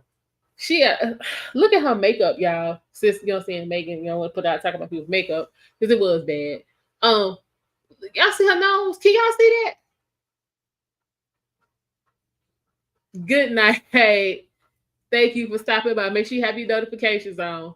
Yeah, because we ain't gonna be on here too much longer because the shenanigans is way too much for me. But yeah, child. Who did your makeup job? Because you looking real crazy. Like come around her nose. Y'all see that? Like with her cheek. Ooh, girl, let me get that off. Cruel, but that was not his job. It was obvious that his job was to sell Kamala Harris as president. He did that very well. He won the debate. I wrote a note to myself that he was not on offense against Vance in the first half of the debate. And then he came back after that break, right? After the break, and was like, just destroyed him on healthcare. And then the January 6th, January 20th thing, I mean, I scratched out my own note. True, he was not on offense against Vance for the first half of the debate, and then he came back and more than made up for it. He will be remembered for that final exchange about, did Trump lose the election? And he doesn't answer. His technique is to not answer. It makes him, by the way, the very first vice presidential candidate in history who doesn't know who won the election. That's his place. Where did you see the shot list? But so are the Republicans already in office? It came at the end of a long list of questions that he simply didn't answer. He said words, but didn't answer. For example, the first one he didn't answer. Norah O'Donnell asked him, Donald Trump says climate change is a hoax. Do you agree? That's a one-word answer, yes or no.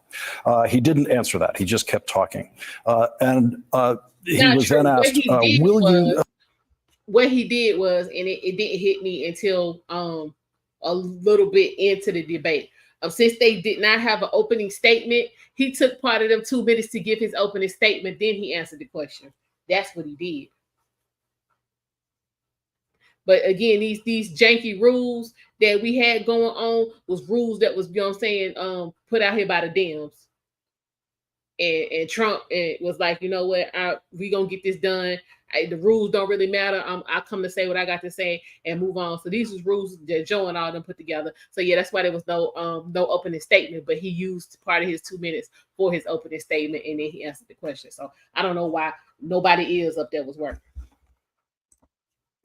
Margaret Brennan asked him, will you separate parents from children, even if the children are U.S. citizens? He couldn't answer. No answer. Did not answer that question.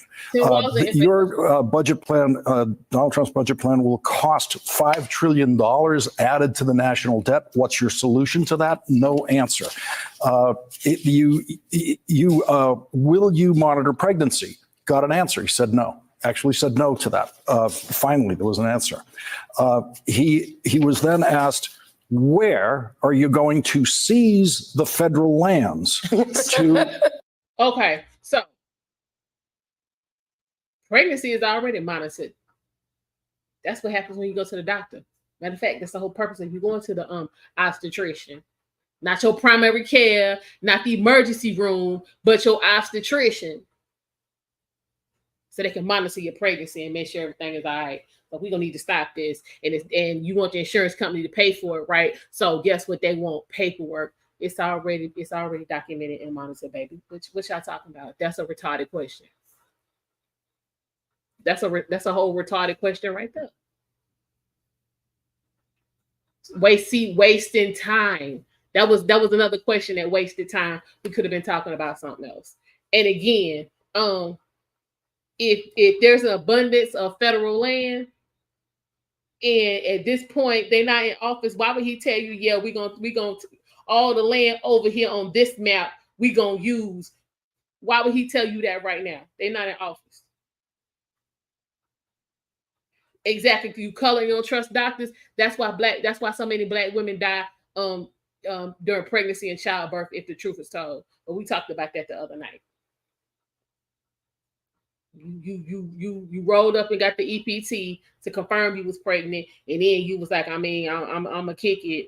And if something happened and you want to go to the emergency room, and then you know what I'm saying, when you go into labor, you go back to the emergency room. You ain't seen the obstetrician nowhere in this, but you confused about why you ain't making home.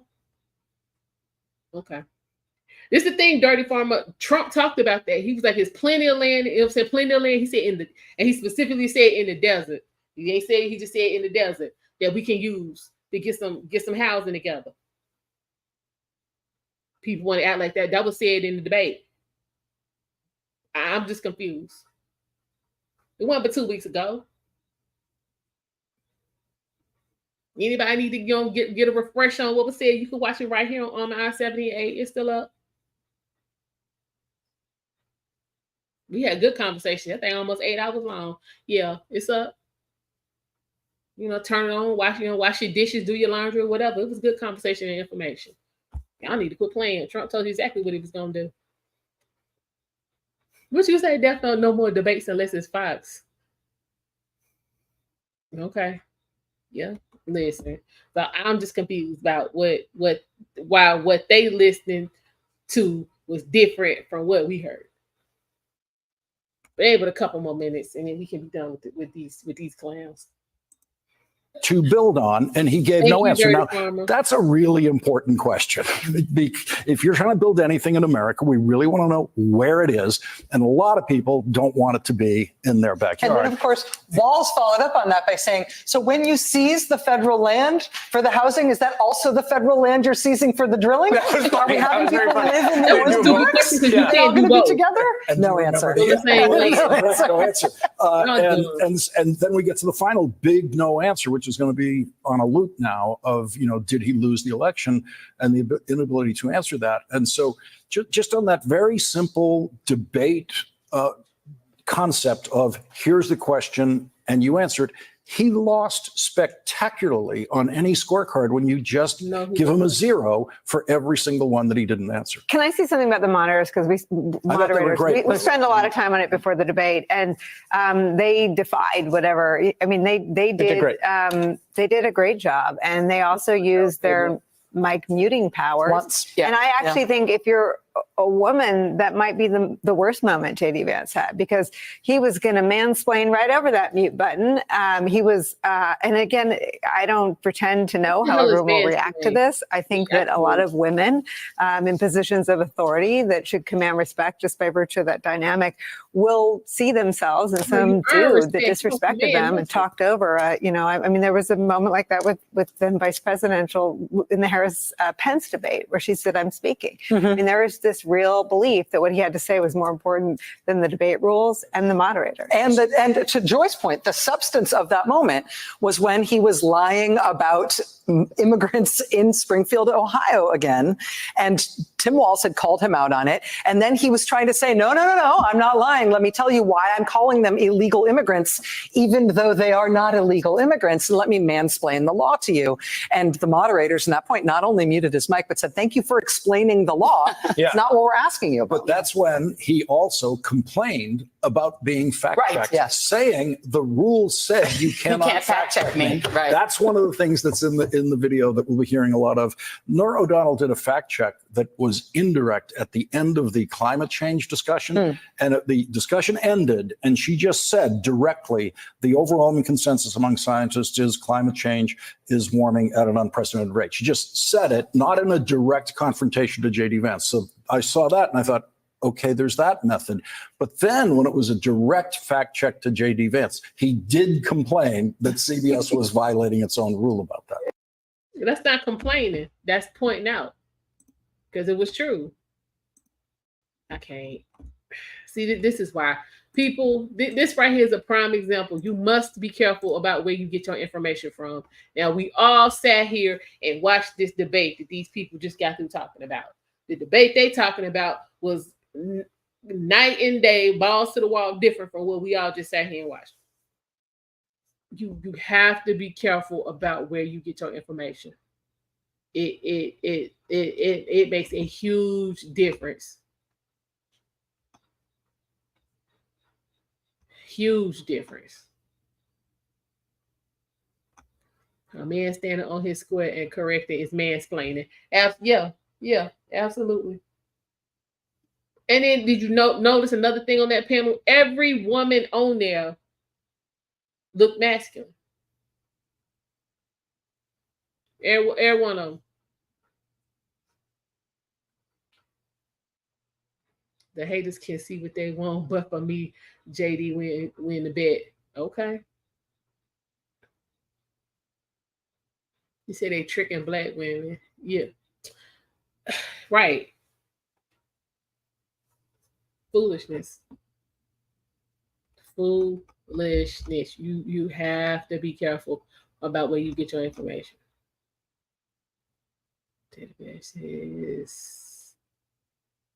Dana Bash says vice presidential debate was image rehab for Vance. Oh, we got to see this. Hang on, y'all.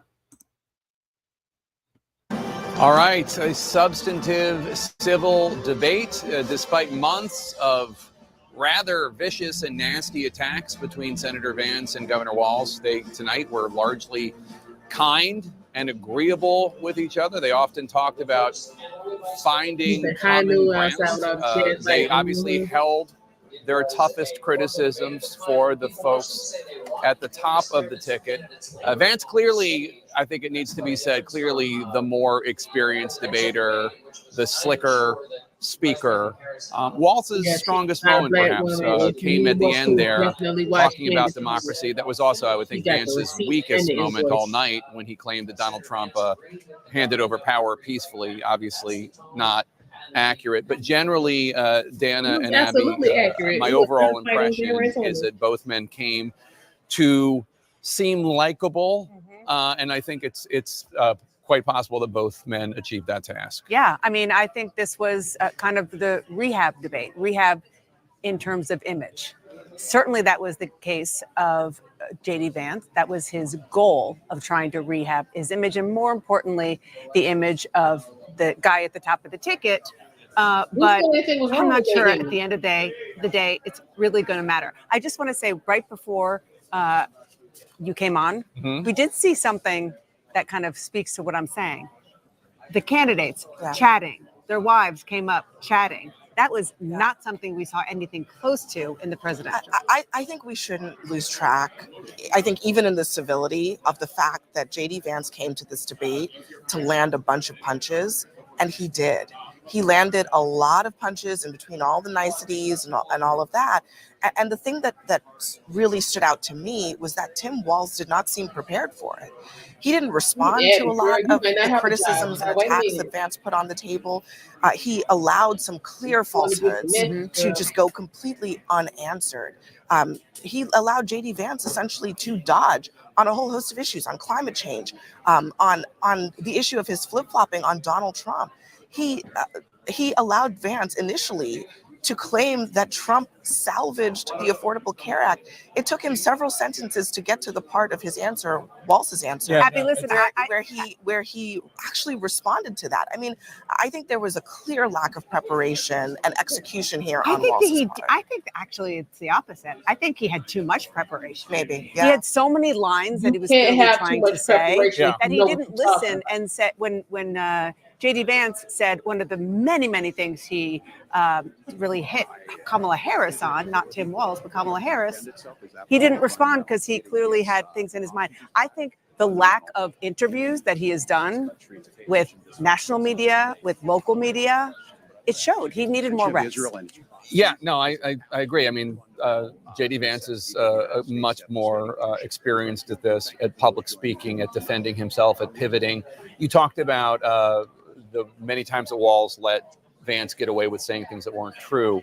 And you talked about the Obamacare one as if Donald Trump actually had tried to save Obamacare. And just to be clear, he eventually did address that part of it, but it was after, it took a little winding up. And I think that an experienced debater immediately jumps on something like that, because that's a really critical point for a Democrat to make. So one of the things that I wonder about when it comes to this debate is who is what were they told? What were Vance and Walz told in terms of what was their goal for the night? Probably they were told that this is about supporting your running mate and going after the running mate on the other side, the presidential ticket, not the vice president, and also trying to appeal to undecided voters. And there might only be 2-3% of those left, but that's still a significant group when you have an election this razor thin. The margins are so tight. So one of the things I thought is, it sounded, based on how you listen to the Vance and Walz talk, that there are certain assumptions that they're making about those undecided voters. Sure. Yeah. One of them, that those undecided voters support abortion rights. Because J.D. Vance is fairly clear and on the record, and has been for years, that he supports banning abortion nationally. It was on his Senate issues page before he was picked as Donald Trump's running mate. To hear J.D. Vance talk about that issue tonight, he expressed consternation with the Republican Party for not reaching out more, not talking to more people, wanting to provide more options for women. And yes, absolutely, Tim Walz did not go after him on that. That is what I'm, that's part of the point, is that you're actually explaining exactly what I think was missing on the debate stage. J.D. Vance has a record on abortion. And you didn't really hear about that from Tim Walz. It doesn't have to be lengthy, but you just didn't hear it. And secondly, J.D. Vance's job tonight was to launder Trumpism for middle America, for those undecided voters. And I think that in large part, he was able to do that without getting a whole lot of pushback from Tim Walz on the stage. And maybe they're talking to different segments of that undecided pool, but I don't think so. Vance was able to just do what he came to do, which is to take Trumpism and just package it up in a different when way. I said rehab, I don't necessarily think Yeah. that what we saw is going to make a big difference at the top of the ticket. Sure. Yeah. Well, I mean, when you listen to J.D. Vance describe the Trump years, low inflation, the world was not on fire, peaceful transfer of power. I mean, it sounds great. I don't know that that's necessarily exactly what the world experienced. If you leave the public with that impression, that's what they're going to. Especially when it comes to the peaceful transfer of power. There was not, just for the record, there was not a peaceful transfer of power. We all saw it. John King, what were your thoughts? Well, my thoughts are based on incoming from Democrats and Republicans throughout the debate, and they saw this as a debate in two parts. Essentially, the first 40 minutes where a lot of Democrats were getting a little nervous and Republicans were quite elated, thinking that J.D. Vance was prosecuting the case they want to prosecute, going after the Biden-Harris record on the economy, going after the Biden-Harris record on the border, repeatedly talking about inflation was lower, prices were lower, things were better in your life when Donald Trump was president, things are worse now. The same group, even the Republicans conceded, and Democrats were much more happy with that second hour, where they believe on health care, on gun rights, on abortion rights, on democracy, and January 6th, on issues that the Democrats believe play more in their favor, that Governor Walz got his footing and was a much better debater and drawing much sharper contrast. The question, Jake, is, number one, does it matter at all? They're the vice presidential candidates. In the past, it hasn't mattered much. We'll see, because this campaign is very different. But at the beginning, the two issues driving the campaign right now are Harris has a big deficit on the economy. Harris has a big deficit on immigration. And Republicans were happy tonight, and Democrats a little bit nervous that on those two issues, Vance carried it. We will soon find out how voters themselves are responding to the debate. We have a focus group of undecided voters in Michigan, big important battleground state. We're going to check in with them. We're also going to get the first results of CNN's exclusive instant poll. This is a poll of people who watched the debate. Anderson, what's the view at the table in terms of the debate? What do your folks think? Well, I'm about to poll them right now, but I do think it was fascinating how nervous it seemed that Governor Walz was when he first came out. And to the point was made earlier, perhaps, I think it was Tam's point, not doing a lot of television interviews, local, national, made a difference. Yes, I think that is one. That is absolutely true. And I thought his first answer on the situation in the Middle East was probably one of his weakest answers. he closed strong without a question. And on those questions of abortion, the Affordable Care Act, and of course the end on democracy, I think he did very, very well. People are shooting me numbers from dial groups across the way, and pretty surprisingly to me, they basically said it was more of a draw. One thing should be noted, and that is the degree to which we discussed before the debate, there are two J.D. Vances. Mm-hmm. There's the J.D. Vance that you saw tonight, and then there's the J.D. Vance who is a right-wing social media troll, the guy who really attracted the right to him. He definitely went through door A tonight, and he had a mission, and that mission was to be what Donald Trump isn't, which is to sound reasonable, to be courteous to the opponent, to acknowledge that there may be some reasonableness in the opponent's argument, but I have some other differences. I mean, it was really Which Governor Walz pronounced. almost played along with. I mean, rather than sort of pointing out, wow, this is a completely different guy, he sort of said, oh, we agree on all. Well, and I think it comes naturally to Walz. I think someone texted me and said, I wonder how many people in the country said, gee, I wish these could be the two candidates, because they were people who seemed to be having a reasonable discussion. Bottom line on this, I don't think it changes the race at all. It was an interesting night. I don't think it changes the race at all. I was struck by the fact that J.D. Vance is a significantly more eloquent Donald Trump. Watching that, I don't agree with J.D. Vance on quite a bit, but he speaks to MAGA in a way that he comes off as an incredibly effective communicator. I honestly would be surprised that Donald Trump doesn't want to debate again because J.D. Vance did so well, and he's going to want the final kind of, the closing argument. But listen, J.D. Vance is a chameleon. There's multiple sides to him. It's one of his greatest political strengths. He showed up with a command of facts. There were some untrue things that he said, but he's tried to show the side of empathy with him that I found myself believing it. And then I remember his lies about Haitian kids, his comments about childless cat ladies, and his general record online is a mean-spirited internet troll. So long and short, I don't know that this moves the needle, but I do think it solidifies his place as the MAGA era parent after Trump. Okay. All right, Andrew Kraft back here in the anchor. Okay, yeah. So, okay, one thing that everyone so far seems to agree on is that this debate is not going to move the needle. What I personally think is going to happen is for those people who really are undecided and watch the debate in its entirety, I think J.D. Vance did enough for them to be like, you know what, let me see what's going on over here with MAGA. If that's, most people like the internet, so what they're probably going to do is pull up, the campaign website. And for those of y'all who haven't been on there, when you go there, you just hit events and it lists everything Trump's going to do. And then up under that, it lists everything that J.D. Vance is going to do. So if you're looking at the website and the event is in red, that means that's Donald Trump. If it's in blue, it's J.D. Vance. And all that stuff is listed there. So one or two things is going to happen. They either going to decide to strictly listen to Vance and see if they can, ascertain what's going on, or they're going to watch Trump, or they're going to watch both of them. But I think he did enough for people to be like, you know what, let me see what's going on. That's what I think. What did he say? I want to troll. I would even take Curtis Jackson as VP.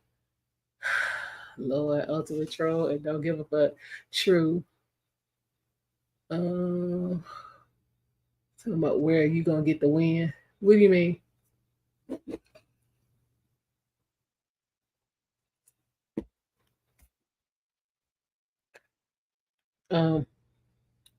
But for me, that is what I think is going to be the takeaway from tonight's debate.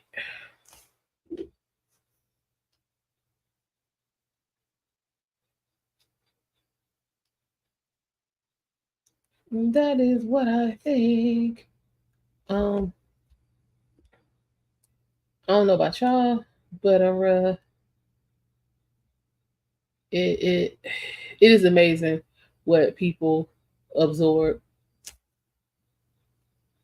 We all been in here all night. We watched the same debate, and then we poke around the internet, and everybody saw something different. It's fantastic.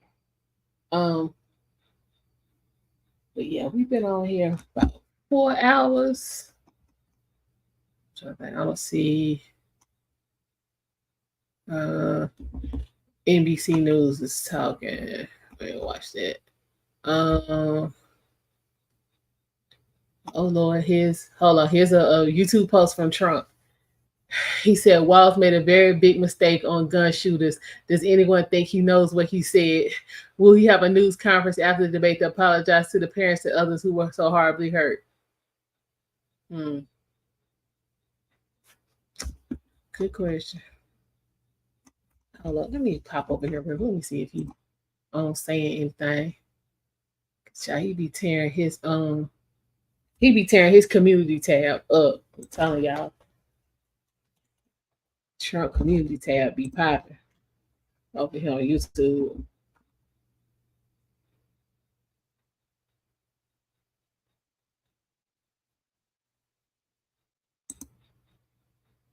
Okay, so yeah, his website has 3.41 million subscribers. I think Kamala's still at like 555.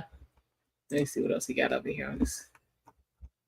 Yeah, he was going hard over here on the community tab. Hold on. He said Walz is not doing well. He is not qualified to be vice president. Oh Lord, he said just like Kamala, he a total joke. Democrats are not pro-women. They are letting men play in women's sports.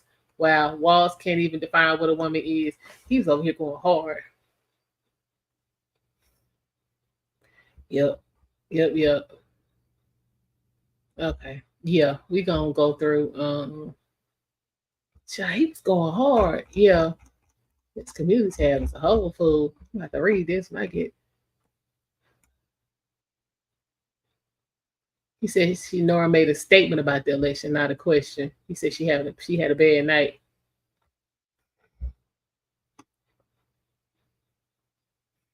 Damn, now he climbed on. I thought Nora was fired from CBS for low ratings. Why is she on here? It's the second time. Wait, y'all might have to go back and see. He did say he been friends with school shooters. Wow. Yeah. Wow. Trump said he said it twice. Okay. Yeah. If he go to Texas and have a press conference tomorrow, y'all, it's gonna be so insane. I would have it for you because he, like I said, he mentioned something about Texas in his 2 press conferences earlier today. Ooh, Lord. Yeah. Yeah, this week, the rest of this week gonna be lit. We are going to like I said, if he in fact does go to Texas, I will have that.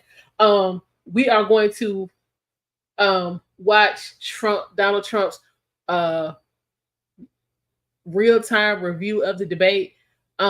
It's on True Social, but we're gonna watch it tomorrow. Yeah, we can go ahead and watch that tomorrow. Byron Donalds, for those of you know, he's a congressman out of is he a senator? Yeah, out of Florida. He was on the Breakfast Club, and apparently he read everybody for all 10 cents they was worth. We're gonna have to take a look at that. That probably will be Friday. We might say that for F&F Friday. Yeah, we can say that for F&F because Trump is supposed to be in Fayetteville. So yeah, after that, yeah, we might just roll straight into that. These folks out here, these people out here think they living their best life and they looking a whole fool. Okay, so for those of y'all who saying will probably be surfing YouTube after I end this stream in a few minutes, there is how long is this? It is 34 minutes compilation of the so-called best moments of the debate from CNN. Yeah, I'm probably gonna watch that. Y'all, I'm gonna say, what you know about Fed now? Listen, because I'm with the Federal State, so I literally was down the street from the Army base. Honey, what you know about that Death Note?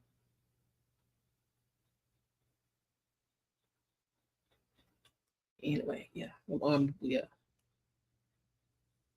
Yes, Team Replay. Yes, definitely hit the like button if you are part of Team Replay. We appreciate you. All right, y'all. It's still 200 people in here. We can keep going if y'all good. Put a one in the chat. You drinking, you know things. Well, come tell us what you know, Defno.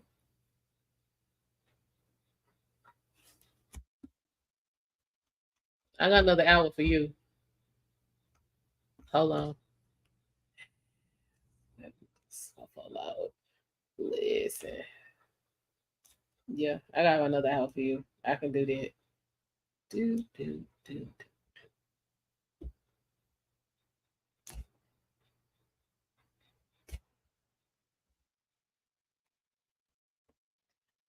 Cheers, bro. Y'all, listen. Listen.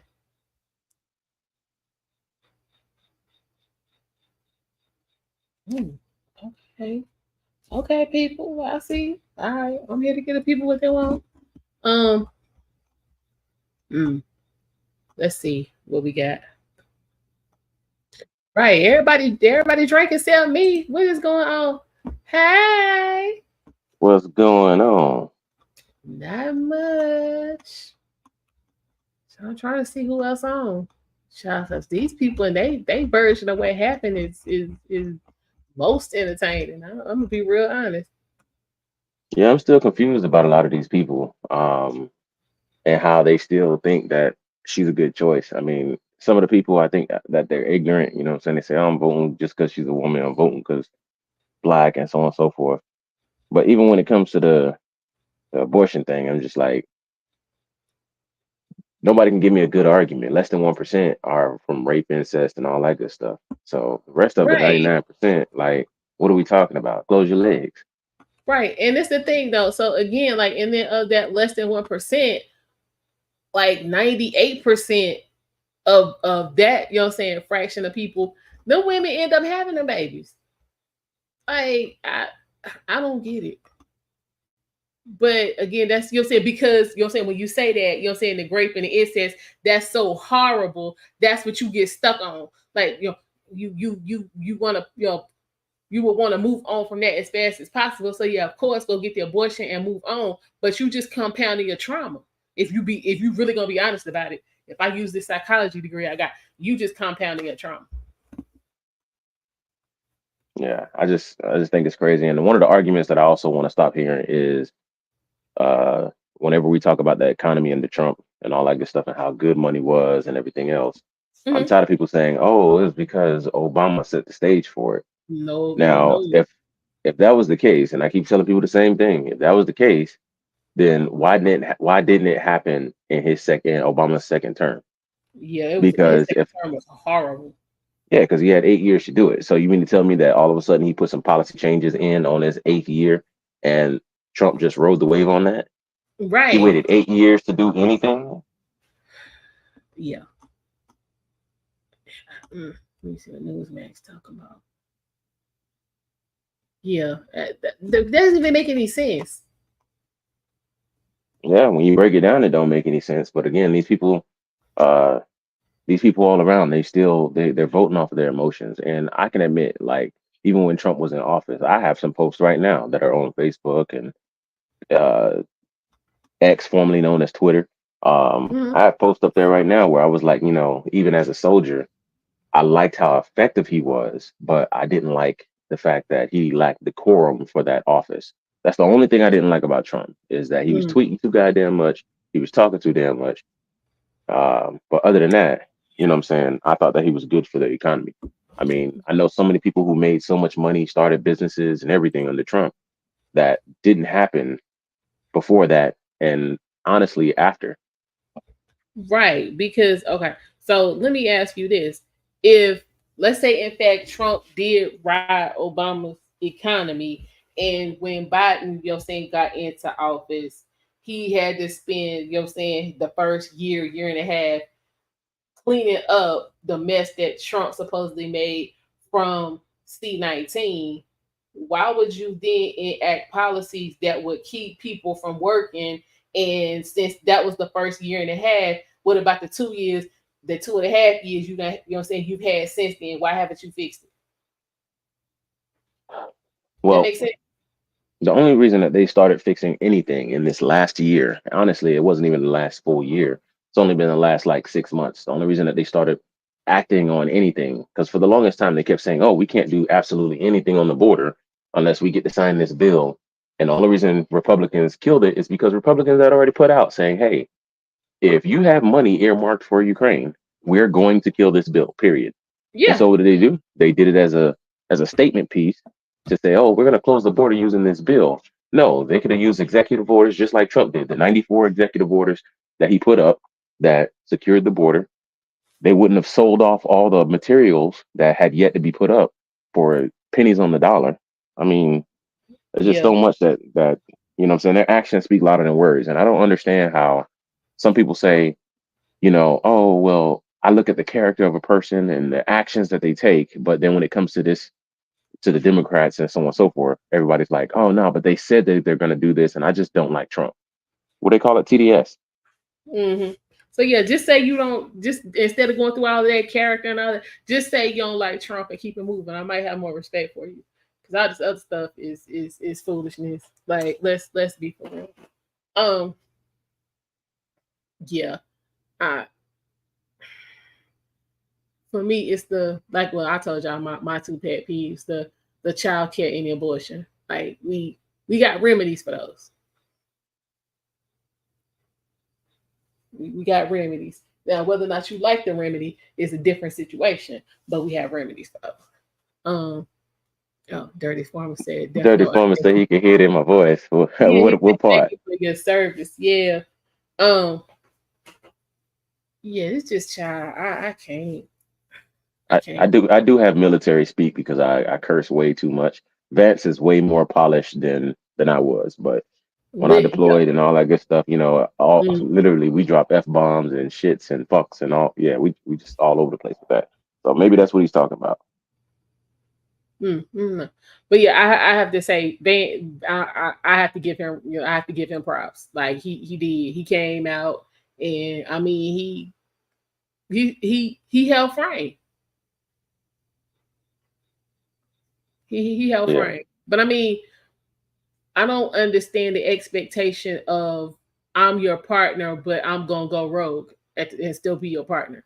That's not how they work. So if he's, saying, the running mate and he's gonna be the vice president, it's your job to back up the president. So why would his message be completely different from Donald Trump's message? It wouldn't be, and if it was, then it would do more harm than good. Right? But wouldn't that be a problem? yeah, it definitely would. It would definitely be a problem. But I think that, going back and looking at it, if you look at most of the times that they go onto these different platforms, such as CNN, MSNBC, everything else, they're not friendly. They always ask these targeted questions to make sure that they paint the party that they want in a good light. And he showed up and he did exactly what he was supposed to do, showed that he was well polished, showed that, hey, in the event that, God forbid, something happens to Trump in office, that he would be able to take over and at least, carry on the policies and have some decorum. He has some loyalty, as Trump likes to say it.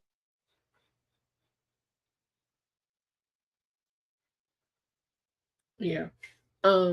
Yeah, I was like that. But again, when you are aligning with the party, like I said, all I'm hearing from them is division and destruction and like total decimation. It's like they want to go down a road to where there is absolutely no opportunity to come back. Like everything that they, wanting to fight for is stuff you can't come back. You can't undo an abortion. You can't, you can't undo you can't undo destroying your family. You can't undo sex changes. You can't undo mutilation. It's just everything that they into is stuff that you can't come back from. Well, honestly, I mean, aside from the emotional aspects where they try to play on your emotions on abortion, they try to play on your emotions for the race cards and all this other stuff. aside from all that, what are they actually offering?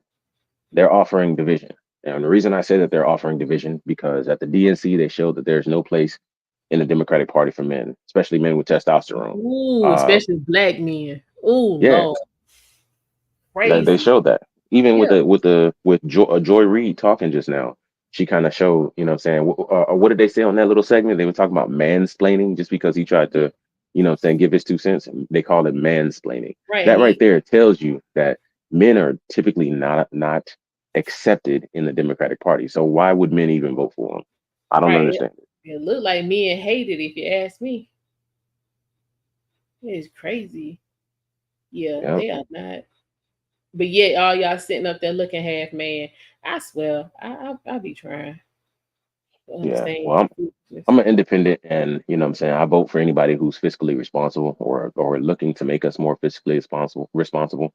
Um, I am slightly an isolationist because I think that we need to fix our own problems before we can fix anybody else's. Um, but the biggest things that we need to fix is the family unit. Like we need to get back Right. to people having families and stuff like that. All this single mess, it's not going to be conducive to our success. The birth rates are down. They want abortions to come back in full swing. I'm just like, something's got to give, man. Something's really got to give. And honestly, I could never, whether it's Democrat, Republican, Independent, vote for anybody who was a representative of the state of California. They're literally bottom five or almost the worst in every single metric that there is for anybody from California. Drug usage, homelessness, freaking gas prices, food prices, wages, everything that you would look at as being negative, you got it in California. That's why people were evacuating California in droves, and every other state is gaining. California is losing. I can believe it. It's crazy.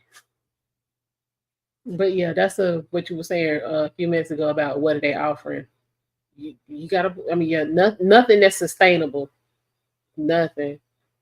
They just offering you a program to be messed up by yourself, basically.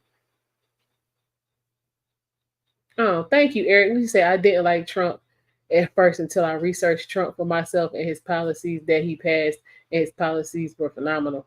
Okay, well, thank you for the super chat, Eric. Appreciate you. Yeah. Always And looking up. they always try to turn it and say that, you know, people on the right are or Trump supporters are uninformed voters. But what I find typically is, especially the representatives and all that good stuff, when they go on any of these news stations or you go and you have debates in person or anything like that, you even talk amongst friends and family. Anybody who obviously has some right leanings, they always come with all these damn facts, and they're always putting all this stuff out.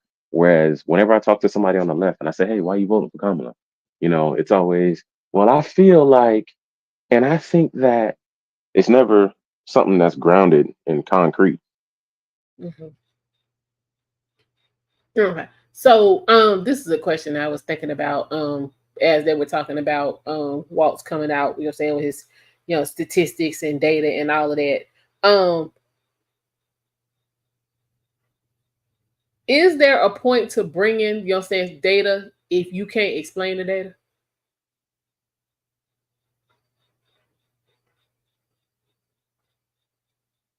Is there a point of bringing data if you can't explain it? Right. Um, yes and no. Okay. So when you bring data points, even if you can't fully articulate and so on and so forth, any logical person will go back and say, you know what, let me look at that for myself. Even when it comes to like anything that you do in your life, right? You want to buy a new car, you don't just walk into a lot and somebody says, "Hey, that's the perfect car to get," and you just get in that car and go. No, so most people whip out their phone, they do a little Google search to say, okay, how reliable is this car, or how do other people feel about it, so on and so forth. Everybody does even the smallest bit of research on things. But when it comes to politics, it's like, well, it's a Democrat, so I'm going to vote Democrat. It's a Republican, so I'm going to vote a Republican.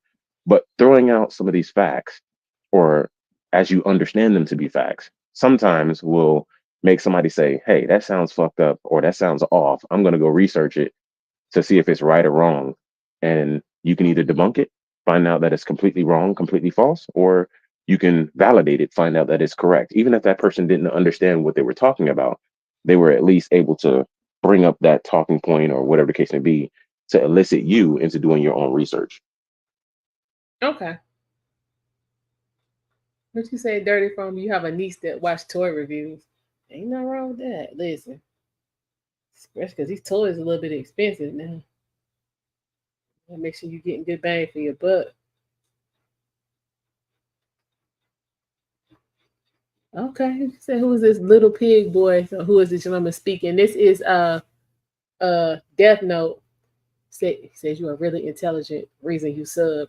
Oh well, thank you. We appreciate that. Yeah, Death Note is a long-time supporter, a day one of the channel, always coming through, dropping knowledge. At least my go-to for all things politics and military. Yeah, thank you for the compliment, and thank you for the sub. I will be popping in around, usually in the comments, and just, you know what I'm saying, letting it play in the background as I'm coding or doing something else. But every now and again, I jump into the chat and do a little bit of moderating, especially if we have more than like 50 or 100 people. Then I'll go ahead and start moderating, because I understand that people can be, people can have their opinions and people can be emotional. But if you do things that are going to get the channel taken down, or do things that are just blatantly disrespectful, um, especially some of the things that people call Kamala or call Trump, then just know that I'm going to time you out. It's going to happen. And when I time you out, it's not because I have any malice against you or anything like that. It's just that you got to protect the channel. But also, I believe that even if we don't agree, we should have some civil discourse. We should be able to, you know what I'm saying, come together and have these conversations without falling into debauchery. Exactly. Yeah, Mods. I just want to say thank you. You guys did a great job tonight, because it was a lot of traffic.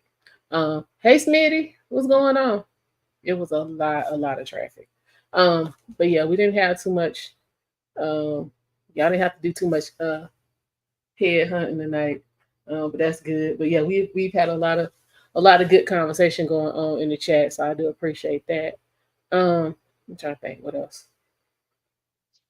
Yeah, I mean, if y'all in the chat got questions, especially our new subscriber, Little Pig Boy, if y'all got any questions, I'm willing to answer if I can answer. I'm pretty straightforward. I tell what I know, and I just move on from there. I'm trying to think. What was another point? Did you say, cool? You appreciate the job they do? Well, thank you. I guess another day one. I guess Derek fell asleep. He was in there strong for a minute, and then he just disappeared. He must be. It'd be rough out here. Yeah. Little Pig wants to know if there's any books you recommend, Death Note. Ooh. I'm kind of all over the place in books. Right now I'm actually not doing any like personal growth or any books like that. I do always start people off with like things like 48 Laws of Power. Obviously you have to take some of that stuff with a grain of salt, but all of it is relevant to some extent. The Art of War, Sun Tzu. Books like that.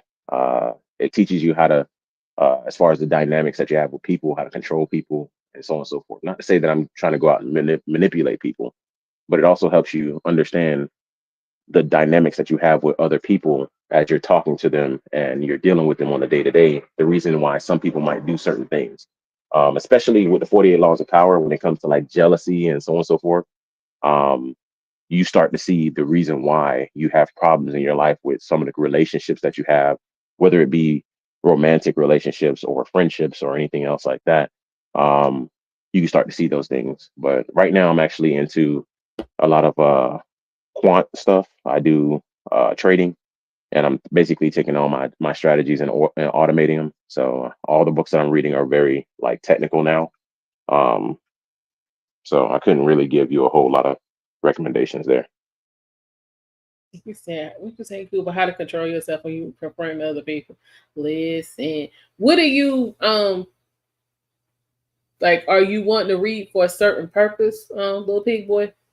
Like, are you looking for some guidance?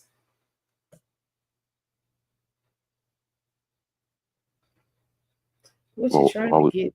What you trying to get done? while Man, we did wait y'all? for his response, I was just going to answer that question: how to control yourself when confronting other people. Um, it's honestly that you got to be very measured. And what I find is, if I find myself getting to the point where I have to resort to personal attacks, ad hominem attacks, and all that good stuff, then I typically would try to figure out, well, why am I at the point where I'm going down this road? If what I'm having a problem with is articulating, then it's an issue, right? And I have to figure out why I'm having that problem articulating. Most people always say, "Oh, it's their fault, their fault, their fault." They always point the finger outside of themselves. But I always look at myself as the common denominator. When I was young, I used to stutter a lot. Now I don't have that problem as much because I pause, and you can probably hear it in my speech. I pause quite often while I'm in the middle of talking, and that's just to let my brain, you know, catch up to say, "Hey, my mouth didn't say that yet." So honestly, when you're having these conversations with people and you feel like you're getting stirred up, you feel like it's getting confrontational and so on and so forth. Take a step back. Take a step back and say, "Hey, what am I doing? How am I possibly saying it wrong, where I'm not conveying the message properly? Is there another way I can convey it? Can I use something else as an analogy?" A lot of times that works for me.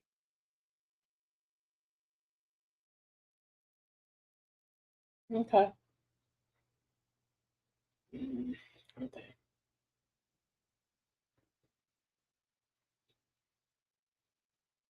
Oh, so Defna, what do you think about? It wasn't today. I want to say it was yesterday. No, it wasn't yesterday. It was Sunday. Um, Trump was in Erie, and he said that he was going to do away with sanctuary cities. What are your thoughts on that? Um, it's perfectly acceptable. I think that there is a place for some kind of discourse and dissent from the union, such as when it comes to marijuana and stuff like that, because obviously so many people believe that it should be legalized or that the penalties shouldn't be as heavy, and that through decriminalizing it, we could find ourselves in a better position as far as stopping some of the black market stuff. So I understand those points, and I understand states have to dissent to finally get it over the hill and make it a national law, right? Because that's how it works. The states have to come together. But usually it takes one state to start it. This right here, as far as sanctuary cities, I'm not a fan of it. And the reason I'm not a fan of it is because, especially with the immigration, it's a direct affront to our national security. We're not vetting people as they come in. We're just flying them in mass because we feel like a lot of people should have the same opportunities that people have here in the United States. Yes, I'm in full agreement with you that those people, if they were born in a different place, they would have all these opportunities. But we can't help other people. I go back to my original stance. We can't help other people until we help ourselves. Nobody says, "Hey, I'm gonna not pay my mortgage and my light bill so that I can pay for some stuff for other people and then get kicked out of my house and now I'm homeless." Nobody does that. Yeah, So exactly. take care of your own house first. Make sure everything's straight, and once your house is in order, you can go ahead and start helping other people. So, do you think the lie that saying every because especially on YouTube and in social media, everybody got it, and nobody has any problems, and everybody's where they want to be, and all of that. Do you think living in that type of delusion is contributing to the fact that nobody wants to, address that we don't have ourselves together as a country? Well, I think that unfortunately, it's happened in a lot of great nations and stuff like that before they all fell. And despite what people would like to think, Great Britain fell, you know, all kind of stuff like that. The Romans, they all fell once they started becoming a civilized society. And there's a saying that, some people might know that they say, strong men create good times create weak men create hard times create strong men. Um, that has some truth to it because right now we're starting to slide closer and closer into those hard times. Why? Because we had things so good for so long. We never had to worry about as many wars. We didn't never had to worry about as much of high death rates simply because we didn't have proper food. Obviously, we don't have proper food right now. Most of it's poison, but we never have to worry about a lot of the things that people in, say, the 1700s and 1600s had to worry about. We're advancing as a society, and because we're advancing, you have kids in school saying, and I was one of those kids when I was younger. I used to say, well, I'm living so well, everything is working. Why can't everything be self-sustainable and everything else? But as you get older and you take on responsibilities and you start moving in a different way, you start to realize that that's not the way that life works. So yeah, I just think that, it's a pipe dream, and we have a lot of dreamers right now. But one of the sayings that I always have, and I tell my kids the same thing, that dreams never come true. I don't teach my kids to dream, because if dreams came true, they wouldn't be dreams. They would be premonitions. So all this dreaming about having a great society and all that stuff, it doesn't work, because there is always going to be people who are willing to take more than their fair share. So a socialistic society doesn't work. All these things don't work. There is no perfect society out there. All we're doing is just trying to get by and have everybody work together. Okay. What you say, Dirty Farmer? That's why I farm. You farm. Okay, you farm to raise healthy food. What's happening on your farm, Dirty Farmer? You here in North Carolina, right? Expect the worst and hope for the best. Yo.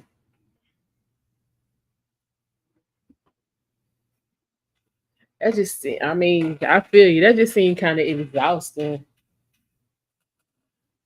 Yeah, that's how I can say, Dirty Farmer. That's how you know that he's got some military ties, because you you plan for the worst, you hope for the best, and you expect that life is going to deal you something in between. So that's something that I picked up when I was in the military as well. Retired now, but yeah, that's something I picked up. And as far as being an old head who's intelligent or whatever the case may be, honestly, I don't have any friends my age. All my friends are, I think my youngest friend is 10 years older than me. So I'm around a whole lot of old heads. So I sound wise beyond my years sometimes. I bet you it'll blow your mind if you found out that I was only like 26. I'm not, by the way. What you say? Chickens, quails, horses. Yeah, okay. You're in North Carolina. Hey. Go to the fair. I don't know about nobody else.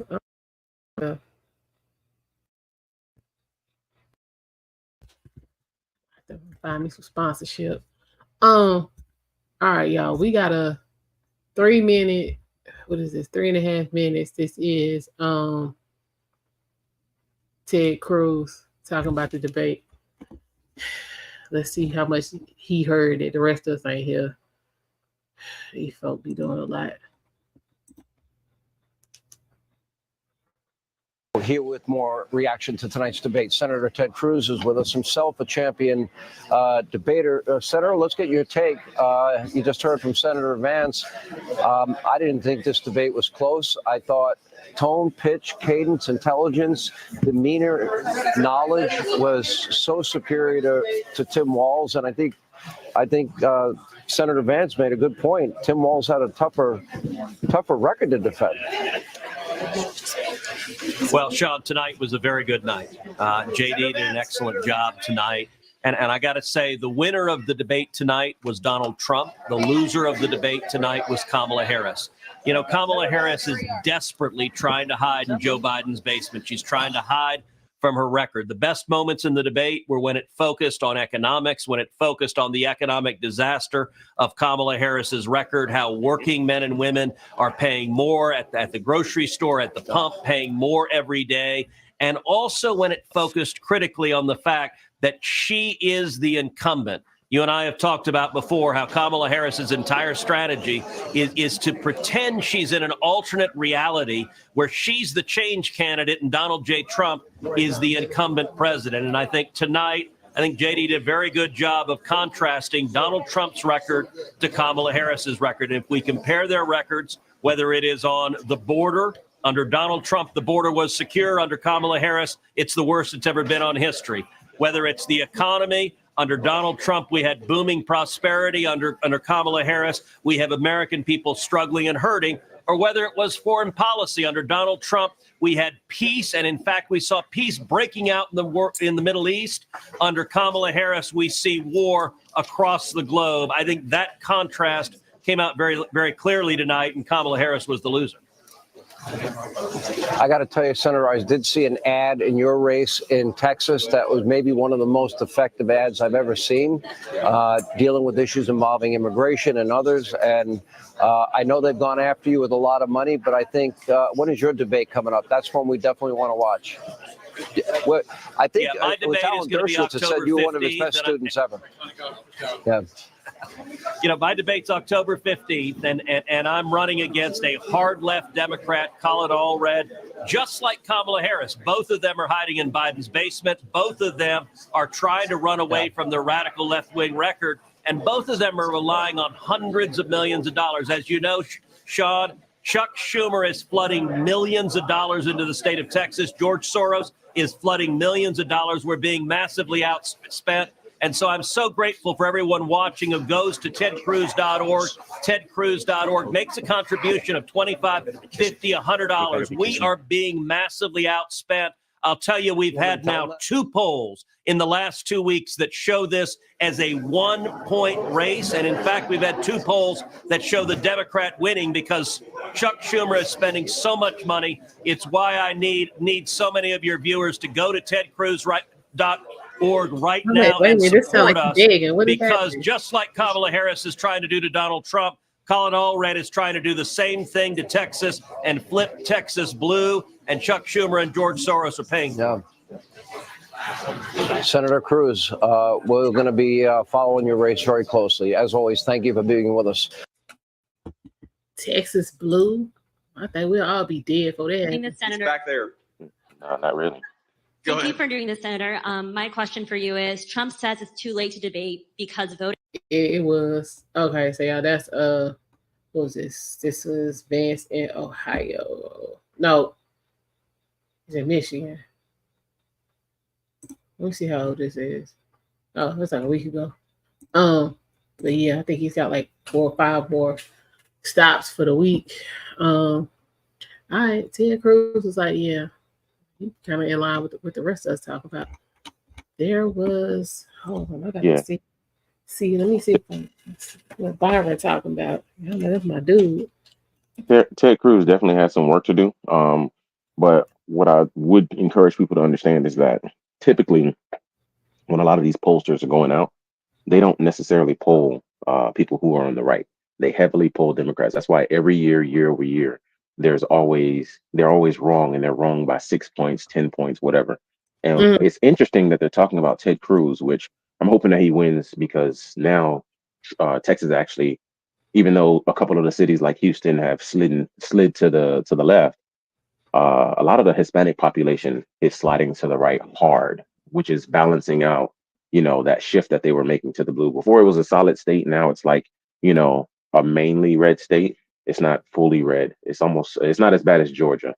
But I'm surprised that nobody's talking about AOC, because AOC comes up for a vote and they've already voted out a member of the squad. So I want to see what happens coming up about AOC in New York, because a lot of people are tired of her shit too. Yeah, they're running her mouth, trying to get Mayor Adams, trying to get him out. Girl, you need to be worrying about yourself. But again, she ain't had nothing to say in the first place. I'm trying to see, because that's from earlier. What he was expecting in the debate.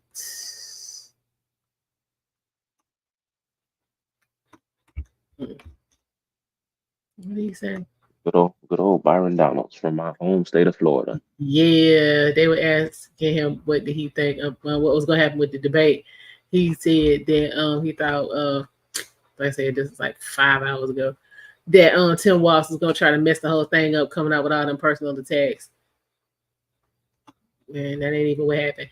Again, it's just sad that people are so used to, seeing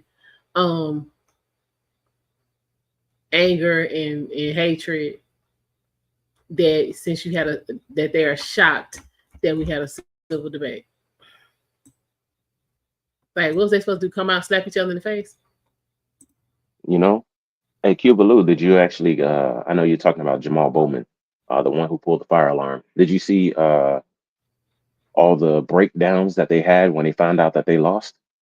They had mental breakdowns, literally live on camera. It was just crazy, calling racism and everything else, talking about the system's corrupt, even though they were part of that system.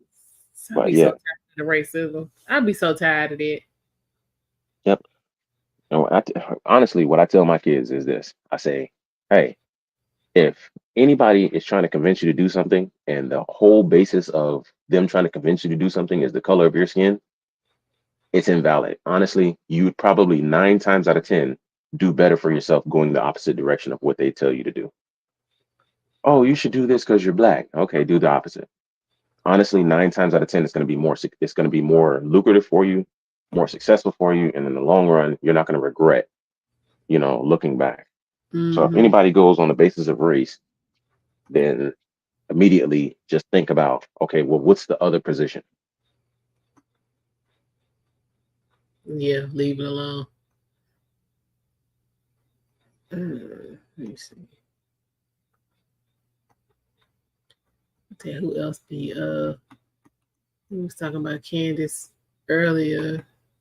Child, Professor Ned. Shout out to Professor Ned. Child, he be on Kamala and them neck. When I tell he be on their neck. You don't want to hear nothing. Let me see. Ain't too much else that I can see going on.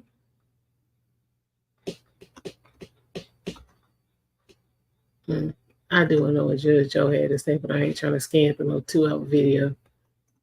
Yeah, Judge Joe Brown, boy, he could talk, boy. I'm trying to see. Sky News of Australia said the moderators was gross. Why is that the title of the video? Moderators are gross. So they brutal.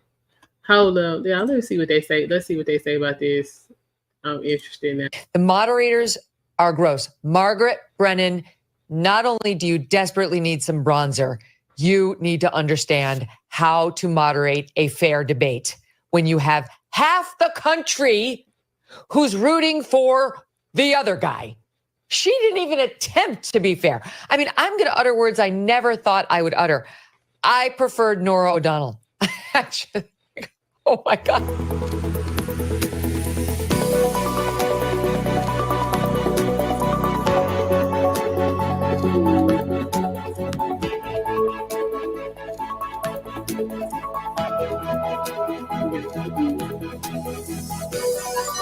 Yeah, child. Okay, he will be on the screen.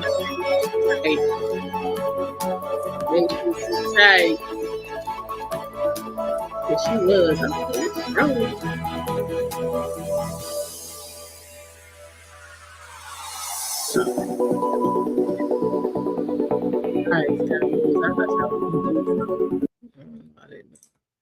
Cuba Lou, to answer your question, I'm originally from. I'm not in Florida right now. I actually live in Atlanta currently. After the military, I settled here. But I'm originally from Miami. Grew up, born and raised, pork and beans in Miami. Then went to Overtown. From Overtown, moved all the way up to obviously North Miami Beach. Then moved to Wellington, which is an area in West Palm Beach. Actually, funny story. Stayed in the same community as Sammy Sosa and Vanilla Ice. The same TV show in 2009, 2010 when he was ripping off these houses and stealing out of foreclosed homes. Yeah, that was in Versailles, which is off of 441 in Wellington. And yeah, since then I went to the military and now I'm in Atlanta, just to give a background.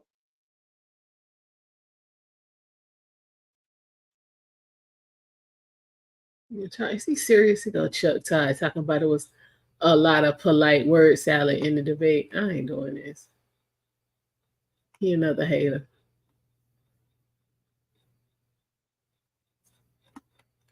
He another hater. Yeah, these people, like, it just makes no sense. And I have the strange inkling to think that, I mean, aside from the ones who are so hard fast that they're never going to change because they always identify black as being Democrat, um, some of these people are going to go in the future, uh, 10 years down the road, whatever.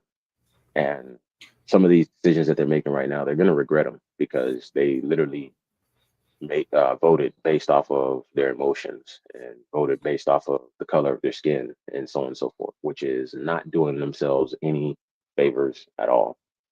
I mean, if even if you're in a low class, or at the poverty line, below the poverty line, the fact that you have to fight and beg for help in this country, yet people can come in here and the very first act that they had coming here was breaking the law, and they're given housing, food, or at least money for food. They're giving cards with money on it. You know what I'm saying? They're living better, aside from having to stand in long ass lines. They're living better than many of the people here. We got veterans that are homeless. Honestly, before we help Right. anybody else, I don't want to see a single damn homeless veteran out there. Before y'all do anything else as far as housing, say, hey, on these federal lands, if you are a veteran, you served this country, you fought for this country, then you get first dibs on these houses that we want to build on federal land if they decide to do that. Right.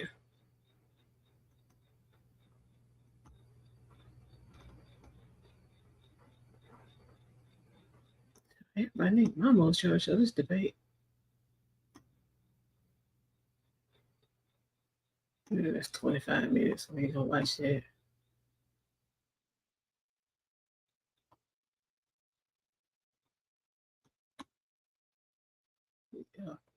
Yeah, Cuba. Yeah, exactly. Cuba. Exactly. Here it is. 2000. Okay. And while you're looking for another video, I just want to say, I don't necessarily have a problem with having a female president. I just think that it needs to be the right one. Hillary wasn't the right choice because in the military, everybody I knew in the military wasn't voting for Hillary because I had a top secret SCI security clearance, and for me going into skiffs and so on and so forth, if I got caught with a thumb drive or I made a mistake and left my phone in my pocket or anything like that, then they had the ability to UCMJ me, put me in jail. But she's handling classified documents and actually ended up getting people killed. And nothing happened to her. And she wanted to be the president of the United States, just saying, hey, I didn't understand classification markings. If you don't understand that as the Secretary of State, there's no way in hell that I would ever vote for you to be a president, period. And then when it comes to Kamala, she's just way too far left, and she's trying to soften the country and lead it in a direction. Like, I don't believe in OnlyFans and all this other stuff, but it seems like that's the side that is actually trying to vote Democrat. We need to get away from a lot of that debauchery and get back to some normalcy as far as building two parent households and building families and so on and so forth. That's what we need to get back to, in my opinion. I agree. Hold on. Are they still on? Let's see what's happening over here. That is not something that is prevalent to affect everybody across the board. What's happening here is he's putting more fear on this, and he's only talking about the southern border. And when I hear the southern border, obviously I hear the Latino community. So that's just more fear mongering. What we see is people trying to acquire equity. What we see is people trying to buy a home, people who are trying to avoid experiencing homelessness, and unfortunately, that's not directly linked to the immigration in the way that Vance is talking about it, because the illegal immigrants are not sitting in the C-suites denying home loans. They're not sitting in the C-suites denying these opportunities where people are trying to get equity, where people are trying to put their family in a safe environment, because being housed goes beyond just simply having a home, but it goes to being safe also. Brandon, thank you. Thank you to all of you for staying. I guess somebody might want to let him know that the minute you sign the paperwork on that home loan, sir, you don't have any equity. Boy, I'm tired of these low testosterone freaking beta males coming. That's why I love you, because I was about to go there. I was for real about to go there. They'll never. We've been watching this all night. Not one black man who has been on this screen has been none. I'm tired of all this tender damn super low testosterone. Like, can I see a black man, not a black male? Like, it's a difference, y'all. Like, good grief. Like, sir, you're not going to buy a $500,000 house and sign papers and leave with $1 million in equity. That ain't how they work. A lot of them don't even understand that they're going out for these new builds. This is what I'm saying. That their taxes about to go up like hell.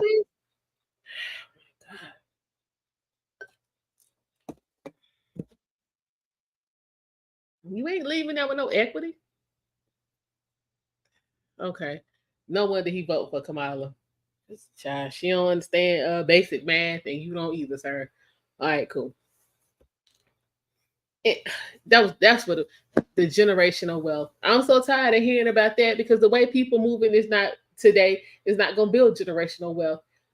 These people don't buy a house and stay in it for the rest of their days, and then their kids take it and stay in it for the rest of their days, or keep it in the family. Y'all trying to get a new house every 5 to 10 years. How the hell is that building wealth?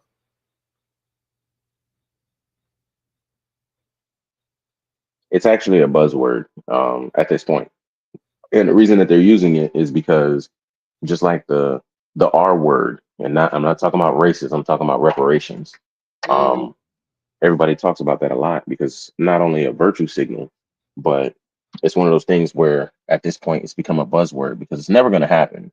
First off, there's no good way of doing it, because you don't know who actually descended from slavery. If you read the books and so on and so forth, you realize that when they first came over here, they found black people. So all the people who came over here weren't slaves.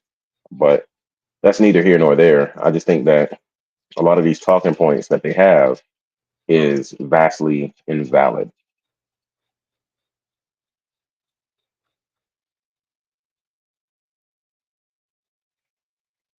That's what I'm saying. You would have the black dude on here talking crazy. I'm like, I can't. I'll be trying. But yeah, they go find the most tender, most no backbone having this, no man in their life as having this dudes, and be having them all representing black men. It's the one that y'all don't just go out and be like old boy and was that Falling Down? Was that with Michael Douglas when he just went out and went off? Y'all remember that movie? I don't see how y'all, you know what I'm saying, have enough self-control to not just go out and do that every day. I mean, it just be disrespect on top of disrespect on top of disrespect on top of getting slapped in the face.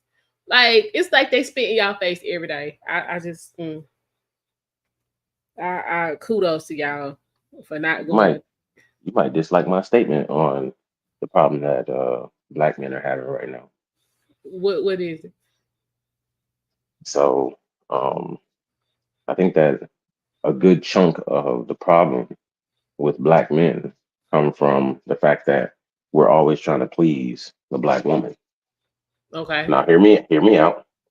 So when it comes to black men, why you say that like I was about to go off? No. I'm just saying, just in case. So when it comes to black men are always like, hey, do what it takes to make sure we can keep black women with us. And so black men would be like, hey, you know what? These women are talking about, oh, they like men with facial hair. All of a sudden you got facial hair. And we go through waves. Oh, I like men with waves. You know what I'm saying? So now every black man out there want to have waves. Then all of a sudden it was, oh, I like men with dreads. All of a sudden, you see tons of black men starting to show up with dreads. We keep molding ourselves to these women, hoping that we'll get selected. And then the successful ones who've been shitted on their whole youth, all of a sudden they end up with somebody with of a different race. And then, what do they say? They say, oh, well, you just didn't find the right one. And most black people, actually not even most black people, most people in general aren't willing to travel the entire country to vet all all these millions of women just to see if they can find the right one, when it's easier to go to a place with a higher population, or that one white woman or Hispanic woman who treated you right. She didn't treat you wrong, and she listened to you, and everything went well. But I'm not placing the full blame on them. I just think that we do, as men, instead of moving like men and just saying, hey, I'm going to move this way. If you want to get on this journey, you can get on this journey. A lot of men are saying, hey, this is what they want, so I'm going to mold myself into what they want. And then they get cheated on, honestly. I can see that. Absolutely. But what in your opinion, why are they so comfortable with trying to mold themselves to be what somebody else wants? Because it's something that's generational, right? And there are some things that are in the community that are generational. And here's one great example that everybody will understand, right? Most black people who don't know about food and stuff like that, and come from obviously a blackety black family. When I say blackety black, I mean black everything, black power, black all that, right? They don't eat anything like, for instance, steak. They'll eat all their steaks well done. The reason that they do it is not because they like steaks well done. The reason is because it's generational. So during slavery, when food started to go bad and stuff like that, and the slave owners or master, um, when they no longer deemed the food as edible for them, they would give that food to the slaves. And the only way that you can make that food edible so that your family can eat it would be to cook it beyond where all the pathogens and everything would die. So that way you're still getting the protein and everything else, but now you're killing off all the pathogens. So food was well done all the time. You didn't have the luxury of getting, steak tartare and everything like that. I always challenge people. I say, hey, listen, if you've only eaten well done, move to medium. Move to medium or medium well, and just keep stepping it up until you get to a point where you're like, you know what, I'm not going any further. Me, myself, personally, I do medium rare. But yeah, you start to figure out, what I'm saying, that a lot of these things are generational. And so even when it comes to the moves with women, just to bring it all back in the day when they were incentivizing women to leave their men and break up the household, they went ahead and passed no fault divorce. I think that was passed in 1969 in California. California was the very first state. Obviously, again, nothing good comes out of California. But anyways, 1969, I think it was. You guys can look it up and fact check me. I'm not quite sure. I think you're right, though. But I think it was 1969 they passed it. The very first state to pass no fault divorce. And they flooded drugs into the communities. And then they also said, hey, as long as the man is not going to be benefiting from it, we'll go ahead and subsidize your living, such as childcare, housing, Section 8, everything else. We'll subsidize your living. So it makes sense to say, hey, instead of going through the struggle with this man, I'd rather go this route and do it on my own. So it's one of those things where, generationally, now you have men who are coming out and so on and so forth, and they're still trying to keep these women and vie for position. And they're battling against the government. They're battling against these TikTokers and everybody else who has millions, and are pointing out that, hey, they got all this reach and they're talking to all these women, and this is what a man is supposed to be, and so on and so forth. These comparisons are what they're fighting up against, and it's a generational thing. Social media just exacerbated it, made it worse. But that's what they're fighting against right now. Yeah. Okay. No, you were right though. It is 1969. I just pulled it up while you was. Oh. Oh man. Um.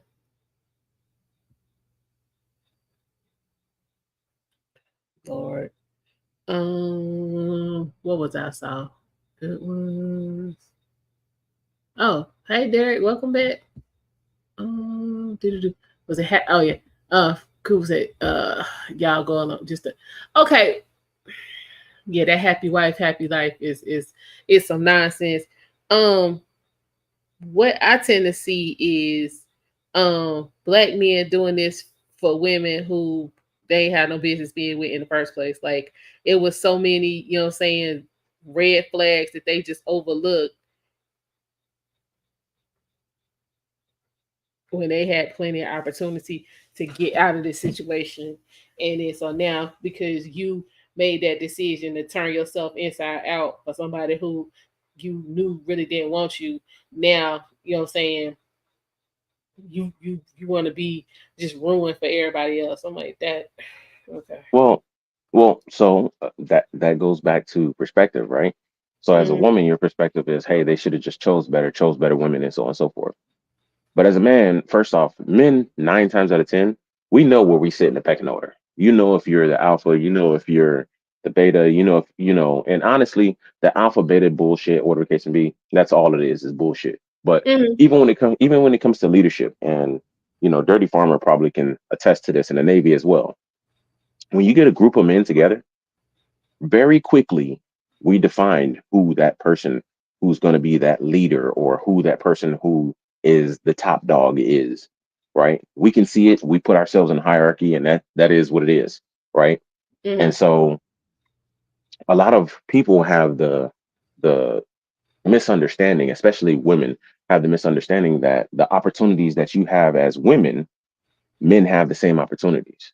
Men typically aren't having sex like that. Yeah, there's a very small group of men who are able to have sex with whoever they want because they're 6'6" and they're 220, 230 pounds, just Right. solid muscle and all that bullshit.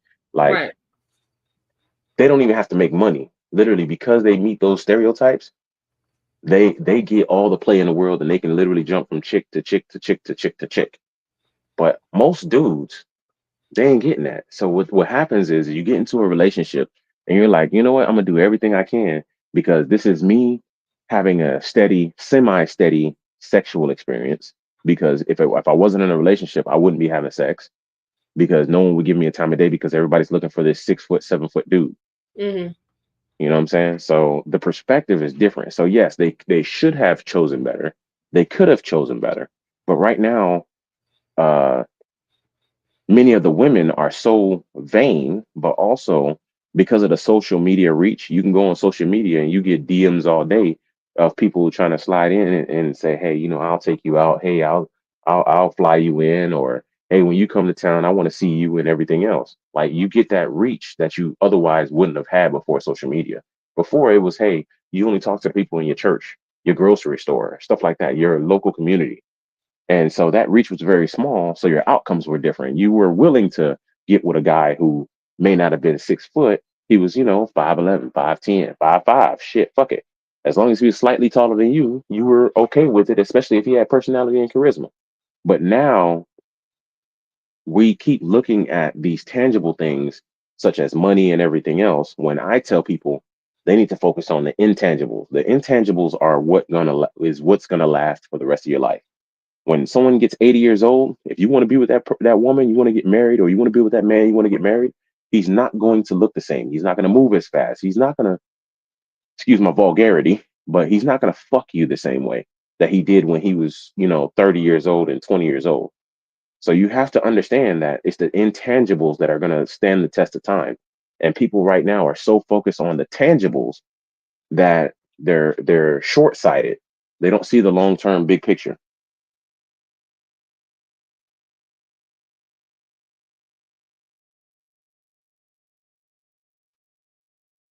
Agree. Okay. So if men typically know where they stand and you know she don't want you, she just, you know what I'm saying, dealing with you for whatever reason for the time being, then why show up devastated and heartbroken when it go to hell? Because you Because knew where you were standing from the beginning. So it's just an because act. because men genuinely love. Okay. What does that mean? And here, so men genuinely love. So even my mom, right? I have the conversation with my mom, and when she tells me, you know, baby, I love you and all that good stuff, I don't really give it much weight. And the reason I don't give it much weight is because she gets her nails done. Oh, I love it. She gets her hair done. Oh, I love it. She gets new furniture. Oh, I love it. She gets a new car. Oh, I love it. She got gas and her tank is full. Oh, I love that. Thank you. Everything is I love, I love, I love. You use it so much that you dilute its meaning. But men, when it comes to love, we love genuinely. For men, it's different because, oh, we never wanted your love. We only want your respect. And if you can respect us, that is you showing that you love us. Whereas men, our version of love is saying, hey, I'm willing to give my life for this woman. I'm willing to put all the things that I want to do to the side for this woman. If men wanted to all come together and say, hey, you know what? We are going to oppress every woman in the United States or in the world. Men can do it, and there's not a damn thing that anybody can do to stop us. The only thing that's stopping us right now is other men. So when it comes to those aspects, men love genuinely because you understand that when you love somebody, you're willing to do things that are damaging towards yourself because of that love. You're willing to put your life on the line for that love. You're willing to go out and say, hey, you know what? I want to work 80 hours a week, 60 hours a week because I love this person and I'm going to support that person.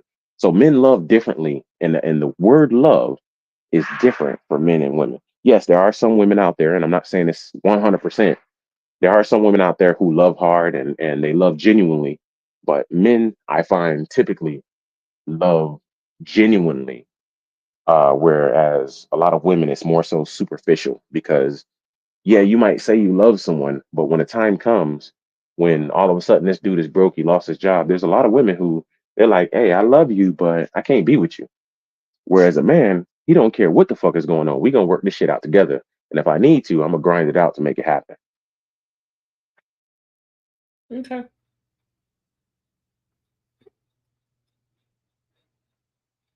Thank you for the answer.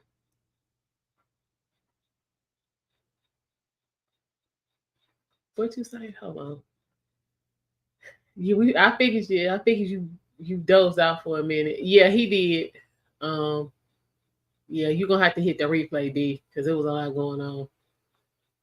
You stayed out the way, but you ended up in leadership. No one wants to be with a farmer because we're disconnected from society. Okay. You say you need to, okay. You need the big picture. Okay. All right. Okay, man. We got a consensus going on. All right. Yeah, I mean, that's how it is. And Dirty Farmer, I mean, honestly, he doesn't have that glorified position that most women are looking for. They're looking for somebody who is a banker and so on and so forth, and he's on yachts and everything else.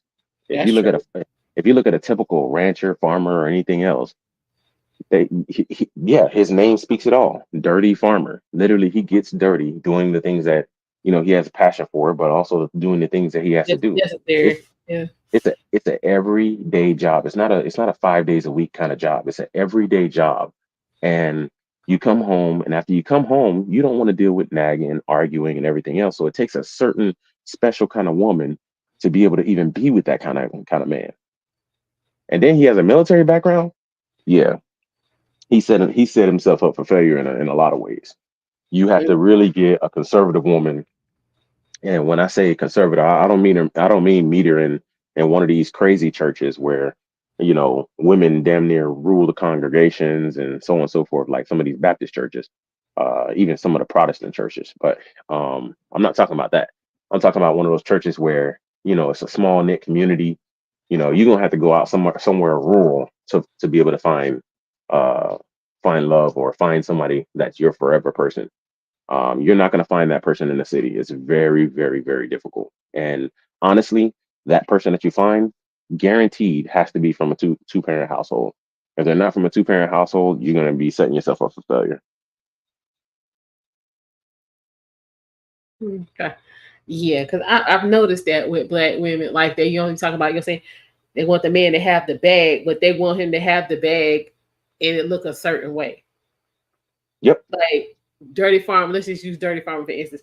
Dirty Farmer could be sitting on 10 mil cash, but because he a farmer out, you know what I'm saying, in the woods, and you ain't gonna be able to floss and stunt on folks, you ain't gonna pay him no attention, but you go get with the scammer, you know what I'm saying, who, you know what I'm saying, might hit a lick twice a month, but got time for y'all to be up on social media.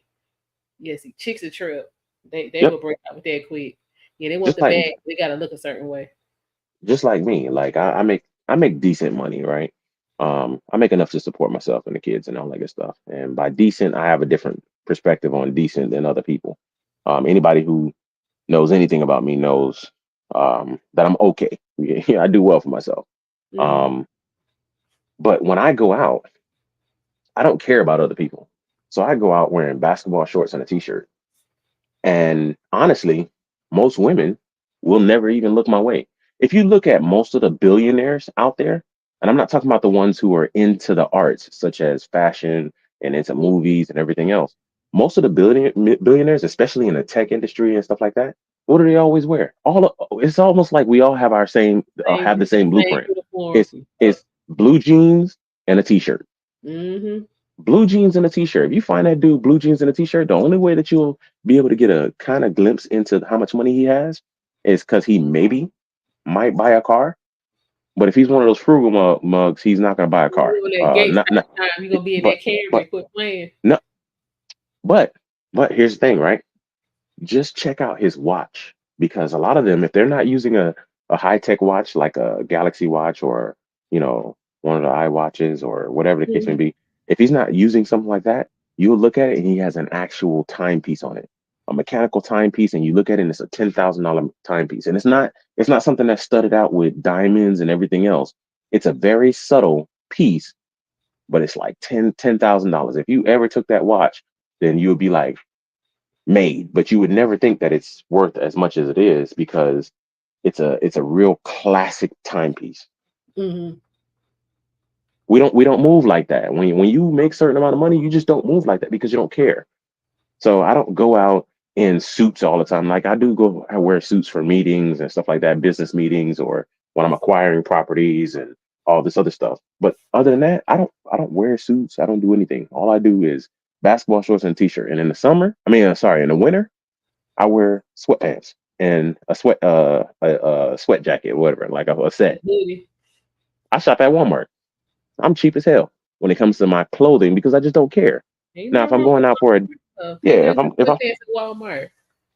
Well, I'm just saying, if I'm going to dinner or something, then yeah. Thanks, Joe. Damn sweatpants about $17 now. I'm like, are you serious? Hey. I bet. Back at Trump time, you get you a couple pair of sweatpants for $17. I'm feeling some type of way. I was like, what? Yep. No, I don't like that. Look at that. See, even Dirty Farmer said the same thing. So yeah, I'm actually purchasing a property that's he said 48.5 acres. I'm actually trying to purchase this property right now. It's 111 acres. Okay. But again, a lot of people who walk around with money, and he said it right there. He said, I have billionaire family, and he always wore t-shirts and jeans. Did I not call that? You did. So a lot of women don't know what they should be looking for, especially if they're looking for the money. But these men have certain expectations as well. Excuse me. These men have certain expectations as well. They're not going to just put up with any old woman in their BS. They know their worth. They know their value. So if a woman comes along, they have to provide something of value to them. And it's not something that's tangible. It's the intangibles that I talked about earlier.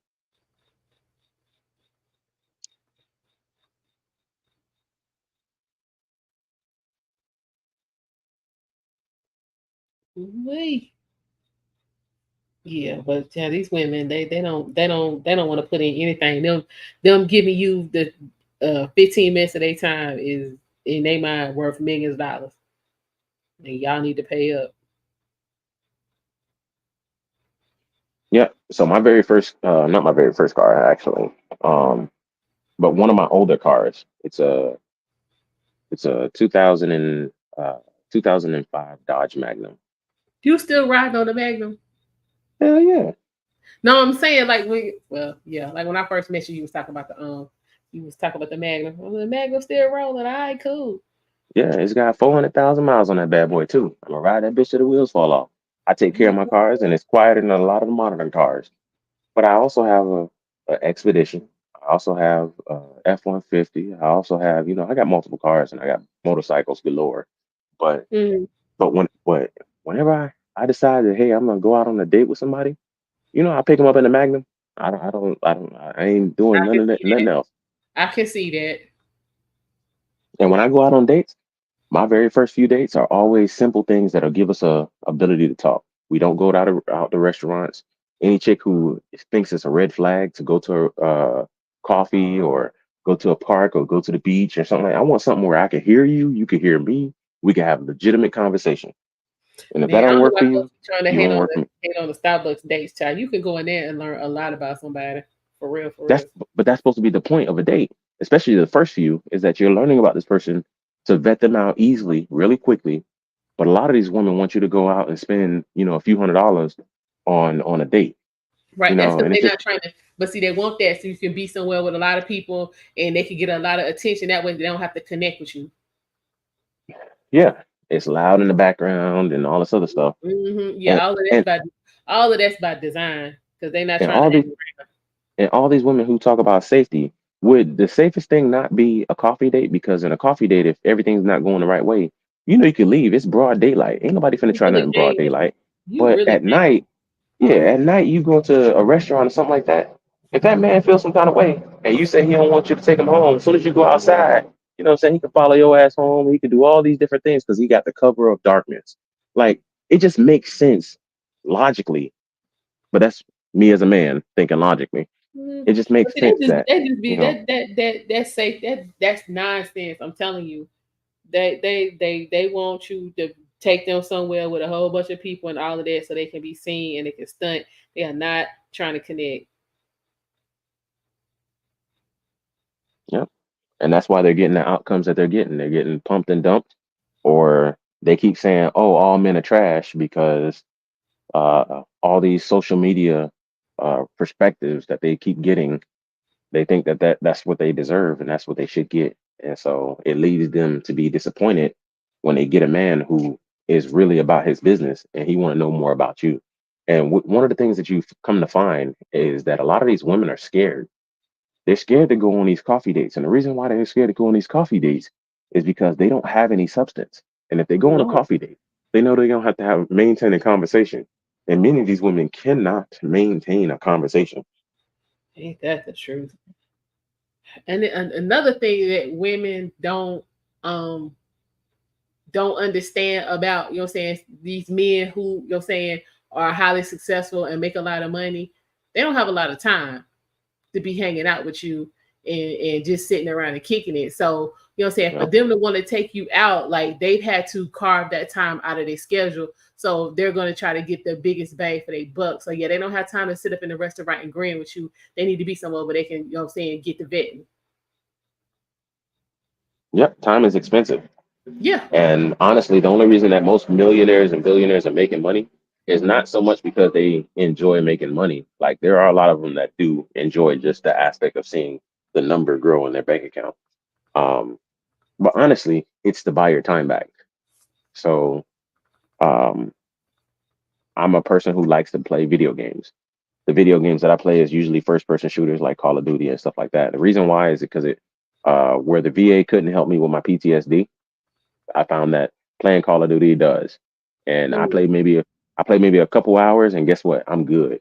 You know what I'm saying? I also found that there's other things that help, but that's my thing. And so I thought about it. I was like, okay, with Instacart, every Sunday I go in and buy everything that I think I'm going to need. And then throughout the week, I don't go to the grocery store.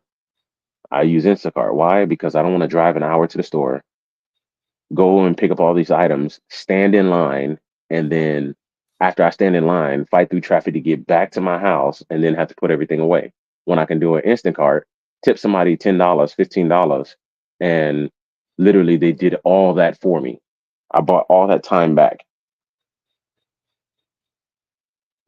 Hey, okay.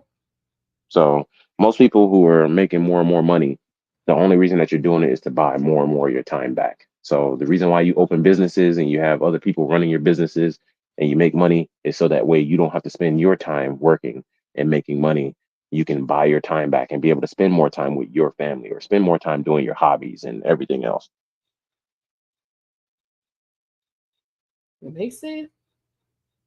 But yeah, these I was trying to explain it to these chicks. I'm like, look, he can't come hang. They not running 9 to 5. He can't come hang with you. Ain't nothing really going on. Like you need to have something going on in your life to supplement that time. And then when it's time for y'all to do what y'all do, then do that. But yeah, you got to have something going on, and most of them don't. Yep. Not anything positive. Yep. And everybody says that they want a woman who can cook and clean and all that good stuff, and it all sounds good. A millionaire wants a woman who can cook and clean, but will never. Well, I won't say never, but won't probably ask her to do it because you'll still have your maids, you'll still have your cooks and all this other stuff, or you enjoy to cook yourself. But the whole principle is that I want a woman who is going to say, you know what? They see me on the computer and I'm working. I've been working the whole time. It's early morning, 6 o'clock in the morning. She comes and brings me a coffee. Oh my God. That right there is amazing. Oh, freaking, she decided that she's just going to bring me breakfast. Oh shit. I'm not looking for a servant. I'm just looking for somebody who cares for me the way that I care Enough for to them. do that. Exactly. I get it. And just because you bring it, that ain't necessarily go. You just bring it and go. I've learned the hard way. It's easy to let do what you need to do and be finished, and then what I'm saying, we can do whatever it is we doing. Then what I'm saying, trying to what I'm saying, jump in the middle, and then that start an argument, and then what I'm saying, something don't the project don't come out right, and all. Yeah, not. Yeah, I don't argue with anybody. I'm gonna drop this off and let you do what you need to do, and yeah. Yeah, honestly, what's gonna happen is you start doing those kind of things, all of a sudden you're gonna start seeing all kind of perks come from it. You can be like, baby, can I have this? And guess what? I'm gonna be like, swipe, here you go. Baby, can I swipe? Here we go. No questions asked, no nothing. Why? Because you taking care of me, I'm gonna take care of you. I don't necessarily like the tangible things. Again, I'm a fan of the intangibles. But if you give me all the intangibles, I'll give you all the tangibles. Period. Okay.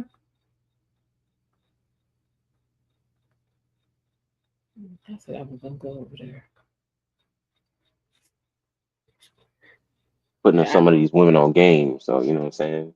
There y'all go. Y'all figured out how to snag somebody who might make some money.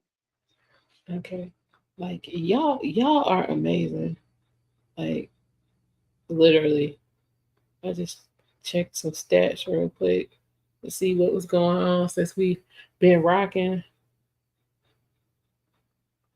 Yeah. Well, so since I'm doing this from my phone, I can't actually see how many people are actually in chat. Right. Yeah. Right now we're at 86. Watching. Man, we got 86 watching. Y'all put some likes on there. You know what I'm saying? If y'all like what I'm talking about, you know what I'm saying? Go ahead and subscribe. But check this out. Right now, total views, we at 47,348. Boom, boom, boom, boom. Doing our thing. And 201 subscribers since we started. But yeah, so of y'all 80 people who are still here, go ahead and subscribe. Hit the like button. Yeah, hit that like, hit that subscribe. Ask me some questions. I'm an open book, so I answer anything that's within reason. He really is. So I'm telling you, y'all want to know something, get it in. Oh, you say Dirty Farmer, he invented white asphalt in LA. Oh yeah, that'll do it. Yep, that'll do it. Hey Jumbo S, welcome. We said one of my first jobs was a laborer every Friday when I got paid. the bank customers let me go to the front of the line because my job was working waist deep in mud. Listen, hell, if it paid, do what you got to do. Honestly, you know what? I respect our workers because I used to be one of those guys who worked a lot of those labor intensive jobs. I did roofing, I did, landscaping, I did all kind of shit. But yeah, so even all my delivery drivers and all that good stuff, they're all cool with me. We're all on a first name basis. And whenever my package comes, they always, take care of me. Um, but I give them bottles of water, so on and so forth when they drive in the trucks.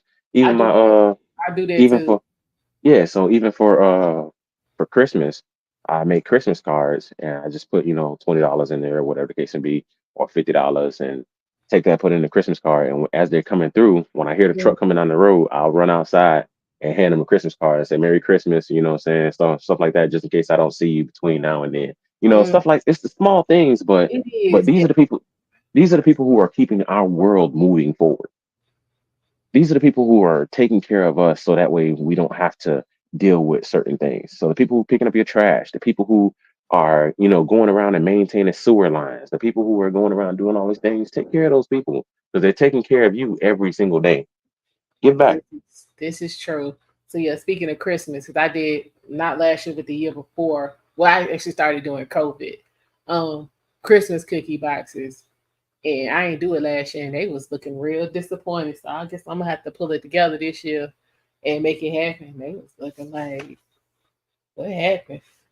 Like, Yeah, it's just a people thing, man. I understand that we're not always in especially the men, like the black men. They be like, wait, you did this? I'm like, yeah. They were like, oh. Yeah, they about to swing back around and be like, hey, Miss Parker. Listen, yeah. And I was like, look, y'all, I ain't had time. Last time they was like, man, I got y'all this year. I'm matter of fact, let me I need to find some cute boxes. Amazon to the rescue. Yep. Amazon works. Yeah. Cause FedEx dude, my UPS dude, my Orkin dude, like, yeah, all of them black guys, and they've been coming through here for years. Yeah, they feel it was too hurt last year. I'm like, I'm sorry, y'all. Had me feeling bad. I got y'all this year. Don't worry about nothing. Yeah, we need to take care of our people. Exactly. But again, shout out to all the people who are still rocking with us. You know what I'm saying? You guys are amazing. And you guys are the reason why we do what we do. And when I say we do what we do, I mean Alman doing what she do, because I don't stream. Every now and again, I might post a video. I was going to start a gaming channel and stuff like that. Decided against it because it just takes up too much time and I'm not getting paid for it. So I ain't got no patience for it. So I game, but every now and again I'll stream it. But yeah, this whole thing, man, she wants to help and everything else. She wants to bring the information out there. These debates and all that good stuff. She wants everybody to be informed. So, support where you can. And support doesn't always have to be monetary. If you could just hit the like, hit the subscribe, hit the share, or anything like that, it all helps. Chatting in the comments and everything, the engagement, that helps as well, because that way the algorithm steers more people toward the channel. So help out, do your part. It doesn't have to be financial. It doesn't have to be, monetary. Just do your part. You know what I'm saying? If you're gonna watch, hey, by all means, rock with us. You know what I'm saying? Exactly. Okay, we see you, Derek. We see you.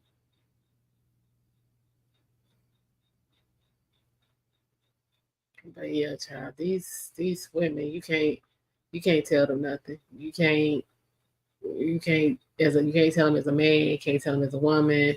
Okay. Like, what was that? It was on Instagram. And what did the caption say? When the girls trip goes past the Zoom meeting. And so the chick was putting together these like little gift bags, but they were in like these miniature suitcases. And just the stuff she was putting in. I was like, she put like it was gum and hand sanitizer, Vagisil wipes. It was a little mini bottle of tequila, some lube, some Tylenol, and then it was just a bunch of other little stuff, whole necessities. And then on the very top, she put a pregnancy test. I was like, this right here ain't nothing about this cute. This is why Black women only getting married at 23% clip. I said, because y'all doing all this whole activity and then you supporting this. What goes on the girls' trip, stay on the girls' trip. No. Like, this ain't cute. Anybody who lets their wife and girlfriend and all that good stuff go on a girls' trip, first off, that tells me something about your relationship. But second off, any woman who decides that she wants to go on a girls' trip, like any self-respecting man, that is not the thing. That is not it.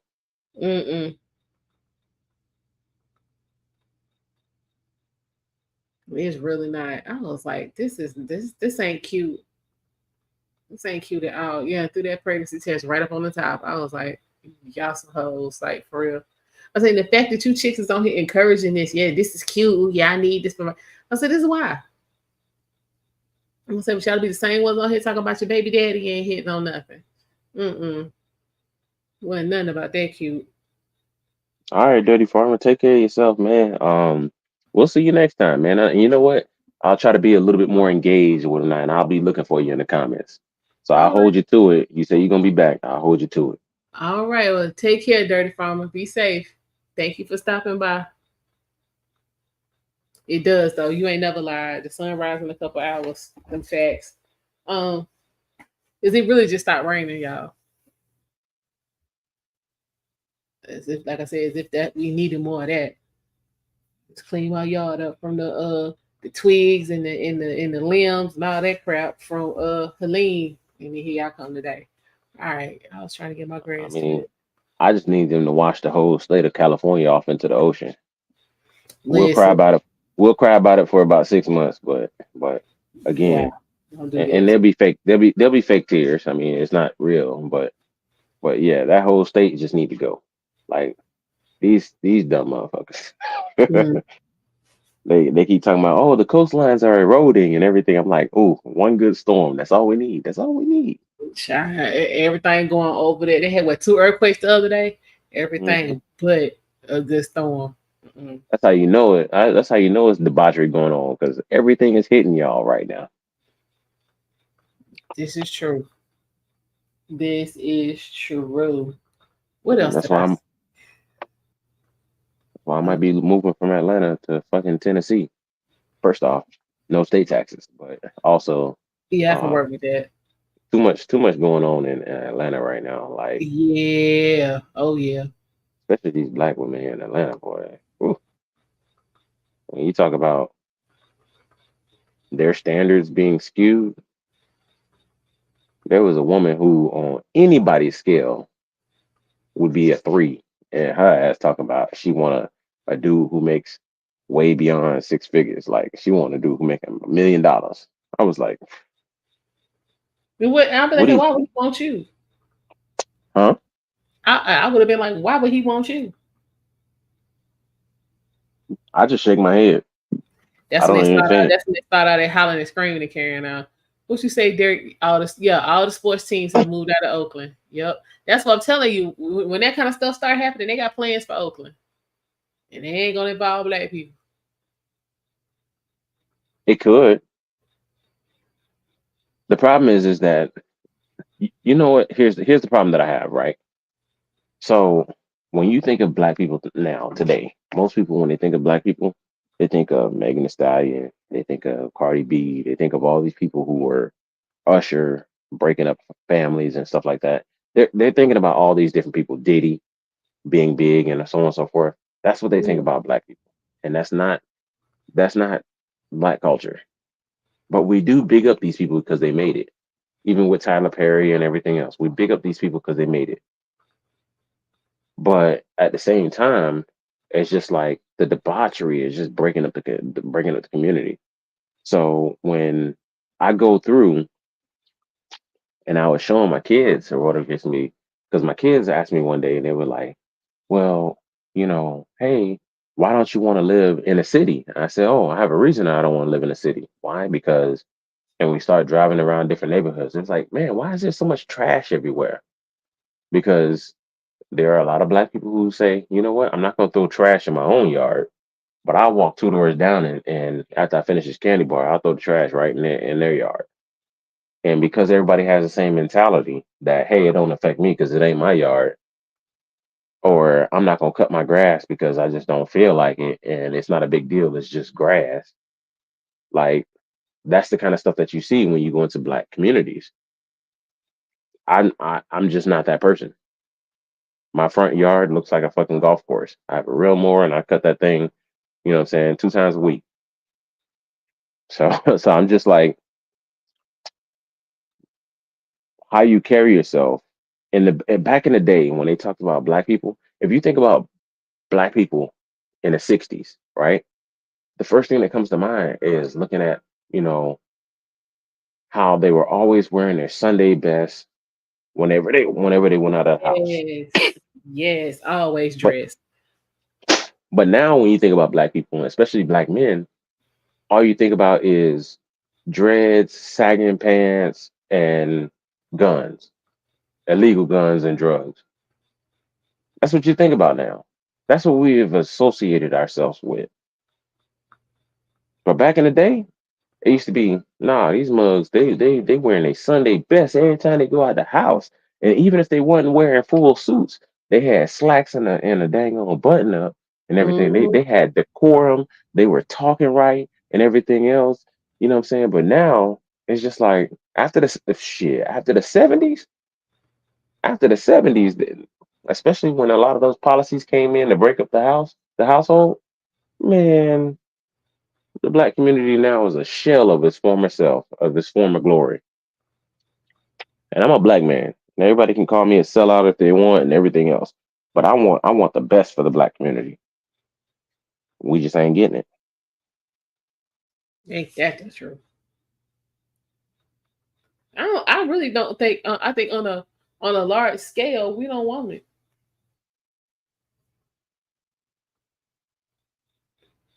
Because it involves work.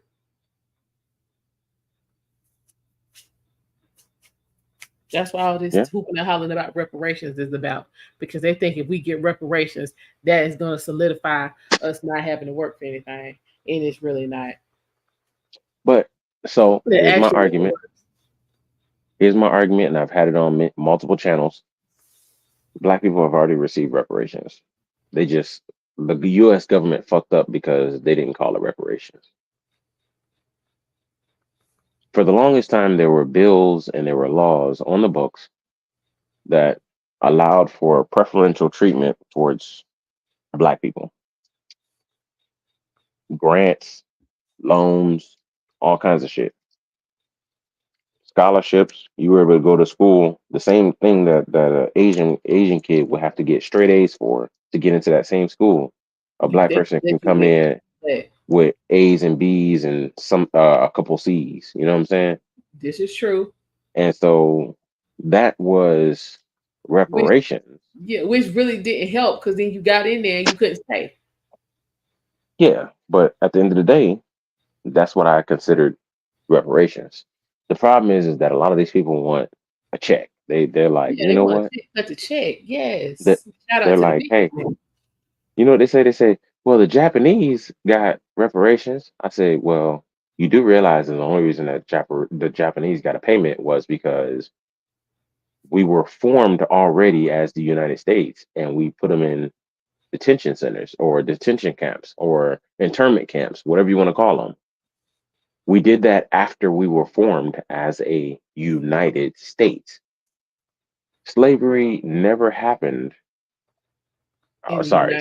I'm not gonna say never happened, but slavery in the form that it was in wasn't happening in the United States en masse. Exactly.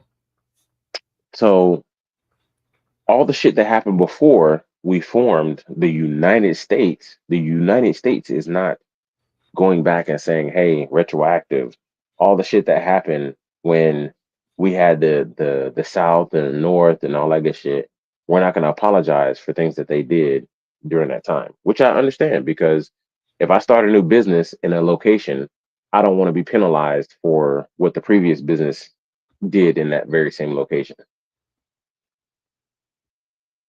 And essentially, that's what our government is. It's a business, a global business. So reparations is always going to be a hard thing. But what they do is they say, hey, we're going to do these small things to pacify, and hopefully it'll be good enough to where we can just move on. We can move on from the conversation. But we never move on. We never go forward. Yeah, not at all.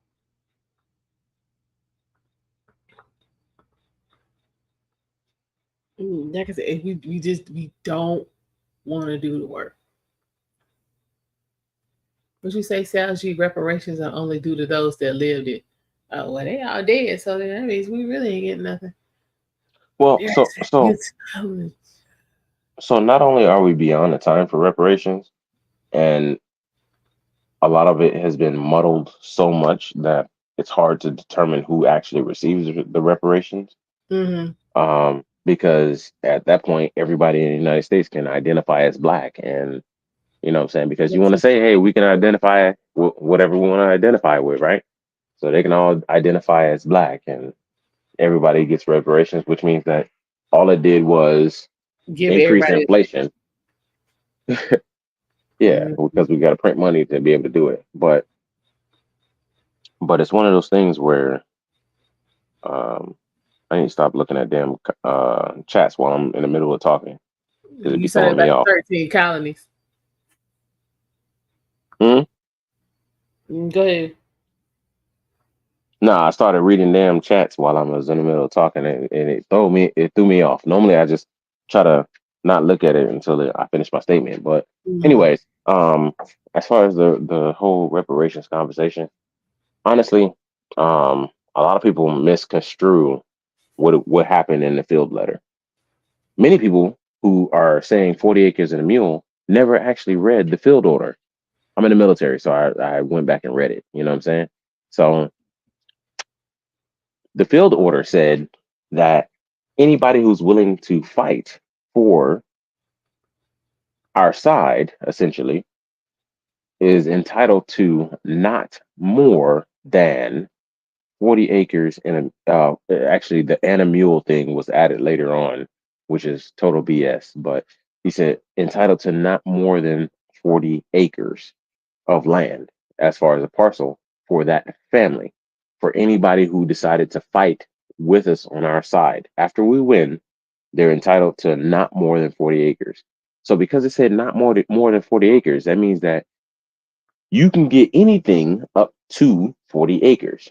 Honestly, I'm such an a-hole that if I were to become president, I'd be like, hey, I'm giving reparations. I'm gonna set off this 1 acre plot of land in this 1 acre plot of land in whatever as far as federal land, and of that 1 acre, I'm gonna give every Black person half a centimeter or a centimeter of or a millimeter of land, and there you go, because it's not more than 40 acres, and I'm giving you the land, you have ownership, and we'll just go about it that way.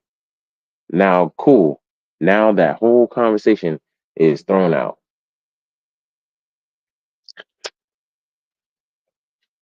If you want to sell it, great. Sell it back to the government, cool. We'll give you money back for it. We'll give you $100 for it. And if you want to keep it, you keep it. It is what it is. It's 1 acre that don't mean shit to us. But at the end of the day, it's going to stop the reparations conversation. Honestly, we need to start looking at each other as the United States So I don't believe in white supremacists. I don't like them. Anybody who thinks that that white people should be the ruling class and all this other nonsense, I look down upon you. Anybody who believes that black people needs to be or needs to be kings and queens in the United States, I look down upon you. It is what it is. I told y'all I'm controversial. Yep. Hold up. What's going on? Hold on. What did Derek say? He said, "You telling the truth about black people." Now, back in the day, we would help each other out with programs, and now it's only done if we can get something out of it. Then he said, "Okay, he disagreed with what you said about slavery not happening in the United States of America." He said we had the 13 colonies. The 13 colonies were not the United States of America.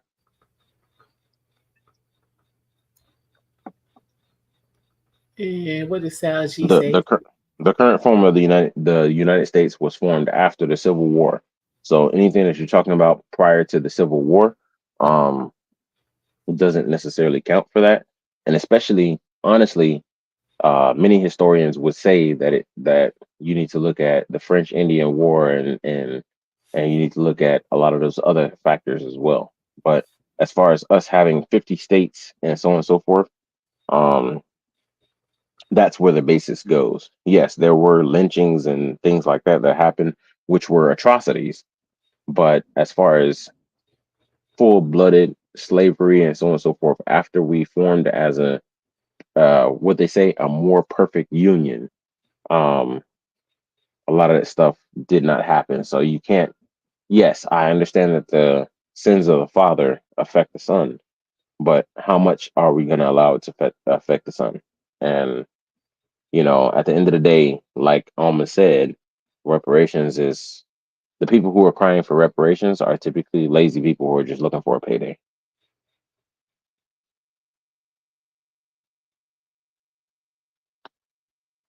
And what else did he say? Let me see.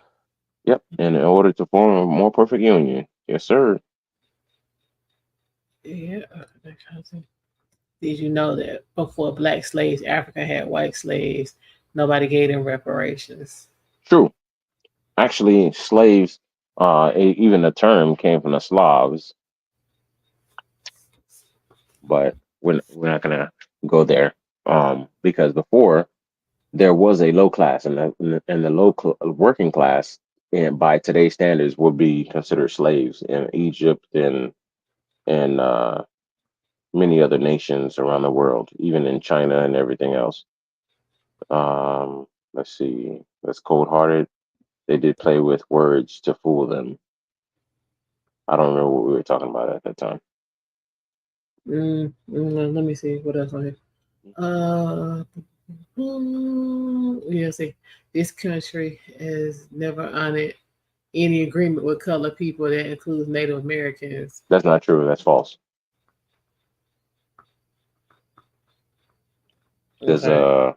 There's quite a few agreements that have been honored, and when they were broken, the United States paid for it, because there were legal battles that were fought to get or recover funds for that. That's the reason why you have areas in almost damn near every state that the U.S. government has no domain over. Why are people demanding reparations? They're demanding reparations because they've been told that their ancestors have been wronged, and that they think that they need a financial payment. And the problem is that there's no logistical way to actually go about that. They said the Declaration of Independence when they said in order to form a more perfect union, exactly. That is that. That did happen in 1776, I believe is the date. When it was ratified, they wrote it in 1774, and they passed it in 1775, and then it was fully ratified in 1776. And then the last signatures happened at the end of 1776 because they had to carry everything by horse and carriage. But anywho, slavery has been around forever. It just depends on how far you look back. Yes, slavery has been around forever. However, it wasn't called slavery before.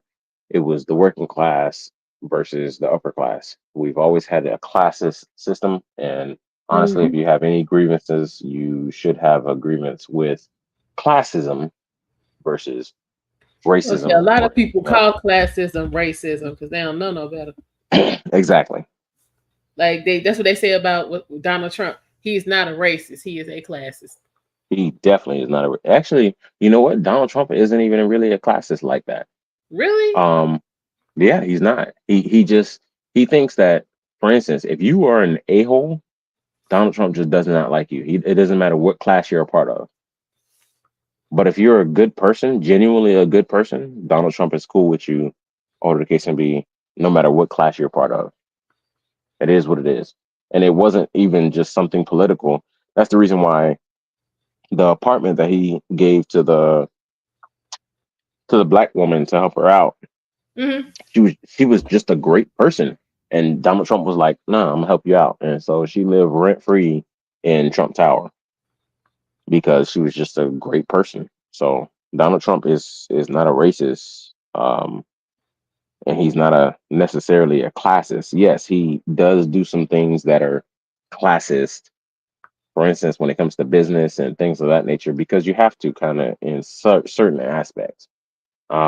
If you want to be more profitable, it makes sense. But that's a conversation for a different day.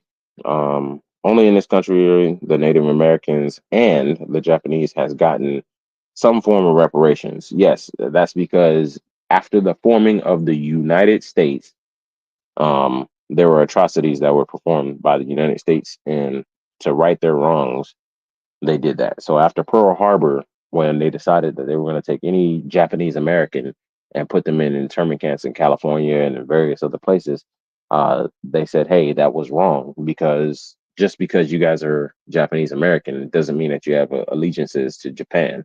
So they paid them for that. And the same thing with Native Americans. They were still taking land and everything else, even after we formed as the United States. So that's why they got paid. And also, those people came together, which black people never do. They came together to fight for a singular issue. Going down, Native Americans crossed the land bridge to come to America. They're not native to America. Depends on what history you look at.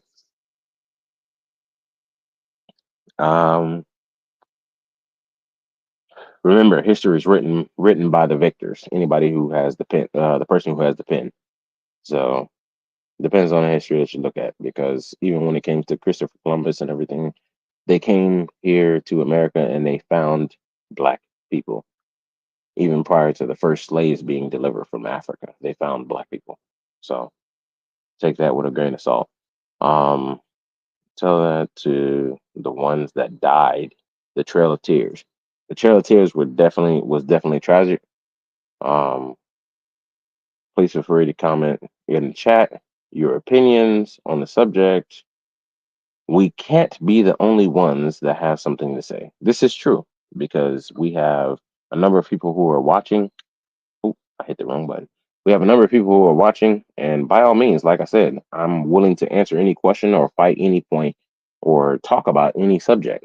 I'm an open book, and if I'm wrong, by all means, correct me and give me the historical fact. I'm not looking anything up right now, so you can probably tell me anything. And I'll just have to accept it as true until I look it up, because I'm that kind of person. All right.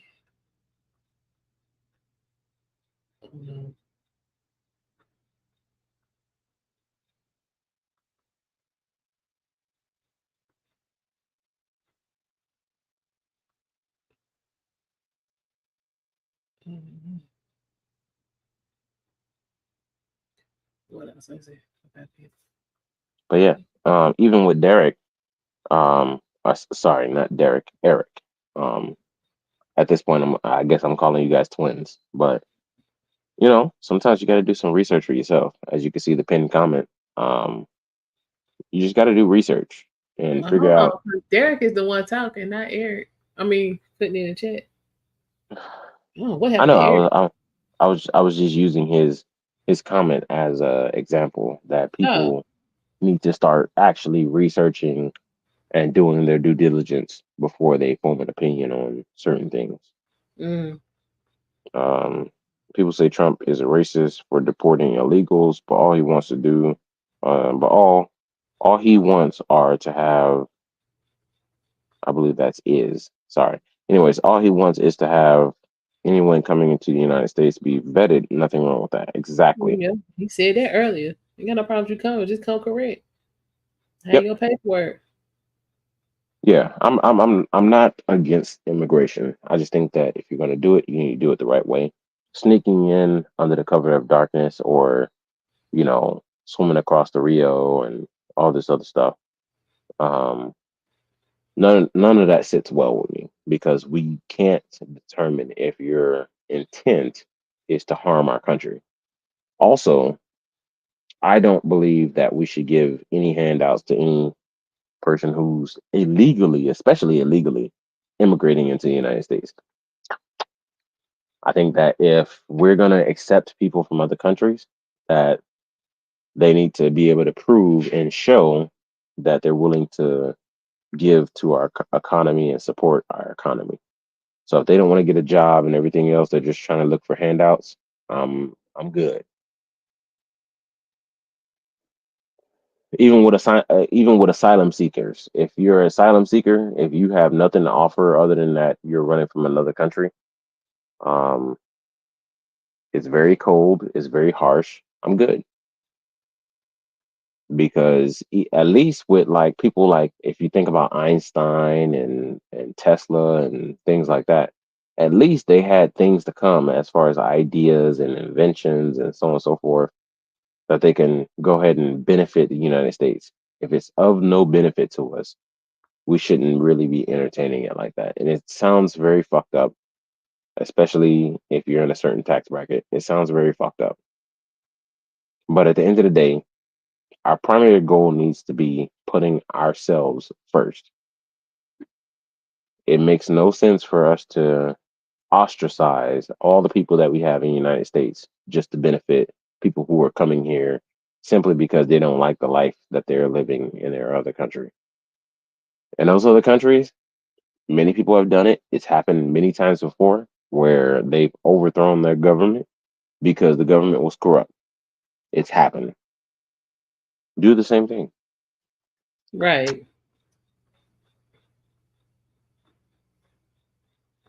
You're running away from your problems, but if you're going to run away from your problems, and if we're going to let you in, by all means, I need you to make sure that you are a person who is going to benefit the country that you're trying to run to. So if you're trying to run into the United States, that sounds great. Cool. But I need some benefit that's going to come out of it. And I'm not talking about working at McDonald's.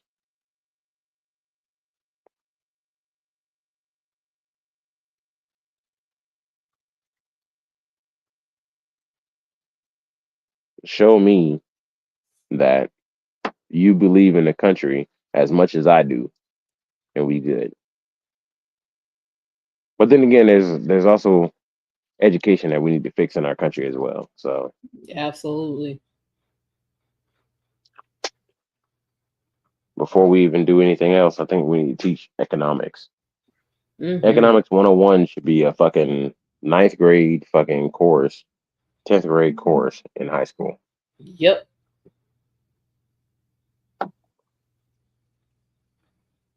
Because there's a lot of basic understandings that people just don't have. Democrats will never want to push for that because it'll usurp their power. So obviously that'll never happen.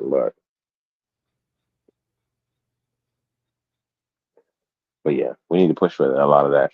Just like they changed the definitions of inflation, they changed it. Sorry, Yeah, they changed the definition of recession, everything else. A recession, classical definition of a recession for all the years prior was always 2 quarters of loss.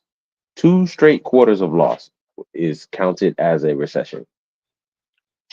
They changed that definition. Inflation is only created one way. If you go through economics, it's only created one way: printing money. And the only people who can print money is the US government. All right, we have some more comments. What happens? Venezuela released all of their prisoners as long as they come to the U.S. Their president is men doing come out and still let them in. Yep. Yep. Facts. And then what Derek said. As a man that worked all my life, paid into the system all of my adult life, it angers me that illegals get everything they tell me no to. Yep. And that's the biggest thing that drives people away from the Democratic Party this year, is that a lot of people who are being affected directly, common sense tells you that you're being screwed for these reasons. It's not because of Trump. It's not because of anything else. Common sense tells you, hey, I've been working my ass off, and you guys kept telling me no to helping me on anything. But you let these people in, and you give them everything that's needed for a basic living here in the United States. And that's why you have so many people who are moving to Trump.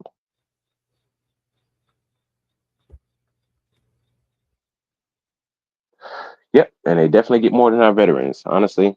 As far as a lot of the illegals, yes, I call them illegals. I don't call them migrants or anything like that. Occasionally I do because I talk to a sensitive crowd, but I call them illegals. Why do I call them illegals? Because their very first act of entering the country was breaking the law. So I call them illegals. But yes, they're getting a lot more benefit coming to the United States than the people who already live here, especially the veterans. For the longest time, veterans couldn't even get care. I know people who couldn't get care at all under Trump. When he decided he was going to start overhauling the VA, oh my God, man, I had the VA calling me and everything before. If anybody knows about the Atlanta VA, parking was absolute dog shit. And if you had an appointment at 1, your ass better be there by 9:30 so that you can at least have parking. Otherwise, your ass is gonna have to park down the street and then take an Uber to the actual VA so that you can get seen, and then take an Uber back to your fucking car so that you can go and pay for your parking and everything else. It was that bad. And so the VA is terrible. But one thing I can say is he made it better in a lot of ways. He greased the wheels, as I like to call it. He greased the wheels to make things that normally took months and months and months to be able to going back and forth and back and forth. He greased the wheels to make a lot of those processes easy. Biden, he's done the same thing, such as, putting out the PACT Act and so on and so forth, but he only did it as a political stunt simply because he saw that he was losing the veteran vote and everything else. And I think that if anybody who does it without being asked versus the person who does it because they want to remain in power, I think I'm always going to choose the person who did it without being asked. So that's my 2 cents on that. Okay. Look at you, Cuba Lou. Yeah, you said they are illegals. Exactly. Yep. They broke the fucking law. But y'all ain't supposed to talk about that though. And here's where I'm weird, right? Because I know that if you're born in America, technically you're an American, right? But personally, I think that if you entered the country illegally and you had a child here in the country because you decided to cross the border at 8 months or 7 months or whatever the case may be, and finally you were able to have your child by sitting here long enough to be able to have that child. I don't think that we should necessarily give that child citizenship. Exactly. So it's very fucked up So to you say can it that way. yeah, send them back. Everybody go. Yeah, because Obama actually is the one who implemented that policy. Since you're saying everybody's saying nothing wrong with our foster care system, put them in there. Yeah, we all know that's some bullshit. Right. So yeah, find somewhere fun to be over here in America, but you got to go. Take them with you. They citizens. They can come back when they're grown. Honestly, I think that we need to take the stance of Poland. I really like the stance of Poland. So Poland right now, they just passed a law not too long ago that their soldiers and everything that sit on the border, if you're trying to cross illegally, like jump a fence, cut barbed wire, or anything like that, their soldiers are authorized to shoot you. I have no problem with in the U.S. saying, "Hey, you trying to cross the border illegally? We're gonna put you down." And you know what? We'll even do you a favor. We'll set up a fund for all the bodies that we recover. We'll cremate them for you, and we'll scatter their ashes in the dirts of fucking Nevada. Honestly, after about 15 people get shot, all of a sudden border crossings are gonna drop like a mug. 15. That's my number. It might take a little bit more, but 15 is what I say.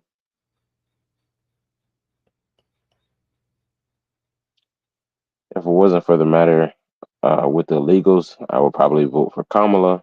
But like I tell people, find an issue that you agree with or disagree with and vote for that or against that.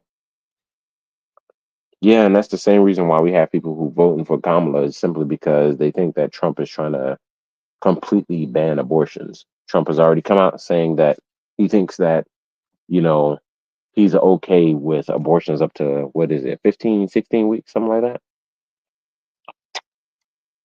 And if you can go 15 weeks without having your period. Now, my wife, my late wife, she had irregular periods. So she would regularly go 2 months without having a period.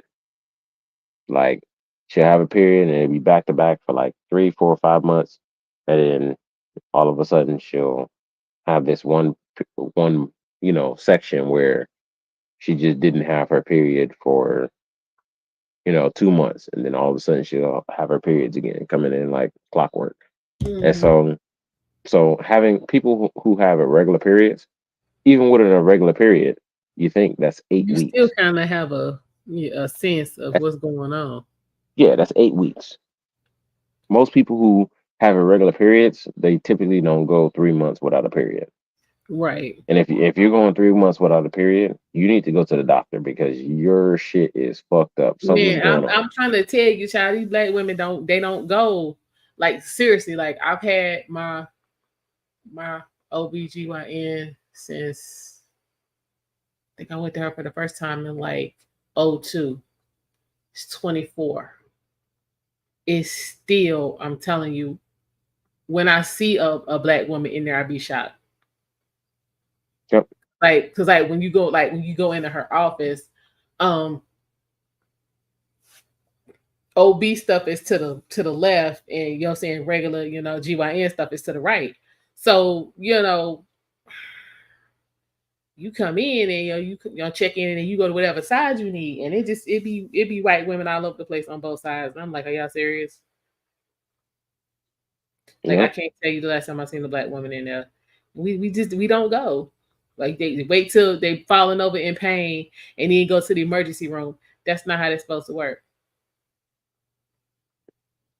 To answer some of the questions from the comments, Soul G, they're not going to try to prosecute Epstein's clients because many of their clients were dignitaries and people of power and means. Yeah. Same thing with Diddy. You can't be locking your friends up.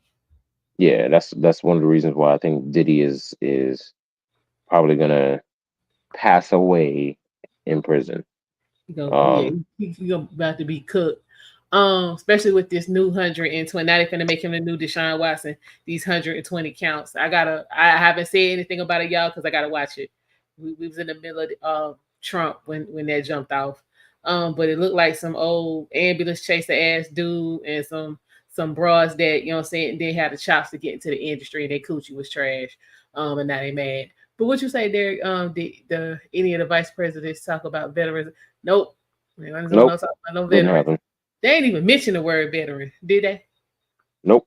I Not swear, at all. I didn't think so. I did not think so. Kamala wants drag queens reading to our kids. Yo, I saw a video about that on Instagram. It was a whole dude in there dressed up like a goth streetwalker, and was supposed to be reading to the little girl, and she got up and got on her let me practice to be a pole swinger, and the drag queen was making it rain with fake money. Yeah, honestly, I think that our kids should be taught biology until they get to college. Once you get to college, then we can teach you about these All this alternative other nonsense. lifestyles. Yeah. So, because honestly, it's a mental health issue as far as It really is. transgenderism and everything else. It is So, rooted in I think trauma. I think that we need to go based off of biology until they get to college and they select those classes. Not that they're forced into them, but they select those classes. So even in women's studies, I don't think that it should be what it is, which is essentially You really bashing don't. men. You really don't need. You don't need it. Yeah, it's a stupid class. But Well, you know they again, giving out whole degrees in that nonsense. yeah, feminism has been destroying our country, and I'm willing to debate anybody on it. But if you go come up and you want to debate me on it, make sure you Please come come with facts. correct. I don't want you to get gashed. Have it together. Yep, come with facts. And I'm gonna let you know right now, I'm doing all this on my phone, so I'm not googling nothing or anything like that because I don't want to lose the stream and everything else. So I'm gonna just spit it off the top of the dome. So come with facts. What you say, Sal G? Wait, let me go ahead. Did he gonna get? He probably will.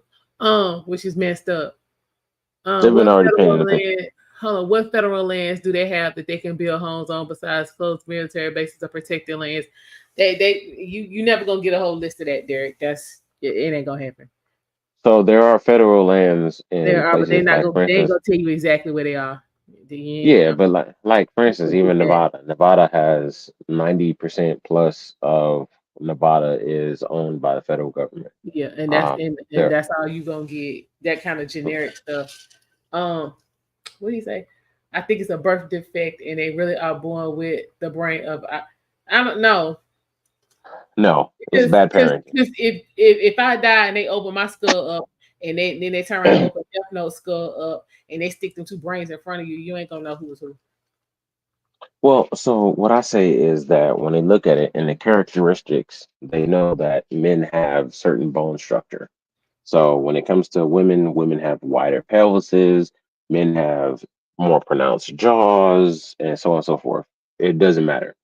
And so I think that those are the things that people see off the rip. So genetically, years down the road, people are going to see these things. But um, it's not it's not a birth defect or a genetic defect. What it is parenting.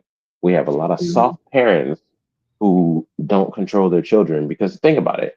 Even back in our day, when it came to kids, you know, you were told, hey, you could play outside, everything else. Your ass just needed to be back before a certain time.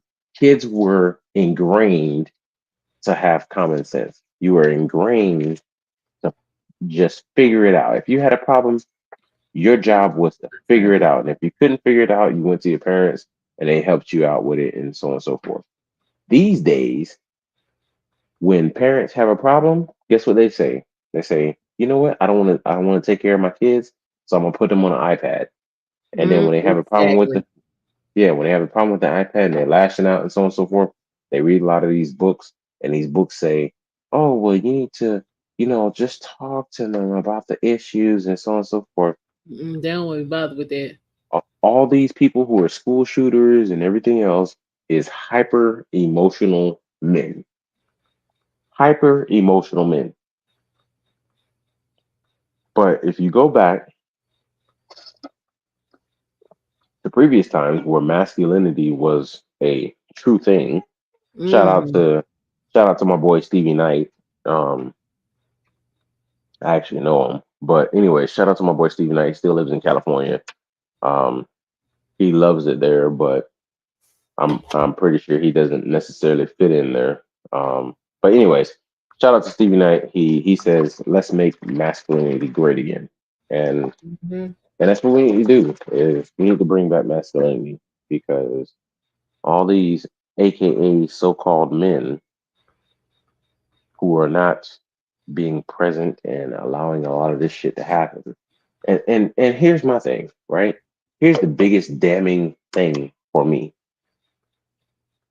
I don't want to hear a single thing from a woman, period, when they allowed the greatest woman for the year to be a man. Oh, you talking said about was that Bruce Time? Jenner. Yeah, Bruce Jenner. which magazine? I'm trying to remember which magazine. Was that Time? It was Time magazine. Yeah. Yeah, that was the thing. I don't want to cut a fool and talk about no respect. That was the time for that. Yeah. When your woman of the year was a man, He's a damn dude, right? I have a problem with that. All the great women that they could have put up for the woman of the year, they put up a man, and they said that. So again, I'm controversial. I was in the military. I speak free. So, but yeah, parents these days, and then the problem with the parents these days, and the parents for every generation, is that every parent says, you know what, I want my children to not go through what I went through. And here's my problem with that. You ain't If helping you, with that. my problem is that if you think that you were successful as a child, growing up into an adult, if you think that you are in a successful place, why don't you want that for your child? Yes, you Right. want to. Yes, it makes sense to say, you know what? I don't want my child to grow up in a place where they have to struggle for food and not understand food and so on and so Yeah. forth. Cool, I'm with you. Bad education and all of that. Yeah, that makes sense. But the discipline, oh, my parent, whooped my butt one time because I said something or I did something. I don't think that now you should feel like, oh, I'm never gonna whip my kids because when my parents whipped me, I didn't like it and I feel like it was a detriment to my mentality. No, that experience made you the successful person who you are. Now, I do know that there are some parents who go too far and stuff like that, but that's not what we're talking about. We're talking about the average family.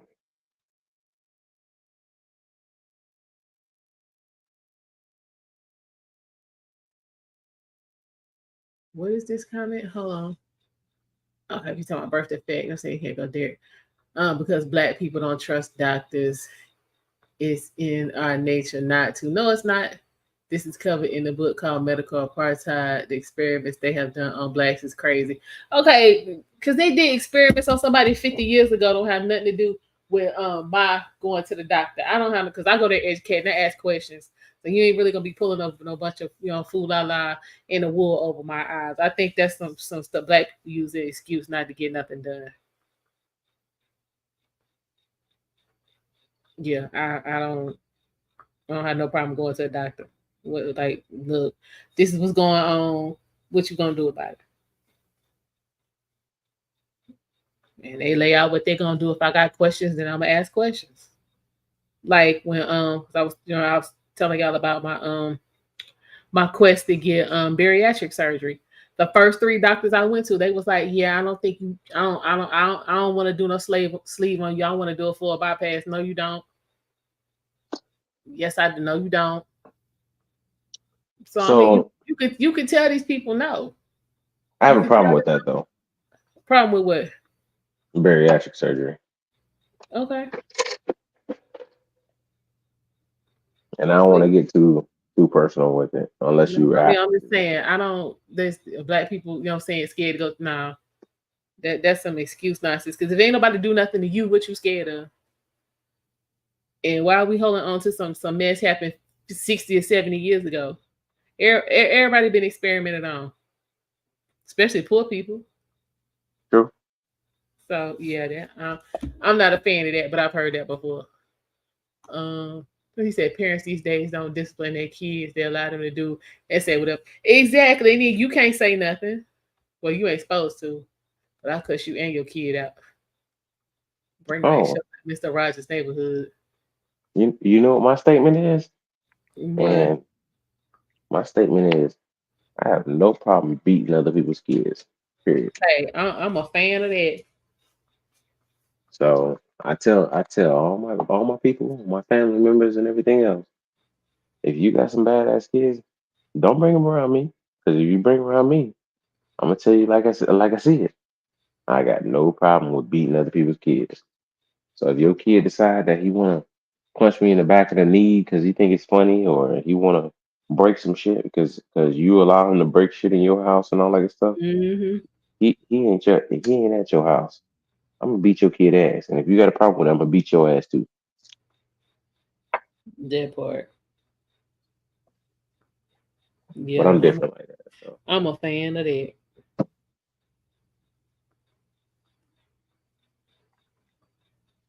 No problem.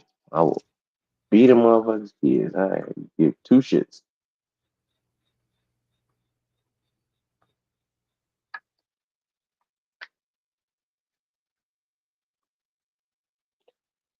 They put him up because it brought in a lot of money. Don't know what we were talking about at the time.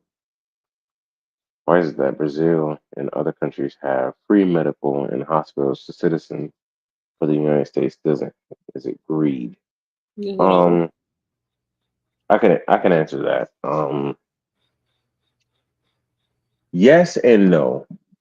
As far as greed, we live in a capitalistic society, so there's always going to be those kinds of things where people have to pay for medical and so on and so forth. But honestly, the cost of medical, the only reason that it's so high is because it is so lucrative to keep people sick. And so just the same way the statement was made that I believe it was Roosevelt who said this, but just the way he said that, hey, when you make war profitable, you'll always find yourself into war after war. And this is just me summarizing, not being literal. It's the same thing with the healthcare system. If you make the healthcare system profitable for people to be sick, you will all of a sudden start to see more and more people become sick. So, yeah. They put them up because it was a lot of money. I can't remember what we were talking about. Let me see. Oh, I already read that. No. What's this?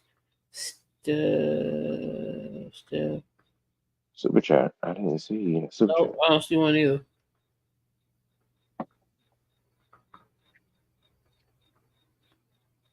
Yeah, no, I don't see anything stuff. Steph Troutman. I haven't seen that name at all. Me neither, but welcome. Yeah. Welcome to the chat. Ask you a question. We are here. Okay, Derek. We've had this conversation. You can't half-ass discipline because you scared you're gonna be like your mama. Because you're gonna have the same outcome.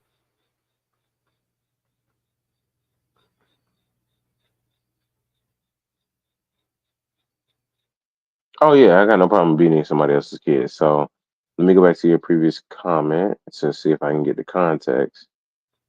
Saul. All right. Parents these days on the screen. Yeah, so whatever they want. Yeah. I don't see the comment that would be related to. Thank you for the reminder, but looking back through your comments, maybe it was somebody else's comment that I was talking about. I was saying that parents don't discipline. Yeah, they definitely don't. So parents don't discipline their kids because they're so scared Yeah, of they it, and it's a problem. And again, I have 2 boys, and I want my boys to be successful and to be able to get the right women and so on and so forth. But as men, you have to be measured. And I'm teaching them all the things that I wish that I had learned before I turned 25 years old. Like a lot of things that I learned as far as being a man, I didn't start learning those things until I was in my mid to late 20s. And so I don't want my children to have the same handicap going forward. So yeah, I have no problem with beating other people's kids because I stand on business and I tell people how it is. And even many of my family members, I say, I don't agree with how you raising your children, but it's not my place, so I just leave it alone. And typically, I just don't deal with those people in person. Like I'll call them, we'll talk. Well, hey, how's your kids? How's everything going? Cool. You having problems with your kids? I expected it. I don't tell them that. I don't tell them I expected it, but all right, cool. You're having problems with your kids. It is what it is. All right, I'm glad you're still alive. And then I move on. And I probably talk to them about a month later, 2 months later. So, because I understand that the reason that they're in the situation that they're in is because they tried to learn how to raise a child from a book. That shit don't work. Right.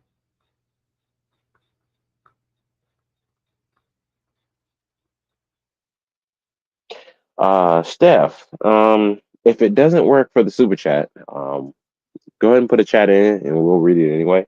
But and the other option is to use what? Huh? We said my first super chat. I'm so excited. Thank you, Derek. Yeah, thank you. You can But always cash app too. My bad. yeah, that's what I was about to say. Yeah, just go ahead and hit the cash app, and if you want, when you do the cash app, leave a comment there. We'll read that comment as well. We'll still read that comment. So.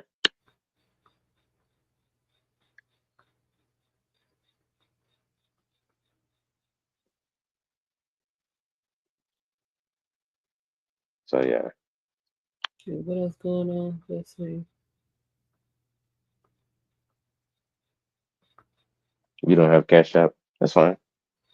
Okay. Yeah. No problem. Yeah. We're not saying that you have to go to cash app. I'm just saying that was another option, another route. So YouTube is always on they nonsense, but right.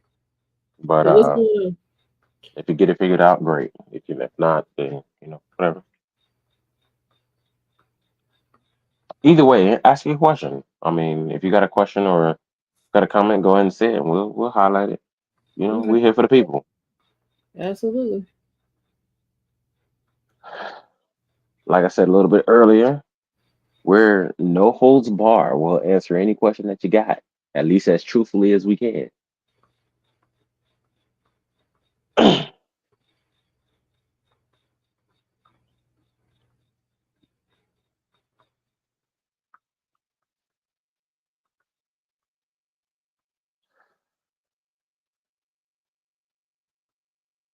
True that.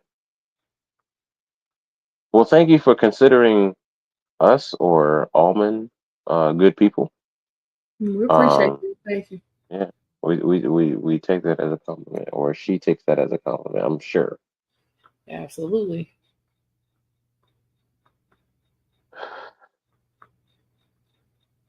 You had to exit out and come back in. Yeah.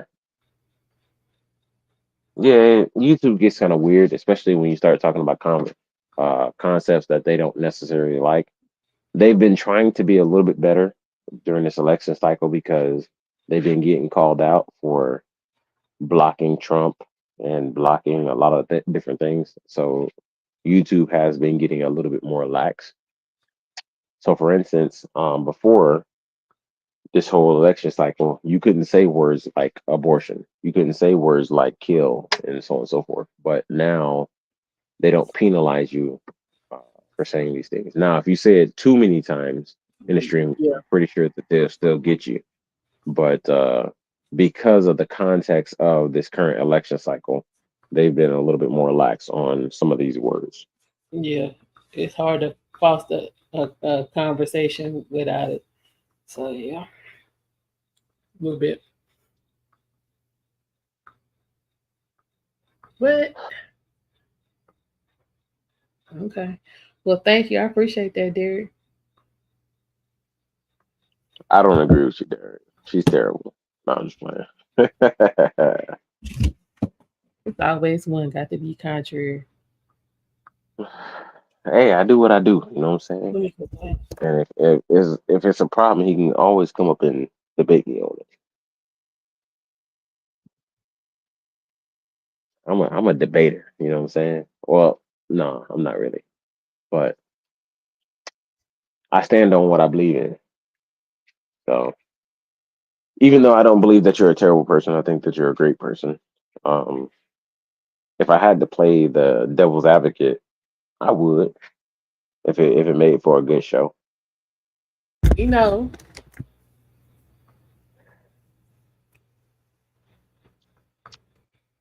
Boy, Yeah, I do. one thing we can count on you for is honesty. Yep.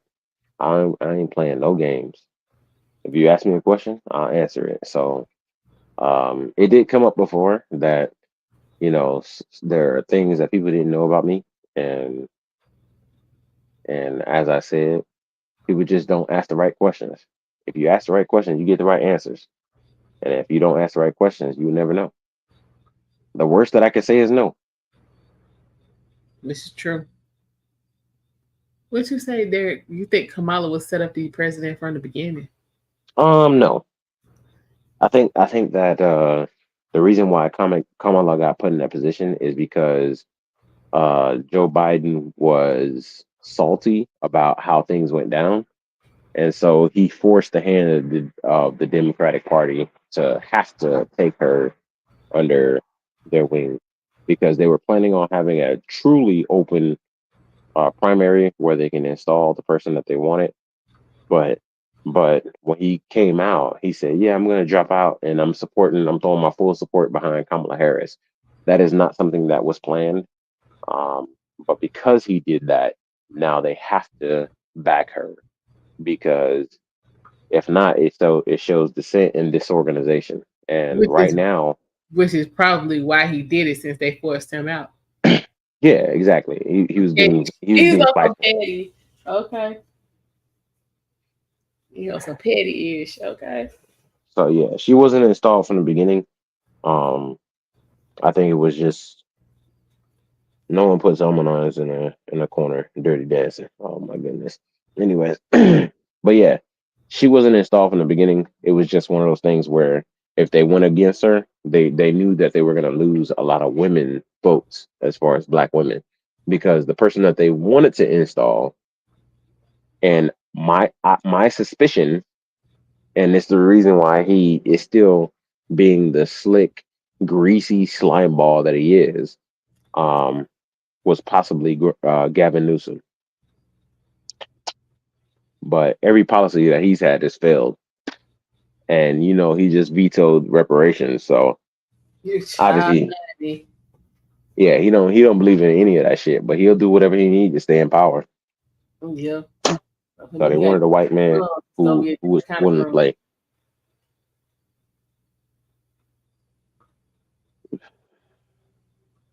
The court should not allow people to sue someone if they run across the freeway and get hit, because it shouldn't be crossing the freeway in the first place. Oh, but yeah, that don't work in North Carolina. Yeah, you try it if you want to, you can get nothing. Because they're gonna say exactly that. Why were you out there? And what did you do to try to get out the way? It's called contributory negligence.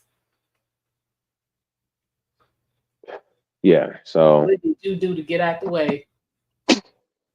yeah, but I mean, honestly, so as a gun owner, right? I believe in the Second Amendment and everything, military, everything else. I'm not gonna really toot my horn on military service and stuff. Honestly, I hate mentioning it. And I'm gonna let people know in the chat. Most people who are in the military, when you say thank you for your service, we hate that shit because we don't have a good response to it.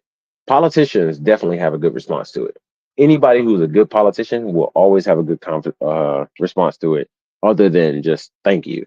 And we just because we feel awkward, right? Because you put us in a position where it's like lording over you when you say thank you for your service. So, um, I'm sorry, I'm reading messages of them talking here. I made that mistake again. That's all right.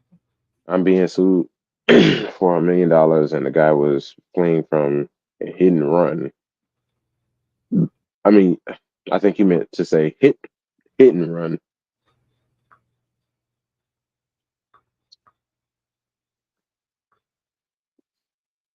And he was wearing dark clothes in the middle of the night, and he came out of a cement column. Yeah, I got you. Hit and run. Autocorrect gets us every time. Thank you for modern technology, but um, it's a frivolous suit, and depending on the state that you live in, many times people go through these frivolous suits because they know they're going to be awarded. That's why I would never live in a blue state, um, especially knowing now what I know. Um, I cannot ever bring myself to live in a blue state. I am a gun owner. I believe in the Second Amendment. I believe in the First Amendment. I believe in all amendments because I swore to protect and defend not only the Constitution, but the people within this, in the United States.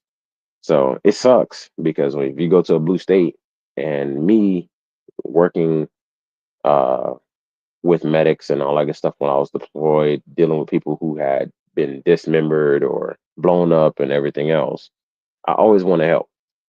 But I know that in certain states, if someone was in a burning car and I decided to yank their ass from that burning car that might explode, and then that car exploded, yeah, I saved their life, but they'll still be able to sue me because I didn't do it the proper way, and they may be now paralyzed from their waist down. So they're able to sue me because of the fact that they're paralyzed from their waist down. So I'm gonna be honest with you. If I'm in a blue state and I see something like that, I'm gonna leave your ass in the car to burn and die. And it sucks because I just don't want that liability to hit my family. Because any funds you take away from me is funds that I cannot not put into my family. So, but in a red state, they say, even when it comes to like the Second Amendment, you have the ability to stand your ground and so on and so forth. So I'm sorry that you're going through that. You're getting sued and so on and so forth. Um, so where do you live? Do you live in a blue state or a red state, or a blue city or a red city?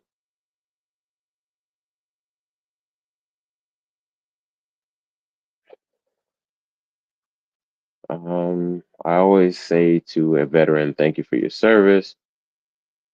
How do we thank someone for putting their life on the line, especially for me?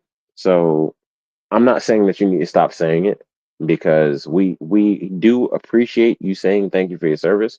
It's just it always puts us in an awkward, especially in person. It puts us in an awkward position because if we say you're welcome, it sounds like, oh shit, well, this dude's an asshole, like and so on and so forth. So we never will say you're welcome and so on and so forth. What we say typically is following along one of three things, which is typically, oh, don't worry, or we just try to breeze past the conversation. Or the last part is, we will say, you know, well, thank you, for thanking us. But there's no good answer to it because I'm gonna be honest, most people when they join the military, they ain't doing it for you. they're doing it for either financial reasons, stability, or gain.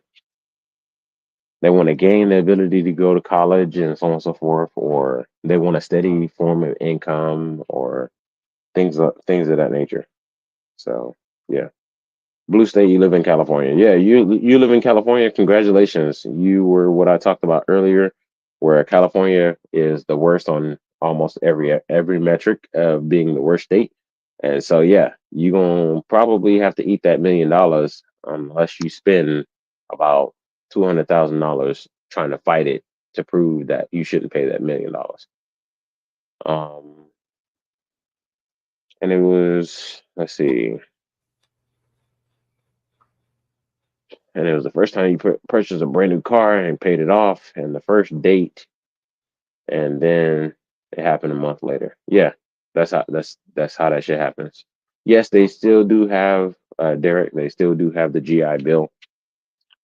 They have been making modification to it, just like for instance, when I first joined the military, they had what was called the High 3, and so if you retired under the High 3, that means that they take the last 3 years of your military service and whatever rank that you had for the highest 3 years or the last 3 years of your service. So if you were for instance, sergeant first class, like actually, I'll talk about Tim Walz, right? If you were a master sergeant for 2 years, and then Okay, they say he wasn't a master sergeant. It was some more of his damn lies. But go ahead. yeah, but if you were a master sergeant for 2 years, and then all of a sudden they said, hey, you either did all the schooling, or even if you didn't do all the schooling, because the military had a point where they'll promote you and then have you go to the schooling, and if you can get all the schooling and everything done within 1 year, you get to retain the rank. So if you were a master sergeant for years and then finally you get promoted, but because you don't want to deploy, you decided you want to get out, but they just gave you the rank of sergeant major.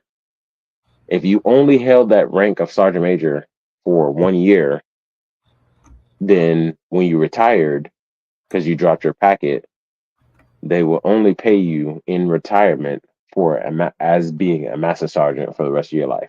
And the reason being is because the High 3 says, hey, what rank were you a majority of the time for this 3 year period? It's a moving 3 year period.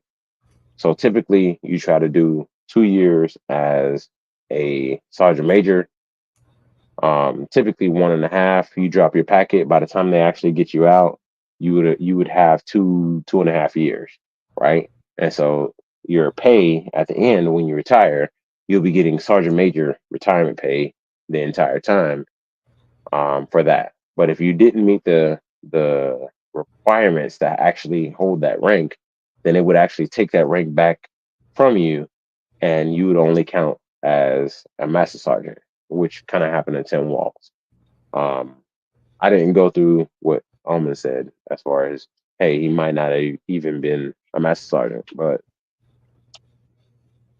but yeah, that's how it works in the military as far as the High 3. But now that's not a thing. In the military, you can't do High 3, so you don't get paid for the rest of your life. Now you pay into a 401k. If you join the military, you pay into a 401k, and whatever you get is what you paid into it. So it's just like a corporation. Kind of sucks because I think that unlike a corporation, there's a chance that you might lose your life. Right. So I think that just by putting yourself on the line by saying, "Hey, I'm willing to risk my life," I think that they should remain with the High 3 and say, "Hey, we're gonna pay you for the rest of your life as far as retirement and so on and so forth." Let's see. How can California have so many problems being the richest state? It's not the richest state. Actually, the richest state is actually Texas. I was sent to jail for domestic, and I had proof. I was at work using my company's security video but that wasn't suitable. Yeah, it's because you were in California. California is bullshit. That's why nobody likes California. Again, I said it earlier. California literally is at the bottom of most metrics of what makes a good state. So congratulations, you're in a blue state. That's why I would never vote for anybody from a blue state. Republican, Democrat, doesn't matter. I would never vote for anybody from California, period. I hope the whole entire state slides off into the ocean. I'll cry. I'll pretend to cry for 6 months to make myself seem like a better person. But wow, all those people need to just go. You gonna fake cry? Yeah, I'll fake cry. I'll be like, "Oh my God, I can't believe that happened. It's a loss of life, and so on and so forth." I'll feel bad because it was a loss of life, but all those people, literally, they're the worst part of what it means to be an American. Burning flags and everything else. So they're the worst part of what it means to be an American.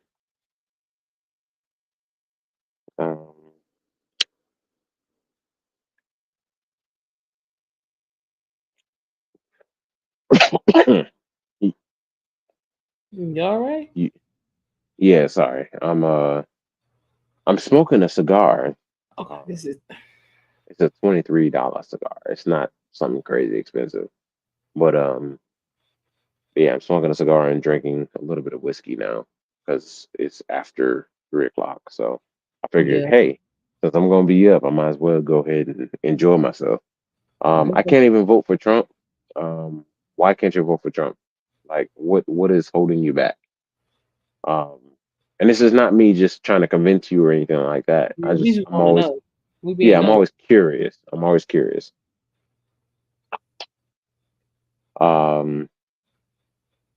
Maybe it's the fact that you live in California. Well, if you served your time, you said you have a felony strike. If you served your time, Trump actually passed a law. Oh, sorry, he didn't pass a law. He wrote an executive order and so on and so forth.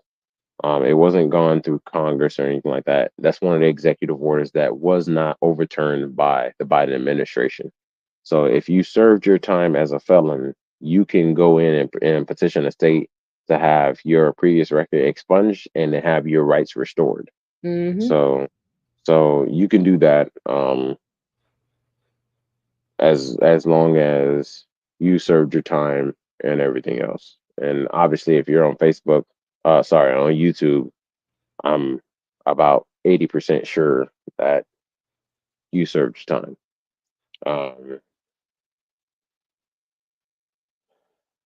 Yeah, because I've helped a number of people get their gun rights back. Even my next door neighbor, he was actually he went through a felony for marijuana, and he did his time, got out, and the last 20 years he hasn't had any problems or anything else. And his rights were never restored, even though he's been an upstanding citizen, uh, you know what I'm saying, in our United States.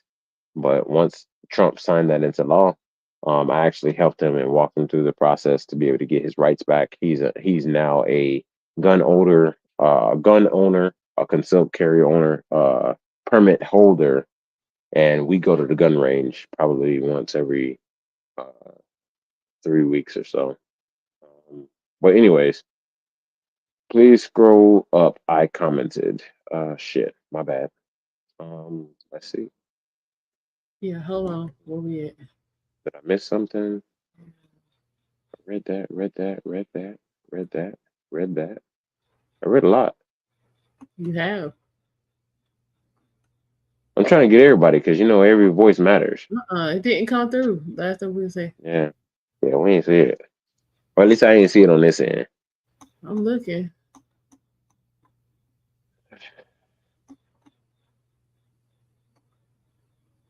Yeah, I don't see nothing. Try it again, Steph.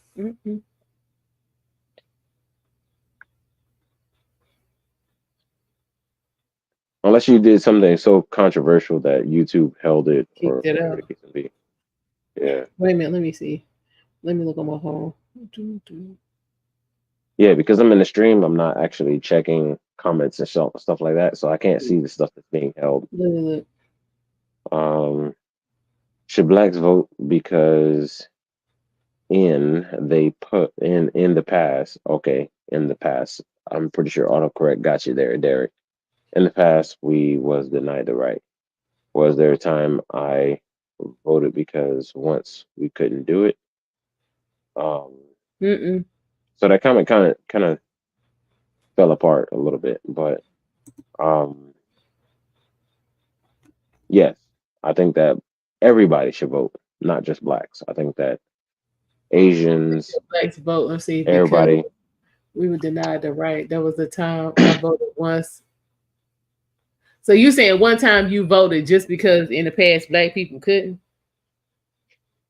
Yeah, that's a stupid idea to have. And honestly, if you feel that way, I think that you need to vote for everything. You need to vote on your local elections. You need to vote for senators. You need to vote for mayors. You need to vote for city council. You need to vote for everything. I vote in every election that there is, and I research everything because honestly, the biggest things that are going to affect you are the people that you put in on your city council and everything else. So all these people who, especially in like Chicago, who are making headlines and so on and so forth, where people are coming in and bashing these people and completely cursing out their city councilmen, 9 times out of 10 is because they just didn't vote. But I vote in every election simply because if I vote and it didn't go my way, now I have a soapbox to stand on to say, nah, these people are fucked up, and this is why. And this is why I didn't vote for them. 20 years ago, when I was 20, now I'm now 43, so it's actually 23 years ago. But I had no idea I could do that. Yes, you can do that because Trump signed again executive orders, and they weren't overturned. That wasn't part of the executive orders that they overturned their first days in office. The first week in office, Biden overturned 94 of the Trump's executive orders, and Yeah, no that wonder we wasn't in one of trouble. them. Yeah. So, But do you need an attorney for that, or can you do it yourself? Honestly, you could do it yourself. It's way cheaper to do it yourself. I would look at your current state laws. Honestly, Google or even ChatGPT can give you a general direction. Now, take everything that ChatGPT or Claude AI or Gemini or any of the AIs out there, take it with a grain of salt, and do your research based off of the information that it gives you back. But yes, so when I did it here in Georgia, it was 2 forms that had to be filled out. And after filling out those 2 forms, the rights were restored, the history was expunged, and this person also was able to get a better job because now, when they did a background check, all that stuff no longer shows up because we got all that stuff removed. So it took a little time. It took like 6 months for us to actually get the background checks to finally stop showing a lot of that stuff. It took about 6 months, but he didn't realize that it could happen. But yeah, Trump signed that into law. You just have to do your due diligence.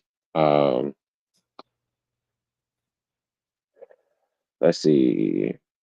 We're not talking about Cash App because she already said that she doesn't have Cash App. Swear Okay. AI hate my ass. I'm from Pennsylvania, I love y'all. And did y'all see the video of beautiful black woman coming out about Kamala putting her in jail? Yeah, I saw Yeah, her. they're doing a documentary on that. Apparently, it's I know the lady you talking about, but apparently it's 3 more that are gonna be in that documentary as well. From what I understand, it's gonna be coming out on Netflix. And it ain't looking good. Yeah. So But yeah, I mean her daughter had sickle cell, and nothing she could do about that. yeah, I've been looking into that situation a little bit. I haven't done a whole lot of research in it because I know that these stories are definitely going to come out because people are more so engaged with this political election. Honestly, the biggest takeaway that I have from this election is that so many people are getting engaged and, you know, figuring out where they stand. And so I like the fact that people are researching, people are coming out and they're saying, hey, you know what? I don't support this. I do support that. And so on and so forth. And they're voting based off of that. The people who are still voting off of race and things of that nature, I don't necessarily like that. But it's a work in progress. So we're going to get there. But yeah, her getting locked up by Kamala because of truancy and so on and so forth. Like the little bit that I did research on it, that's messed up.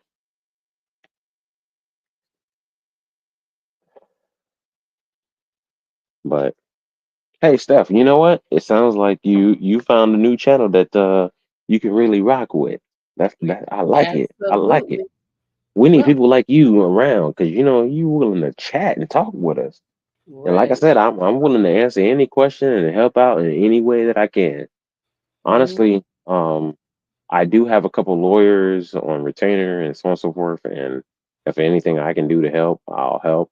Um, just hit me up. I think my email is available on my channel and so on and so forth. Um, but yeah, we need to normalize us helping people in the United States. I don't give a shit about everybody else. Everybody talks about Israel. I don't give a shit. Hamas. I don't give a shit. Ukraine. I don't give a shit. Russia. I don't give a shit. I don't give a shit about any of that stuff until we fix the stuff here. Only way I care about another company, sorry, not company, another country is if they attack us. If they attack us, then I give a shit about their country because we need to go full blown and destroy them. Honestly, I don't think that we need to be playing softball and just doing small things. I think that we need to destroy them totally. If you're willing to fuck around, then you have to understand that We're willing to find you're out. you're also willing to find out. My channel, so if you click my name, oh, actually I haven't chat in a while, because I've been on the live. It's the same thing, Death Note 1430. But yeah, if you click on my name, then you should be able to see my email. Actually, I'll post my email. Actually, I can't do it in here. Oh, I got a full 6, so actually I can open multiple apps. Do do do do do.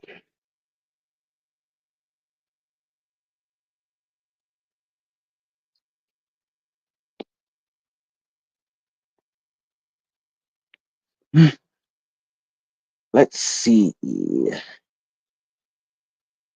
do, do, do, do, do.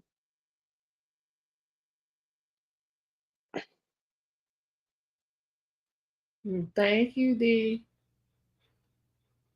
Yeah, we got about 15 more minutes and we can wrap this up because we're about to cross the 7-hour mark. Been in here getting it.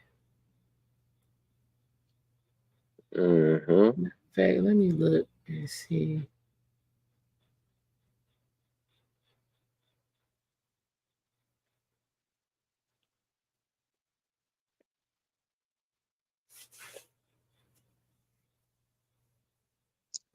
All right, Rick Ross, here I am.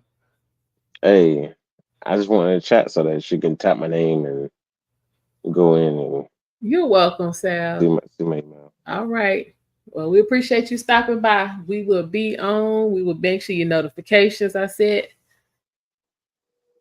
Because if it's going down, we're going to be on the scene. That goes for Trump and Harris. But hell, I just realized it's not she on my ain't doing profile. anything. Yeah, it's not on my profile. My bad. So yeah, I just post my I'll post the email. It's the same email I use for gaming and so on. So there you go.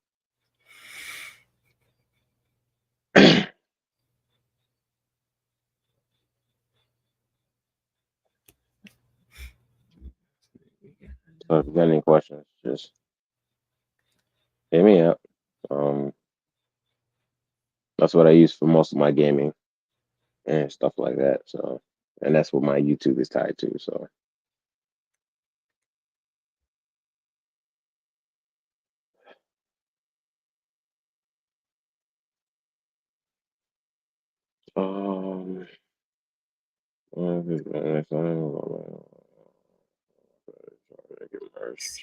yeah, Sal. Well, he's probably already gone, but yeah, that's one of the things that I do is I think that honestly, if you did a crime and you did your time, that all That your should be rights the should end be of it. restored. Yep, you shouldn't have to pay for the rest of your life. Now, if we want to have the conversation about pedophiles and so on and so forth, then that's a different story because I think that those mugs should just get burned at the cross essentially. Like they should get killed. But many of the crimes that most people commit, drug charges and shit like that, I think that hey, you served your time. You haven't continuously been committing crimes. We need to go ahead and take care of you. True. Especially if you know what I'm saying, the only crime was some kind of little petty drug crime. Your first crime, you'll let that go. Yeah, let that shit go because most of those crimes happen when people were young. Then they got out of prison and so on and so forth. And they're trying to make a better life, and now they can't even get a job because people are like, "Oh, well, you're a convicted felon for something that you did 20 years ago," and it's just like, Mm-hmm. yeah, that was 20 years ago. I'm a Right, completely different person than I am. then they go Yeah, back and end up in trouble all over again. yeah, because you got no other option. It's like oh, I was robbing people, and now that I got out of jail, I'm trying to be a different person because I ain't trying to go back to jail.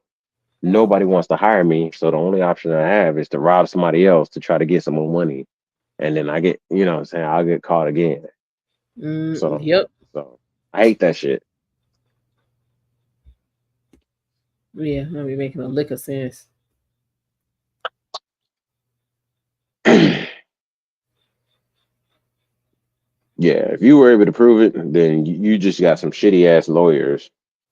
But then again, you're in California, and California is guilty until proven innocent, Child, ain't that the truth?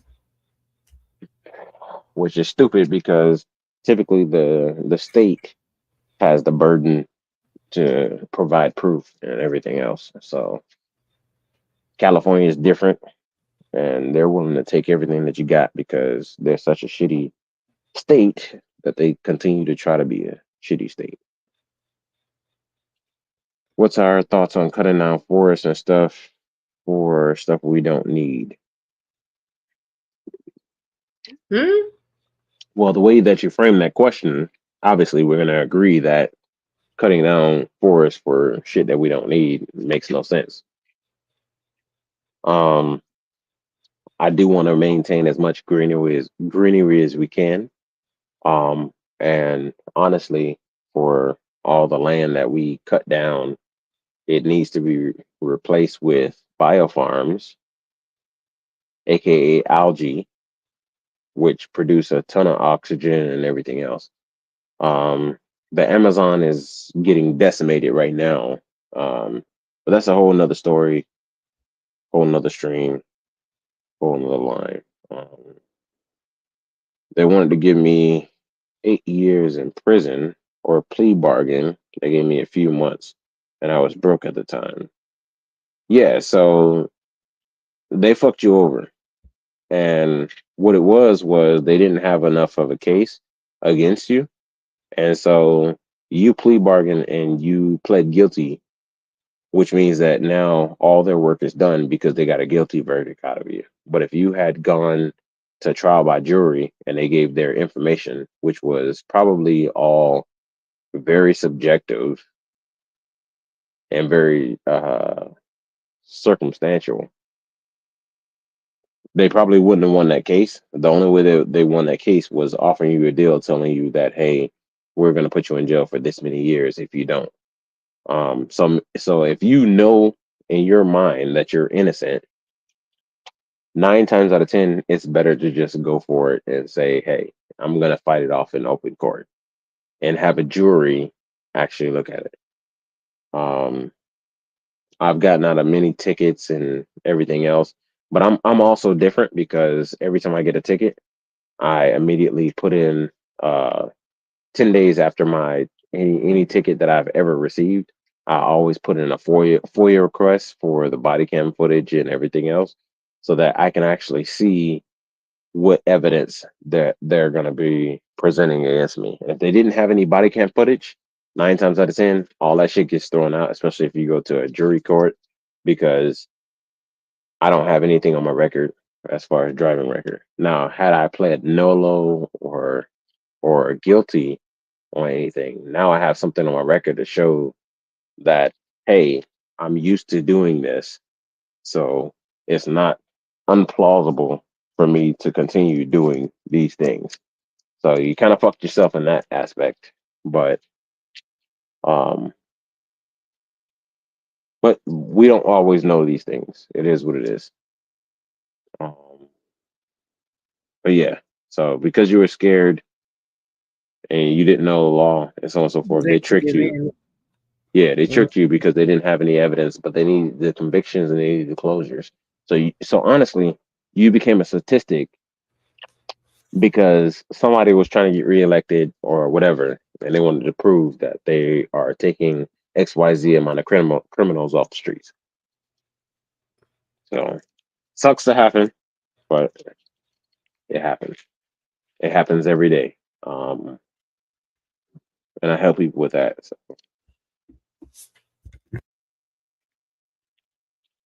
Yeah, you got fucked. But yeah, like I said, if you served your time, you did everything right. You can get that expunged. So hopefully it's not gonna appear, and a judge will be hard pressed to allow the jury to know that information if anything happens going on into the future.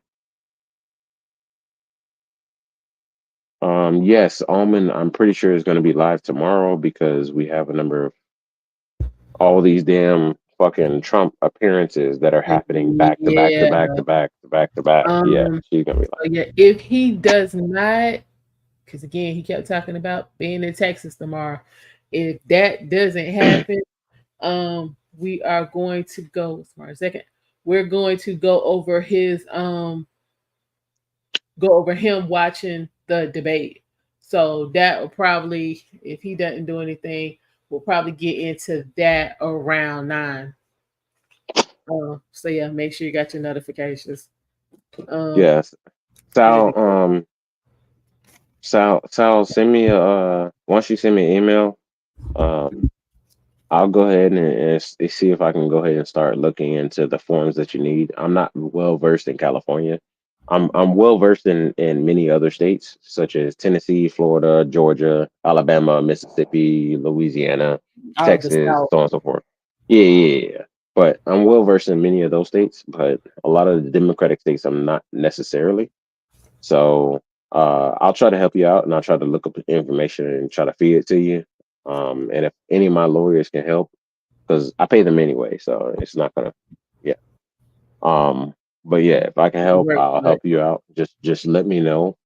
Send me an email with your situation and everything else, and I'll try to help out how I can. And we'll get that in, and we'll see if we can get that expunged. No, I believe in helping Americans. You know what I'm saying? We in America. Shit, we need to help each other. Exactly.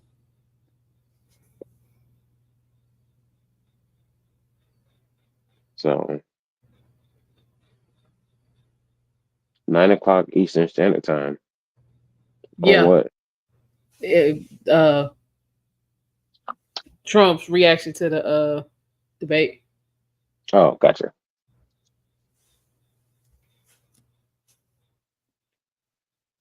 Yeah, I'll be up. I won't. I only sleep a few hours a day, so 3 to 4 hours of sleep is what I get. I'm just always so busy. So yeah, I'll be there. Yeah, child, he be working hard being mysterious.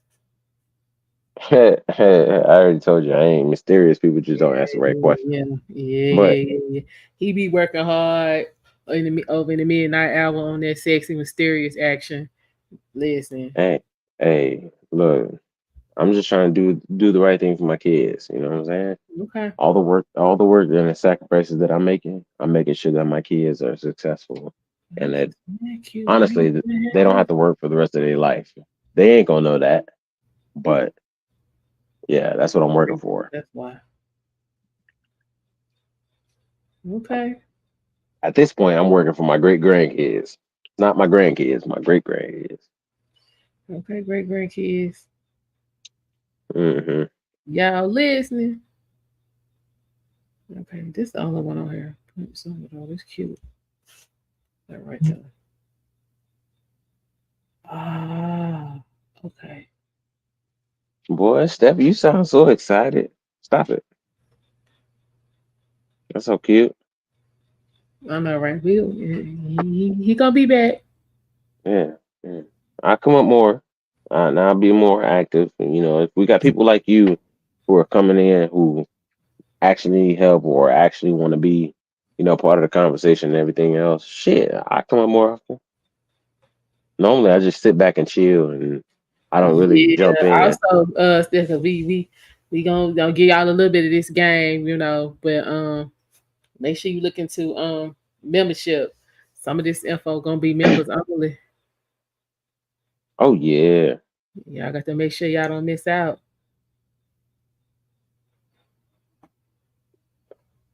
But I mean, if you can't do membership, we're gonna take one step at a time. One step at a time. Yeah, if you can't do memberships at the minimum, go ahead and go ahead and subscribe. Turn on your notifications. Share the videos. And support the channel. And as far as the memberships and all that good stuff, obviously we're going to put out different information, but we'll give you a breakdown. Yeah.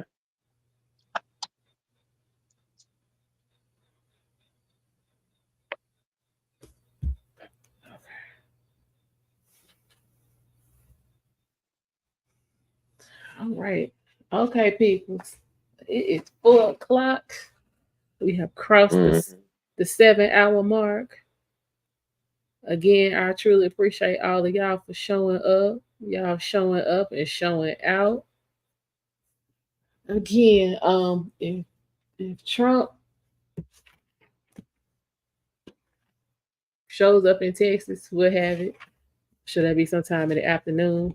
And then at 9, we will go through. Hold on, let me find it real quick. Let me make sure it's on here. I'm sure it is, but let me double check before I start promising stuff.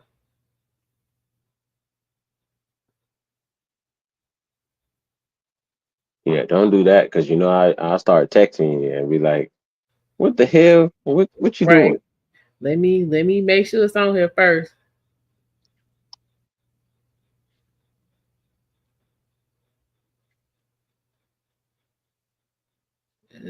Three.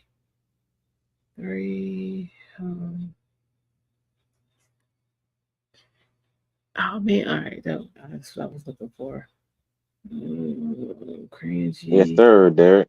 Yeah, he ain't talking trash about folks. Well, while she's looking it up, you know what? Again, I just want to thank everybody who's watching. You know what I'm saying? We got above 50 people right now who are still watching and enjoying the content and so on and so forth. And you know what? Thank you guys so much. You guys are awesome. Thank you for rocking with us. And you know what? You make everything possible for streamers like, Almond and everything else who just trying to bring you the information. So thank you guys. And yeah, continue to support.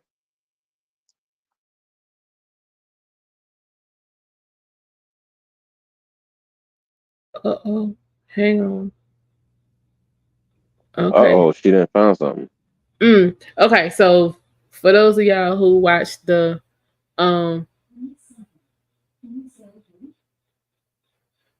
the press conference when he was in Valdosta, and he was talking about where there wasn't any communication in Western North Carolina. He was calling Elon. They already on their way. This message is like 2 hours old. Yeah, they on their way. Elon's my guy at this point. Elon on his way. Hold up.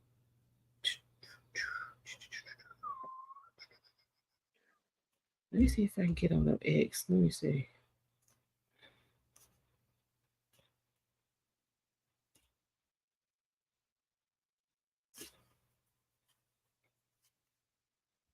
I need to actually start chatting up Elon and see if I can build a relationship with him.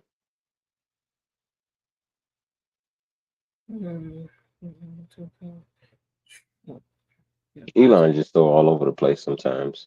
That's what I'm looking for. It was 3 hours ago. 5 hours ago.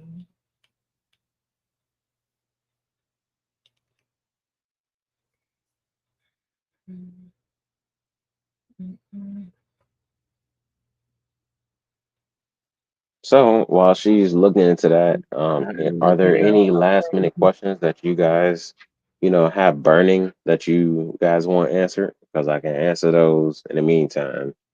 Just go ahead and put them in the chat, and I got you all day. Right.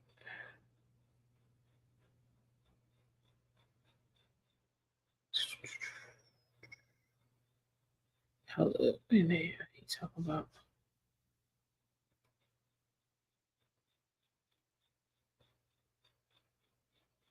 Okay, so supposedly Joe gonna be here today as well.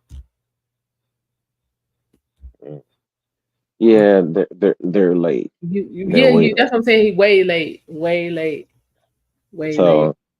So just for clarity, I did donate $200,000 to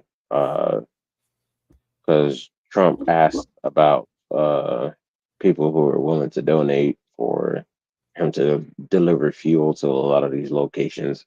I did donate $200,000 to that just to give some clarity. Yes, I'm an independent, but I believe in America, and so anybody who wants to support America, um, I'm there for them. So yes, I did sign a check um, the day before yesterday. Okay. But yeah, so $200,000 I sent because he said he's gonna buy fuel and so on and so forth. So just want to put that out there. I'm not necessarily a Trump supporter. I'm an America supporter. So Okay, this is all I'm seeing is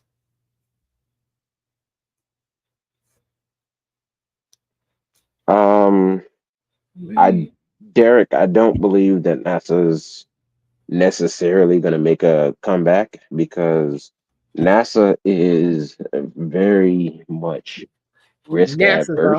NASA is a whole mess. NASA a whole mess. Listen. Yeah, they're risk it's so adverse. funny anything get up off the ground with all the foolishness going on over there. I tell y'all this because my sister works for them.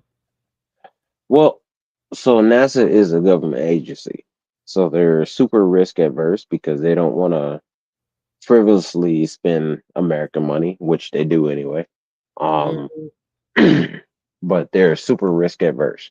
So whereas you have Elon Musk willing to burn through rockets to be able to test out, repeatable launches and everything else that you're able to do in the private sector because you don't have a lot of the government regulations. NASA doesn't have that freedom. So yeah, as far as NASA is just, yeah, it is what it is. They're never going to make a comeback. Honestly, it's going to be privatized and go that way. You miss the days of the old shuttle liftoffs. Yeah, they're still gonna have shuttle liftoffs. Honestly, I think that next year they have 2 scheduled for next year. Um, but they've also been pushing a lot of their work towards private companies such as SpaceX and so on and so forth to go ahead and get a lot of these things done because the red tape that they have to cover to do it themselves is just so much red tape. And I get it, there's lives at stake, but you also have a company that's proven in certain aspects. Okay, y'all. So apparently, based on what I'm looking at, his real-time commentary was the community tab on his YouTube.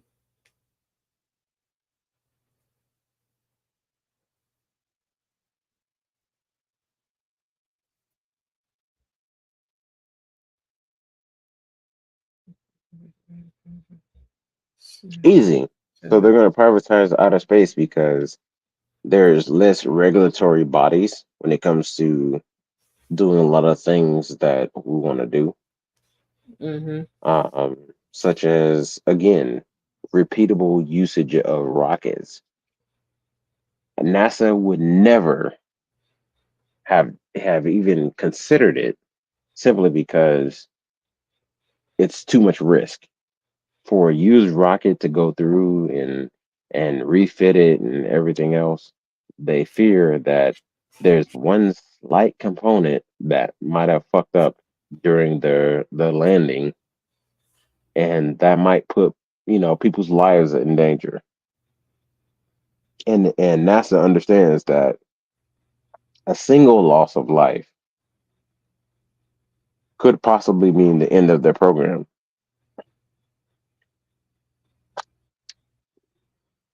So yeah, they're gonna privatize it. Yeah. Okay, y'all. Change the plans. So what we gonna watch is his town hall from Friday. Uh-oh. You know how they get in them town halls.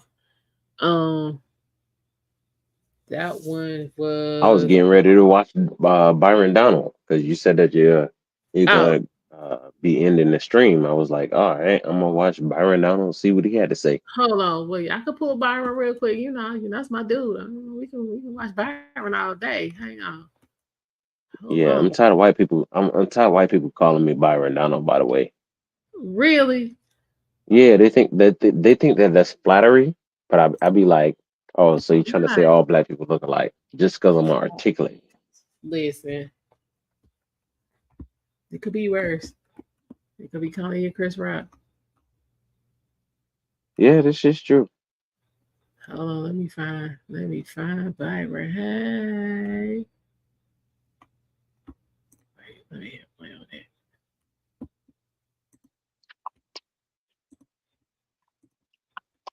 That was Hannity.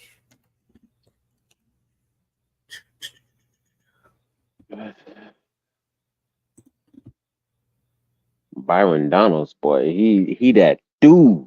He from Florida. He don't be playing. Hell no. In Florida, we don't play. Shit, if we gonna come to you, we gonna come to you with some facts. Hold up. Hey.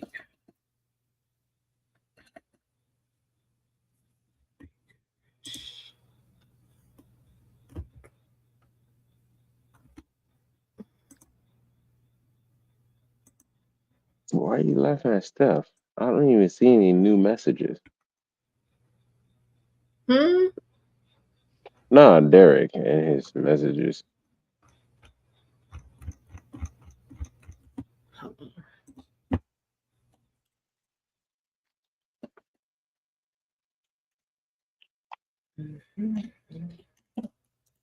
Shout out to Derek. Shout out to Eric. Shout out to the mods. Shout out to, you know what I'm saying, the service members that we did have in the chat. You know what I'm saying? Hold on.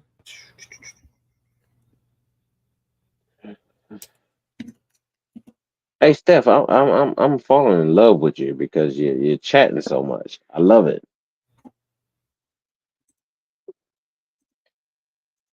And yeah, Biden ain't getting out of bed. He old.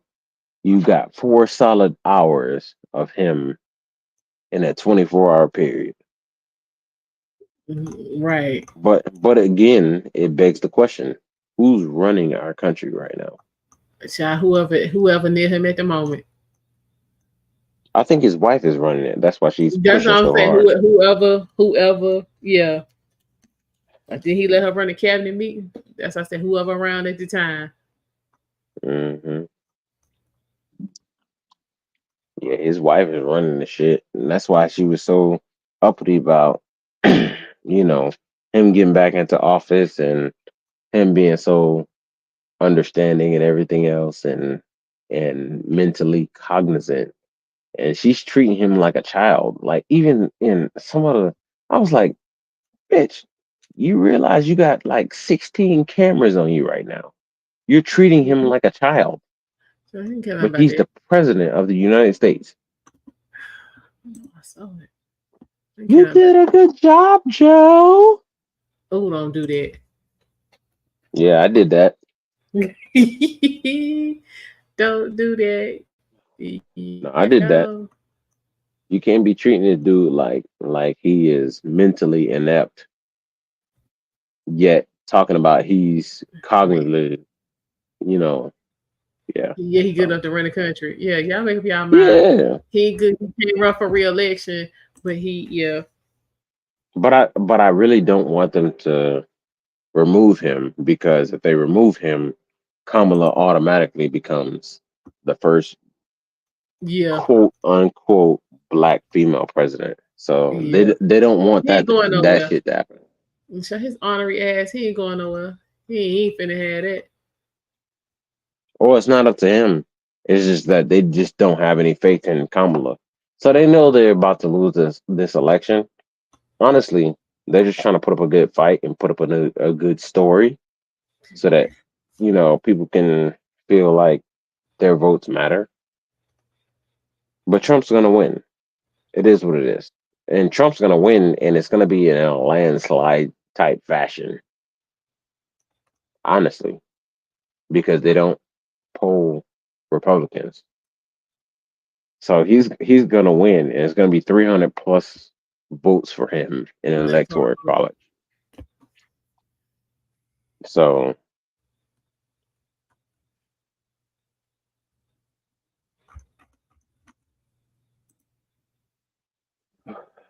like I said, I'll take a woman president, but she got to be a different kind of woman. She got to be one of those women who understands reality. I'll take Almond for president. Okay, I got you. Yeah, I'll take you for president.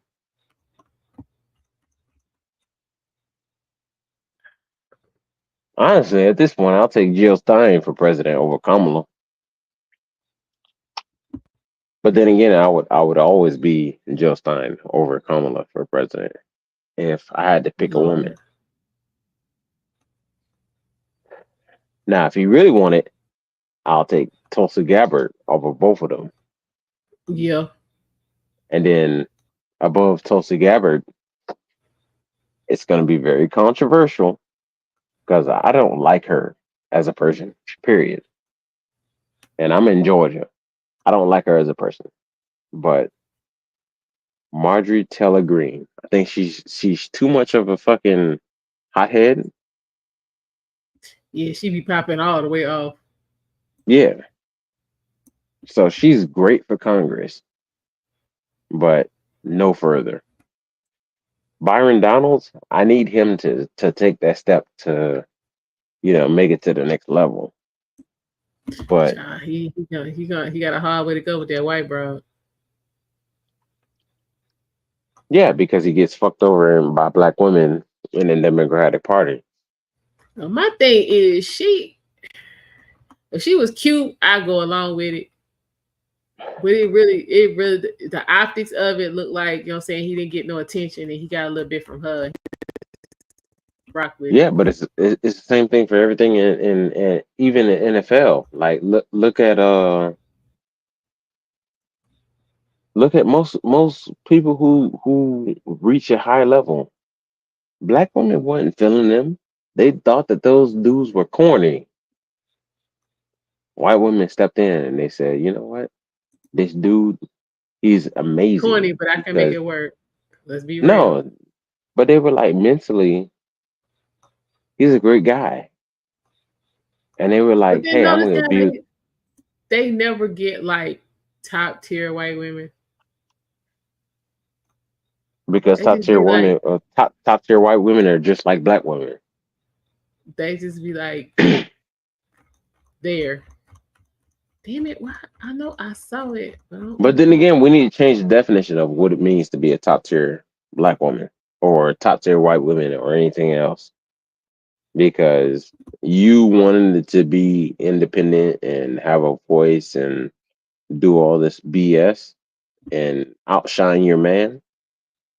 That doesn't make you a top tier woman, period.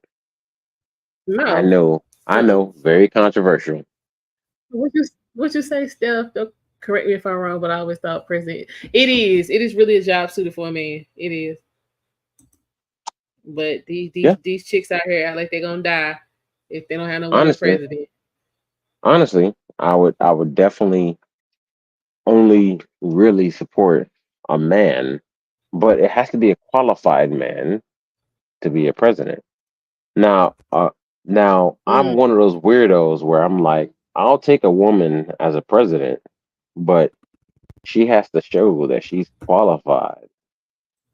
Like, so when I gauge it and saying based off of the women that are available right now today, Kamala is way at the bottom. I'll take Jill Stein above her. Oh wait, I'll take J.D. Vance. I'm sorry, I need to.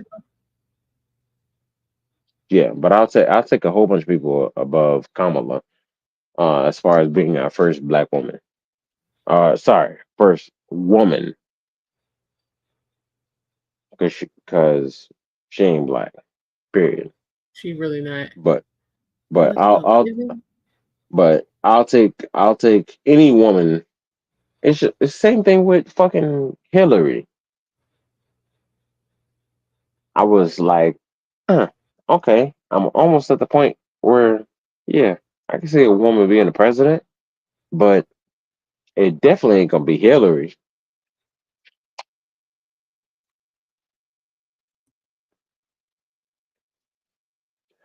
I'm not sexist. I'm just a realist. That's what it is.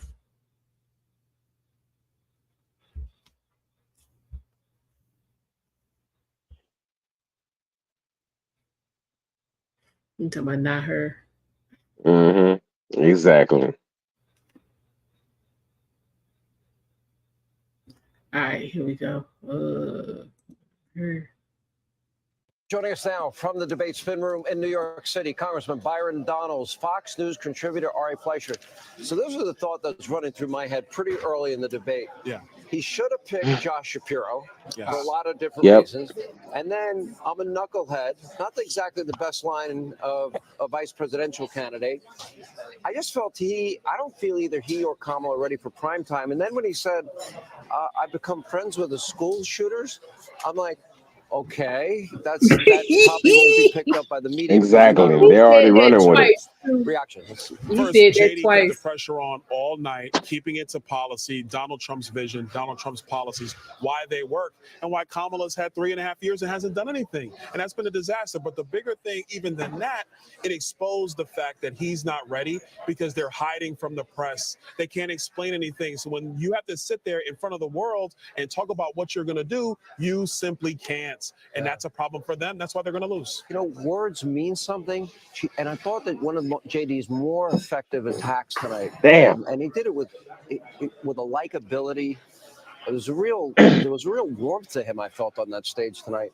But when he kept saying, She's had 3.5 years. She undid all the Trump policies on the border. Sean, he not only made the case about she's not ready, she's had 3.5 years, what has she done? He made the case about economic populism and how it helps working Americans. And he did it with heart and he did it articulately. I loved hearing that. The Republican Party today is a different party than it was 20 years ago. It used to be a very corporate party, a very country club party. When you listen to J.D. Vance, when you listen to Donald Trump, who comes first in their lives? Working people. The case he made about immigrants driving up the cost of housing. CBS said, what evidence do you have for that? It's obvious. It's called supply and demand. I mean, there's a common sense, regular guy touch to J.D. Vance. And of course, Donald Trump story is just amazing. And by the way, I love the moment when he just pushed back the moderators and said, you broke the rules. I get to finish. They didn't go back to the fact checking that they promised not to do. That's exactly right.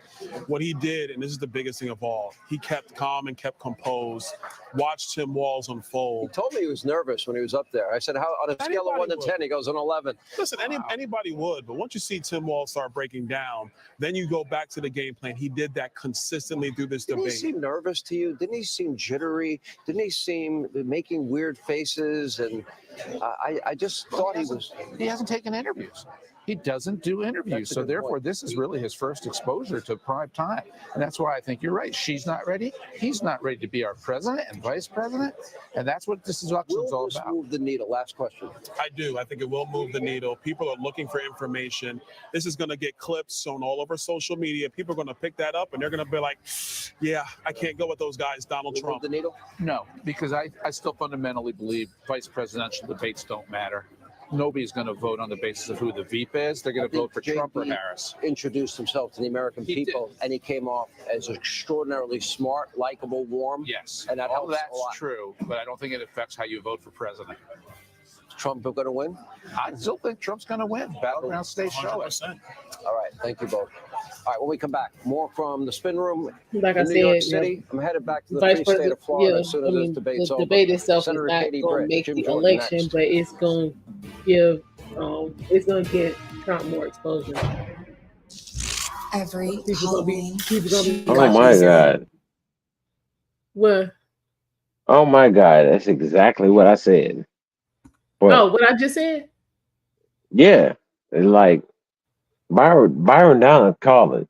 But the reason why, honestly, the reason why Byron Donalds can never go further is because he's so much more needed in the Senate because we need to maintain those seats.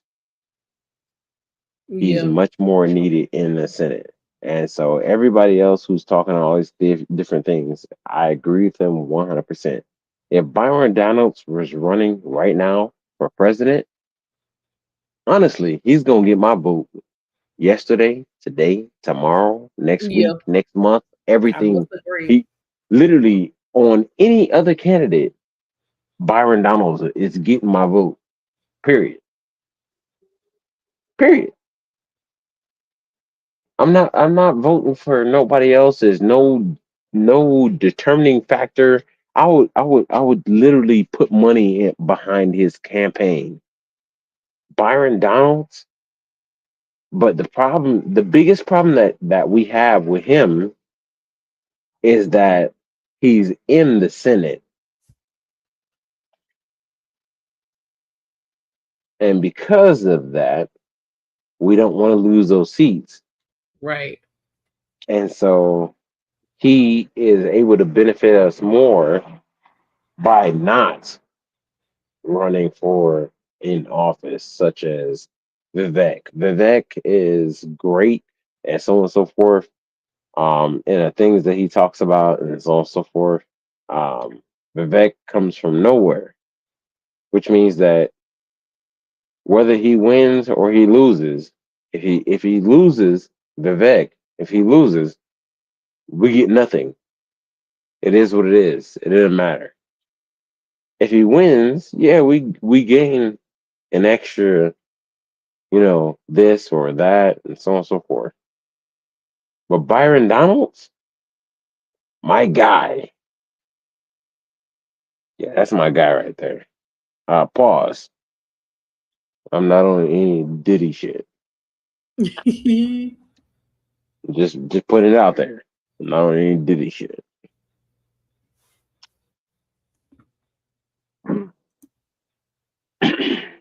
Okay. Yeah, I can dig it. It's when you are hilarious. We haven't seen him in front of the camera fully dressed in a while. I can see him playing Marco Polo by himself. Who y'all talking about? So it just me. Did it feel like 3 versus 1 again? Hey. That's how it works. But that's why I said if they're Oh, gonna he's talking do about any Joe. more, Mm-hmm. nah, he's talking about J.D. Vance. And I was just asking, we're talking about the when you seen him fully dressed in front of the camera.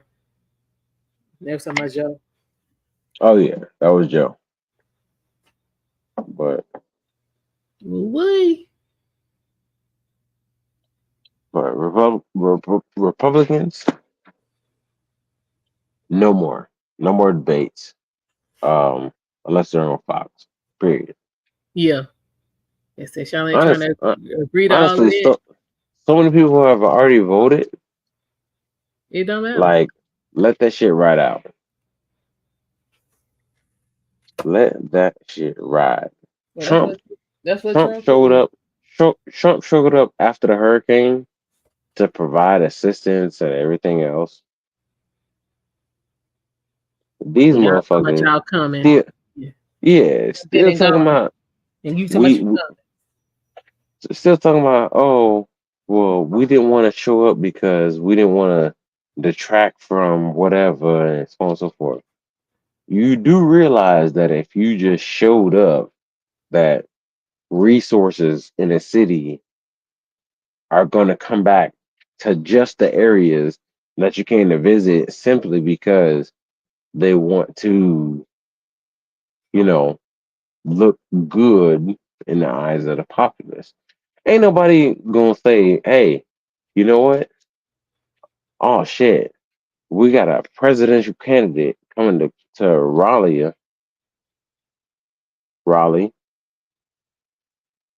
It's pronounced 16 different ways, so fuck all y'all. But anyways, Don't do that. but yeah, I'm doing it. I love the city. I love the city, but y'all mugs, I can't get a general consensus on how it's pronounced. It's Raleigh. Yeah, you say Raleigh, and some people say Raleigh, and some We people listen say to Oof. yeah. But what I'm saying is that everybody has their own. Don't be listening to the implanted folks trying to tell you about. Oh, hmm Listen, I could tell you about Vietnam. I could tell you about all kind of stuff. Vietnam a fool. For real. Mhm. Exactly. Now my 3 years in. Oh shit, we're missing comments. He said, but yeah, 3 versus 1. Yeah, Vance. Okay, I know what you mean. Oh, my Derek is hilarious. Yeah, yeah. He have his moments.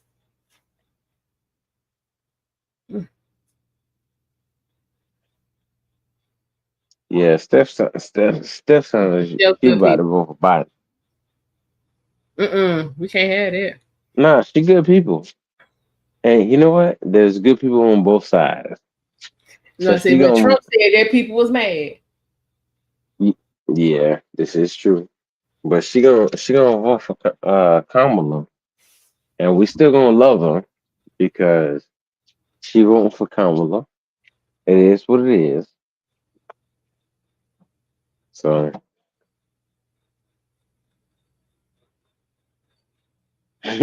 she said, "I'm Trump. What you talking about?" Damn! Don't out yourself like that. Right.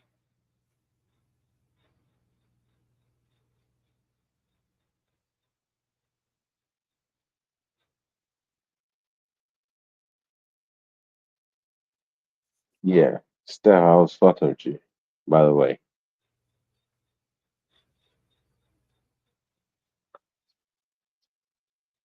But at the end of the day, you vote for what you want to vote for. Honestly, I don't care.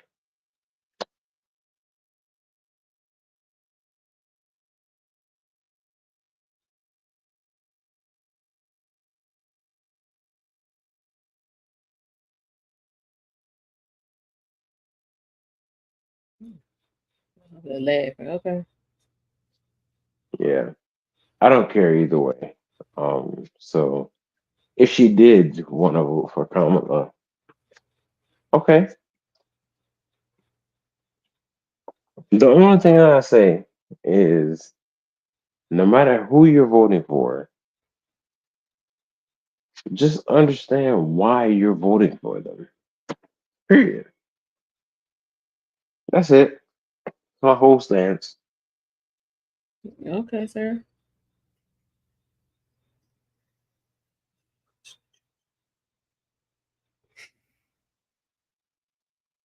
Nah, you weren't coming off like you had an attitude.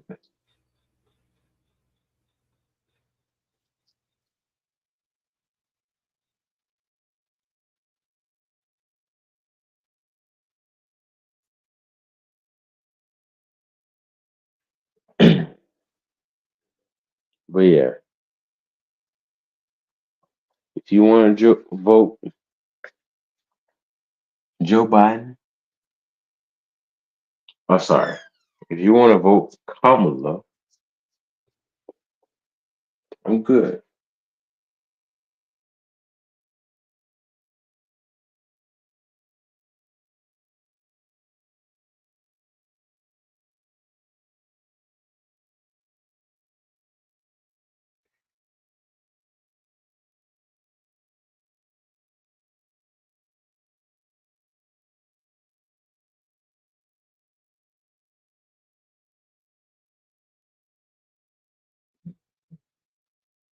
Mm-hmm.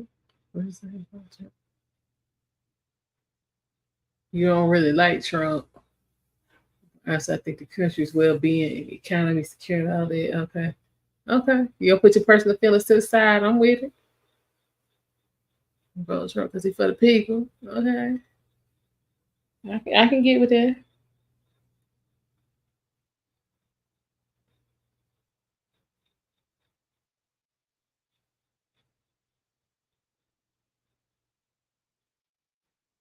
I can get with that. It sounds like an independent.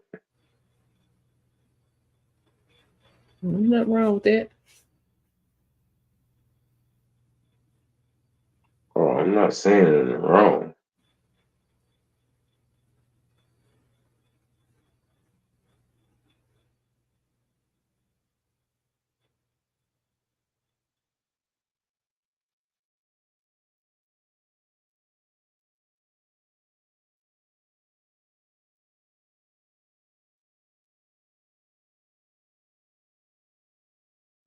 Okay, you're saying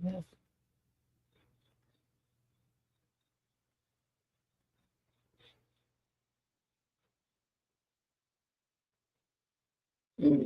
I said this was gonna take an hour. That was 3 hours ago. Y'all know how we do. It happens. It does. Derek, where you at? Since you're talking about 8 hours, we staying on till we hit 8. It'll take about another 10 minutes or so. Derek sleep. We go wake up. Nah, Derek sleep. We going for 8. Nah, Derek sleep. He said he didn't even like black people. You don't like black people. Mm-hmm. That's what I heard. Word on the street. That's gonna be a problem. Mm-hmm. You black yourself, sir. You here? Okay, we going for Is 8 he? hours. Yeah, he Is is. he? He just responded. No, I'm just saying. Is he black? Oh, you right. Because All because skin folk ain't because kin folk. exactly. You right. You absolutely right. Exactly. So I don't No, know. ain't nobody going for 9. We ain't doing all that. I mean, 8 is just like 9. So I should have done that when Helene was up in here.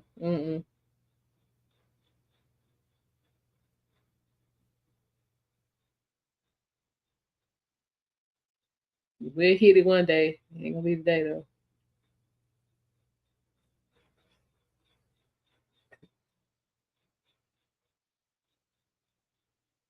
you know you didn't give us an update, right? On what? I mean, did they call you back? Who? Oh, the interview? Not yet. Yeah. Not yet. It Them wasn't- some bitches. No, she said it probably was gonna be next week though. Some bitch. That's cool. Derek said 10 hours. 10-hour live. Well, you need to let us know what the topic for that's gonna be, sir. Or is it gonna be more than one time? Like we breaking it up? Like how this working? What's the outline for that?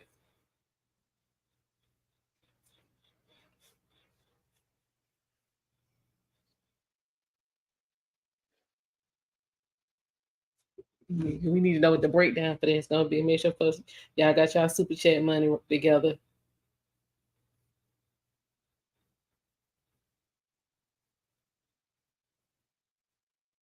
Mm. 10-hour live coming soon. Yeah, as soon as you let us know what the how that's gonna work.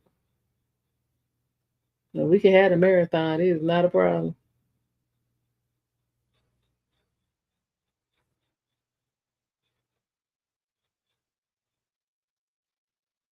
We still got to have our what is a man and what is a woman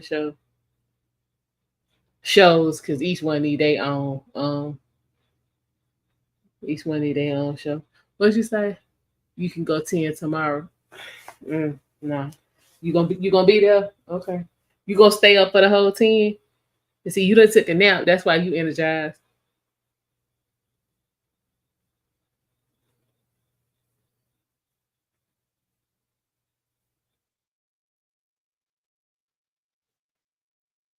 You said that'll be, yeah, that was Death Note's idea. He asked me that one night. I was like, interesting. Yeah, so we're gonna have a show. We might need to make that a whole month series. We might need to do this is what I was thinking. One show, what is a man? Another show, what is a woman? And then come back and get the answers to what is a man and what is a woman and what y'all think about that. Give you some time to ponder.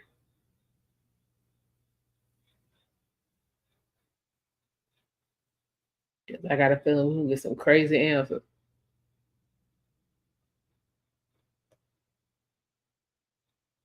I like how you just blame me.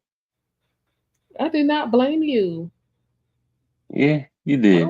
I would never do that. I just said it was your idea, but it was a good one.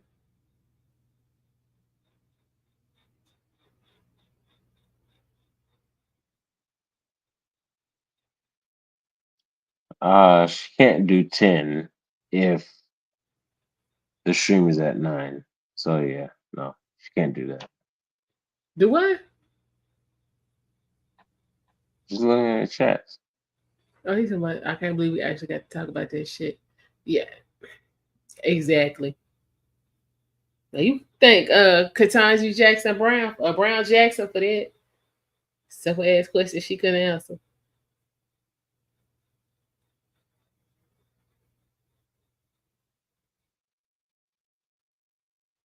Tomorrow like naps like Biden. No, sir. No, sir. You're gonna get your stamina together.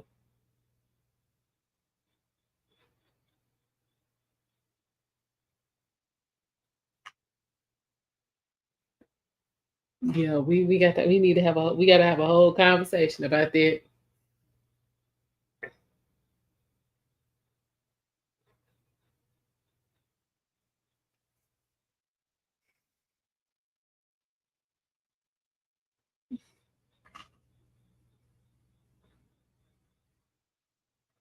Who else? We don't know what's still up top. Okay, now video of Trump at the Alabama game is starting to circulate.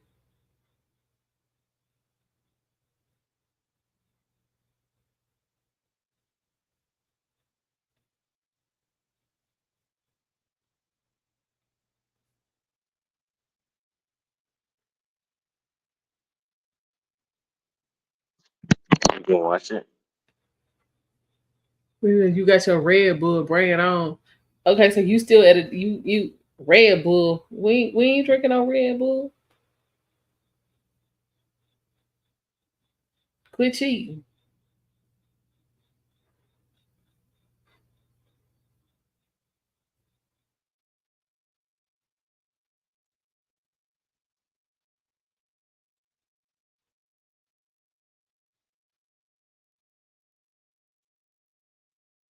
Mm-hmm.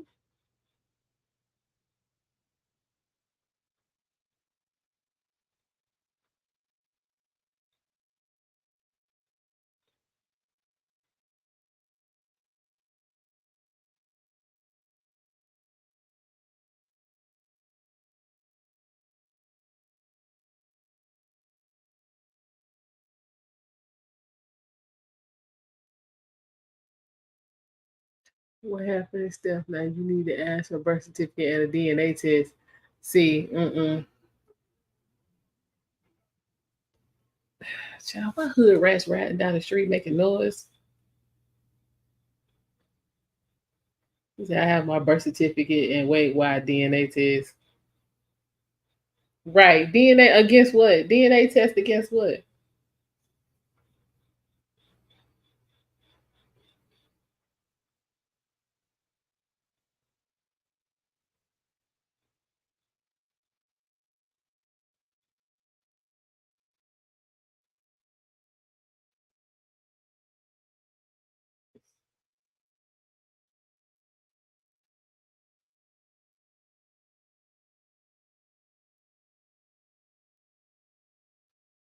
Yeah, why we need DNA?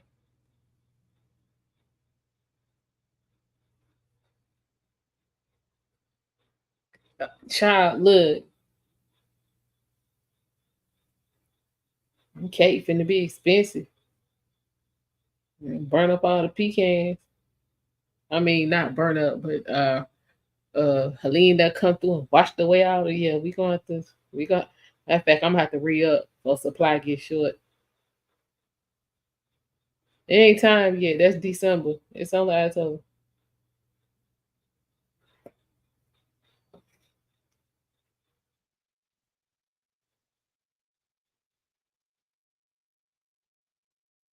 You need more than a public record. I need more proof. Proof of what? DNA ain't gonna get proof of what?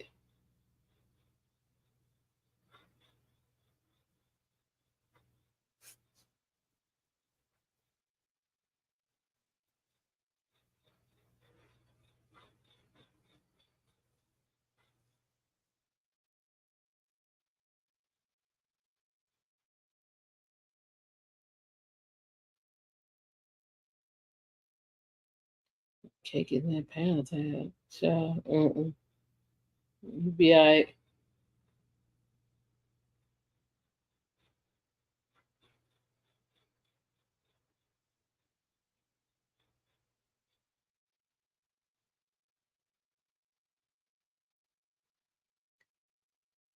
Okay, well, you don't need no DNA test to tell you if she a woman. That ain't how that works, sir.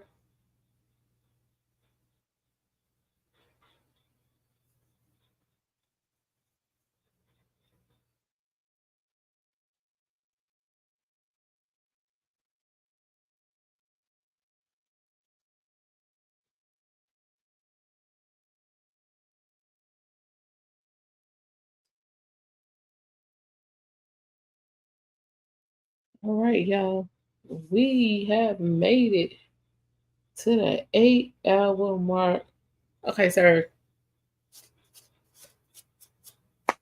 What kind of DNA test?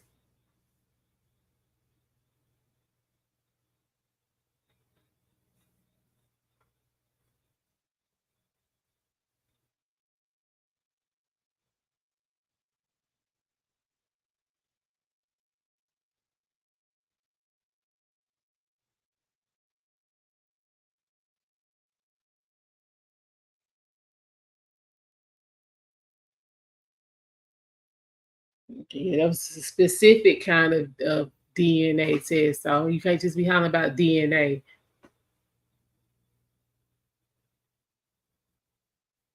And she had a hormone test.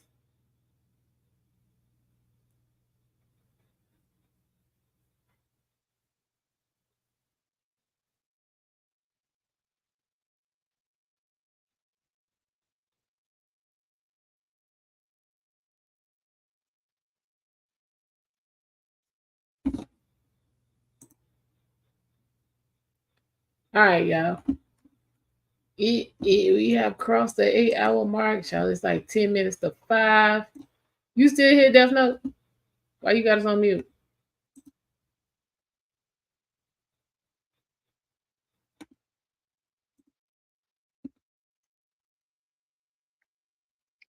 Yep, I'm here. Okay. All right, we about to sign off. Oh, Lord. My head's starting to hurt, y'all. Like, for real, for real. You need puzzle enemy. You said you can't trust it. Nah, he awake a little bit, kind of, sort of.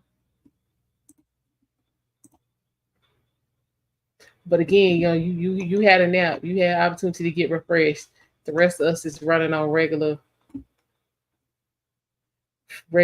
determination at the moment.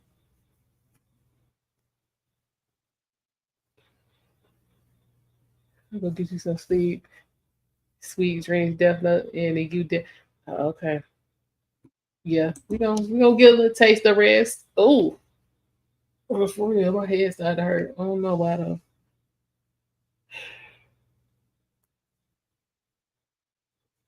All right, people. Again, thank you all.